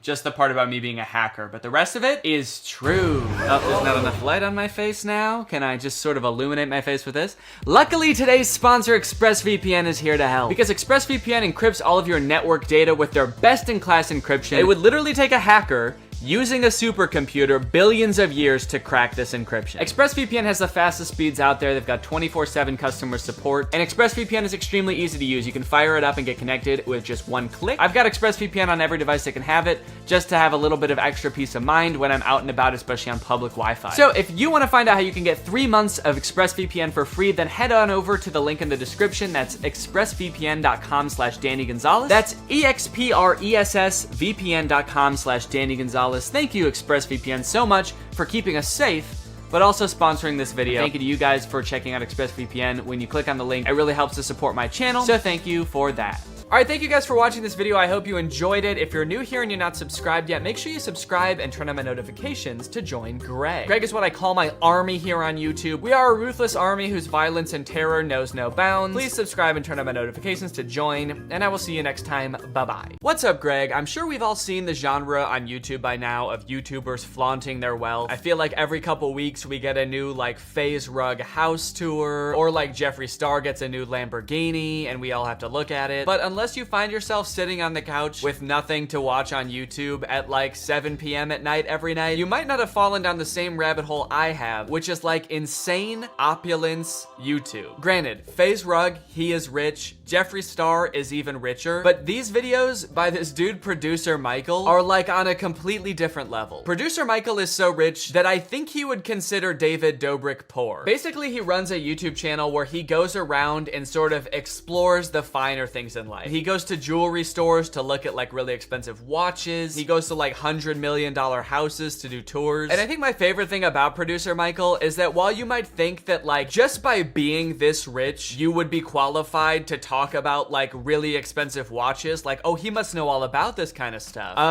He is not qualified. He is perhaps the most clueless person that could possibly be doing these videos. In this TikTok, he is surprised to learn that he is in possession of and is currently wearing an earring that is worth $5 million. What is that thing you're wearing? It's a red diamond, we got it. You don't understand. This thing right now, do you know how much this is worth? $5 million. Michael is the quintessential clueless rich person. He does not have a single clue what is going on. He is like unbelievably wealthy. The things that he shows off in his videos are so unnecessarily like ostentatious. And I think that's really clear in this video, $2 million diamond covered shoes. So we're back with Jason of Beverly Hills. This time we're in his VIP suite. So right off the bat, this is like a scenario that nobody's ever been in ever. So it's like the least relatable thing in the world. But I guess that's sort of the appeal of videos like this, is I guess you really get to see how like the most insanely wealthy people in the world live. I didn't even know that jewelry rooms had VIP sections. I don't think they're real gold. There's a lot of them, or it might just be a reflection, but it's really cool, isn't it? I love that. Yeah, it might just be a reflection, but I'm not sure. One thing you gotta know about Michael is that he's never gonna find out. He'll say in his videos a million times, it might be this way, and I don't know. And I can guarantee you right now, he's not gonna find out for you. He's just gonna kind of casually speculate on it, and then he's gonna move on. Would you like something to drink? Oh, yes, please. Sparkling water. Adam will have the same. I'm choosing it for him. Although, I do see beer taps back there. No beer, Adam. So stern with the no beer Adam. Like, I'm wondering, did something happen before? No beer, Adam. I feel like Adam has definitely had some sort of workplace incident involving beer. Wow, this is lovely. Oh, I already see lots of sparkly things. Wow. What have you got your eyes on? Really great commentary so far. They just sort of walk in and silently stare at the diamonds for a few minutes. What are you looking at over there? Rings? Cool. I'm looking at bracelets. Nice. But eventually they make their way over to a pair of $2 million diamond-covered shoes. Michael Blakey shoes. I could wear these, right? I know. These are all diamonds.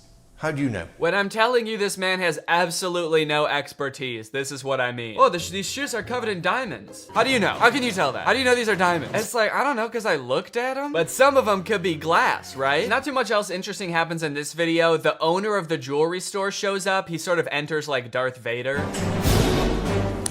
How are you? There's also a portion of this tour where the owner's wife is also behind glass. Like, she's in a different room, kind of just like, oh man, I wish I could hang out in the VIP lounge. Now, many of you may have heard about the One. It was like being marketed as the most expensive house in the world. It's like this insane mansion in LA. It was just in the news recently because it was selling for $500 million and they couldn't find any buyers for it. And so I think that it was like foreclosed on, and then finally it was sold at auction for like $150 million, which is obviously still insanely expensive, but like, damn, that's like $350 million below asking. And about a year ago, Michael was able to actually tour the house with the man who designed and built the house himself, the lucky winner of negative $350 million, Niall Niami.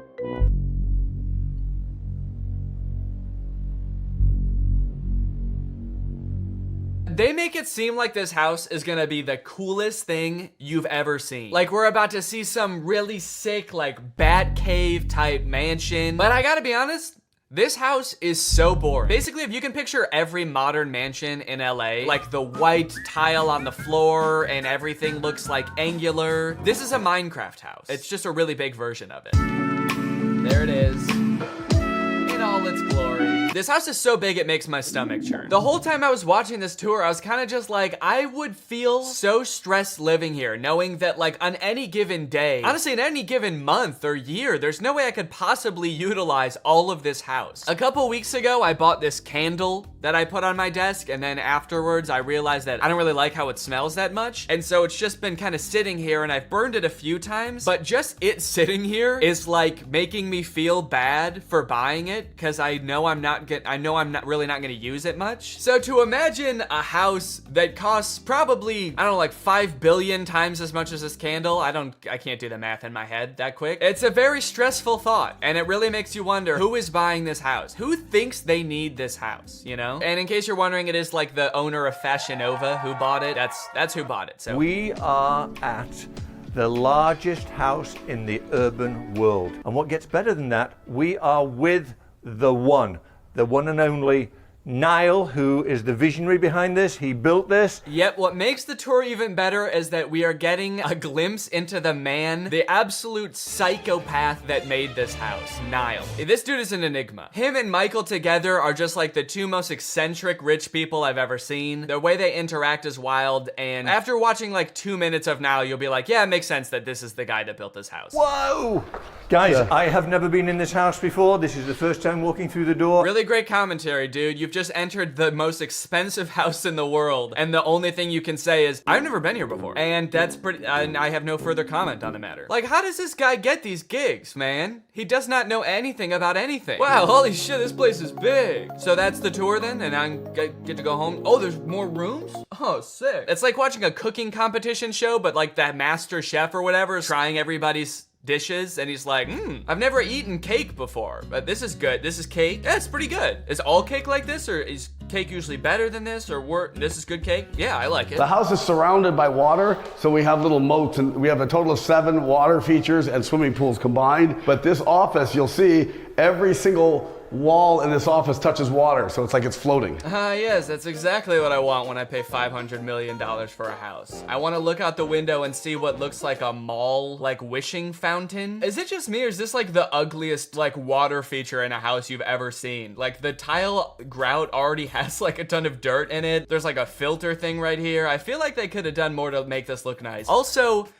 what the fuck, dude? Nobody needs a moat in their house. So the next room we're gonna go to is the formal living room, and the formal living room, I designed it like the Plaza Hotel in New York, where you could have multiple meetings at the same time. It was very important for me that the house feels comfortable and warm. He just said I wanted this house to feel warm and comfortable. This is the least warm and comfortable house I've ever seen. His feet are literally like squeaking on the floors of the hall as he walks through, and he's still like, yeah, this place is nice and warm and comfortable, huh?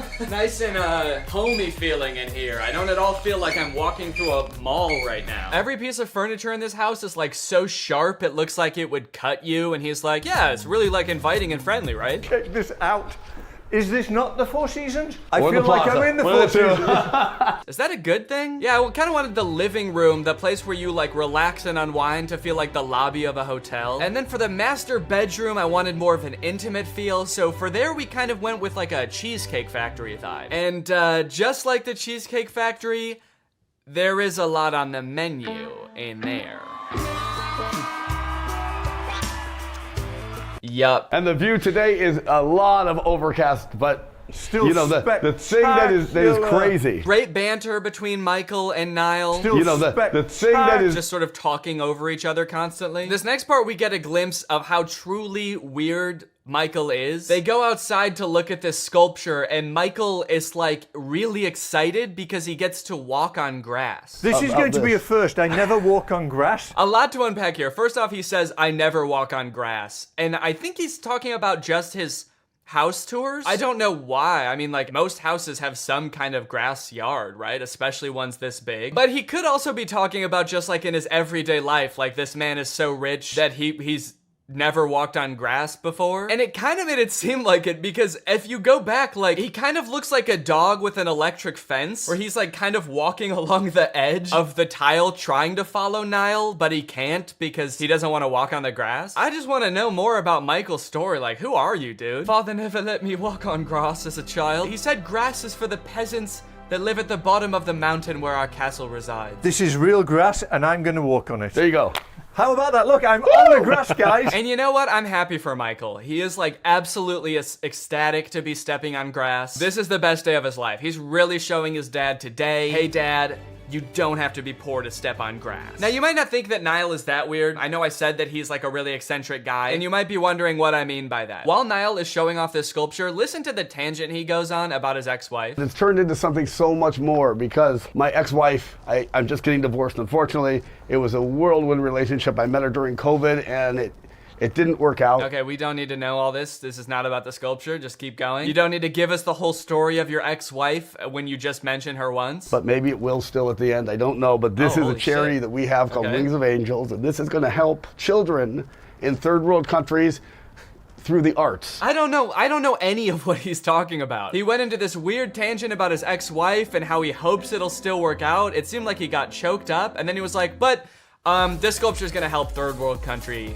kids. And that's really what it's all about at the end of the day. So this is my artwork, and I have one in a glass case in my other house that says giraffe, anatomically correct giraffe skeleton. So this guy has an anatomically correct chrome giraffe skeleton in this house. As you'll see in a bit, in his own house, he also has like the same thing but in gold. This dude is really into giraffe skeletons. I don't know if he thinks that makes houses seem more warm and friendly to have like a giraffe carcass towering over you at all times. And then there's also a nightclub in the bottom level of this house. This is the nightclub. Look at this. Shall I do the reveal? Okay, here's the reveal. It almost feels like he like wanted the house to be a certain amount of square footage, but then like ran out of ideas of how to fill the space. So he got like 50,000 square feet done. And then for the other 50,000, he was like, I start putting like businesses in here. I don't know. Nightclub, sure. If you go another level down, it's like an Amazon fulfillment center. Well, Paul McLean was the architect, but everything in this house was generally all of my ideas. We know. It was your idea. We know. It's very believable. You don't have to explain it further. We know. You killed the giraffe and you came up with a nightclub idea. This is the community bath. So this is the her side. This is the toilets and this is the sinks. And see these plates right here. Why does Michael storm into the bathroom like he's looking for someone? Niall's talking, he just like books it to one of the stalls and is like, who's in there? Michael's actually on a secret mission right now. He's on a reconnaissance mission looking for this dude's ex-wife. We know she's hidden somewhere in the house. You've got to find her, Michael. Oh, okay. Really interesting house. Yeah, I like this place. Found ya! Shit. These are the urinals. And I'm gonna have cameras here looking at the guys. You're gonna have cameras? Cameras looking at the guys putting the image in the girls' bathroom. Out of the box thinking. Out of the box thinking. You see, most people wouldn't think to do that because it's illegal. But I'm thinking outside the box of what is like morally acceptable. It's a normal thing like a guy would do. Now I'm thinking like the girl, getting them back for a minute. He's like, you know how that's a thing that guys are always doing? A thing that all guys are doing? And it's like, no, not really. I don't think all guys are doing that in nightclubs. And he's like, yeah, you know how I'm always doing that? You know how I'm always putting cameras in the girls' bathroom? Well, now I'm gonna do the opposite. I'll show you the theater. Where is the theater? Wait. It's very hard. We just saw the real Niall for a second. Oh, where is the theater? Shut the fuck up! You speak when you're spoken to. Or, it's over here. Hard to see this because my ex that I met 8 months ago, I married. It didn't work out because she's from Argentina. She doesn't listen to me, blah, blah, blah, blah. He said it didn't work out because she's from Argentina and she doesn't listen to me. My two biggest turnoffs, dude. Kind of feel like you would have known at least one of those things before you got married, but I don't know. She's from Argentina. She wouldn't listen to me. She told me to stop mutilating exotic animals, blah, blah, blah. She told me that my giraffe-sized vat of molten gold in our living room was too expensive. But it's still hard to see because we were like soulmates, like deeper connection that you could ever imagine. So it's hard. Dude, you gotta stop bringing up your ex-wife, man. 10 million people have seen that first video and 4 million people have seen this one. You can't be airing this stuff out like this. Rich men will do a $500 million house tour instead of just going to therapy. I struggle to properly articulate how I feel when I watch videos like this, because on one hand, like, it is entertaining to see how like insanely rich people live. I think another part of it is sort of like a what is that word, like Freuden?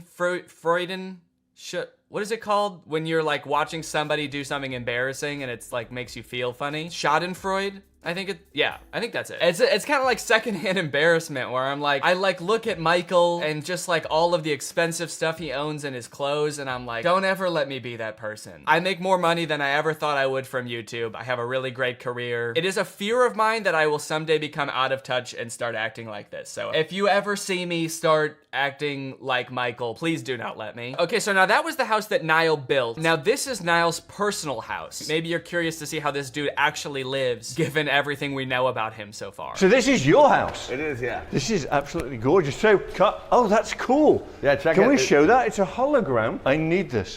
Where do you get these? I'm selling all the art, so if you want, I'll have this. So one of the weird things about this house tour is that Niall keeps saying that every piece of art in this house is for sale, which is definitely not a good sign. Like every time Michael is like, wow, this is a cool piece, he's like, yeah, how much will you pay for it? Because this one's actually going, it's a great deal. It's going for $350 million. Do you want it? So here's the golden giraffe that's at his house. It's absolutely insane looking. I mean, like, I don't know, does this go kind of hard? Is it cool? I don't know if you can tell at this part of his house. It kind of feels like it's just like in the back of his house somewhere that you'd never see it. But if you're gonna have like an insane piece of art, like maybe this is kind of cool. He said there is like a real giraffe skeleton involved in this somehow. I think that they like molded one out of clay based on a real giraffe skeleton. So I don't know if they had to kill a giraffe to make this. That would be fucked up. But then Niall says something that is pretty disturbing. Each side is too clear, too broken. You want to know a secret? It's funny. Yeah. They weren't really broken. Like somebody shot a bullet in this one. You can see the hole, so I broke the other side with a hammer just to match it. Yeah, Niall says that someone shot the giraffe's sculpture case randomly, like he doesn't know who it was. And his first instinct was like, oh shit, now I gotta make the other side look cracked too. So he walked around to the other side and cracked it with a hammer. Niall, are you not concerned? Why did they do that? I don't know. I came out one day with. Oh, sorry. I don't know. It's not like I'm in like a ton of debt and people would have good reason to take me out. It's probably not a big deal. Oh, my favorite part of this whole tour is that while they're in like the bathroom, I guess, or some kind of spa room, Niall says he has a secret room, the red room. And he's like, you can't bring a camera in here. So I'm guessing this is some kind of like sex dungeon or some shit. And when Michael comes out, he is absolutely petrified. He is a changed man. Oh, really? That secret? Yeah. Yeah. Oh God, I see why. Hold on. All right. No, I guess. Leave it behind. I mean, you can just tell by the entrance that something is going down in here, right? I've never seen anything quite like that in my life. Secret. Maybe you're right, we shouldn't show it. Thoughts, Adam? Michael looks like he's on the verge of tears, dude. Motherfucker's never touched grass before. And you brought him into a sex dungeon? You look like a changed man. He looks like the shell of a man. Look at him, he's going to go hide in the corner. Anyway, so that's producer Michael, the richest man in the world. I think. Well, thank you guys for watching this video. If you're new here and you're not subscribed yet, make sure you're subscribed and turn on my notifications to join Greg. And I will see you next time. Bye-bye.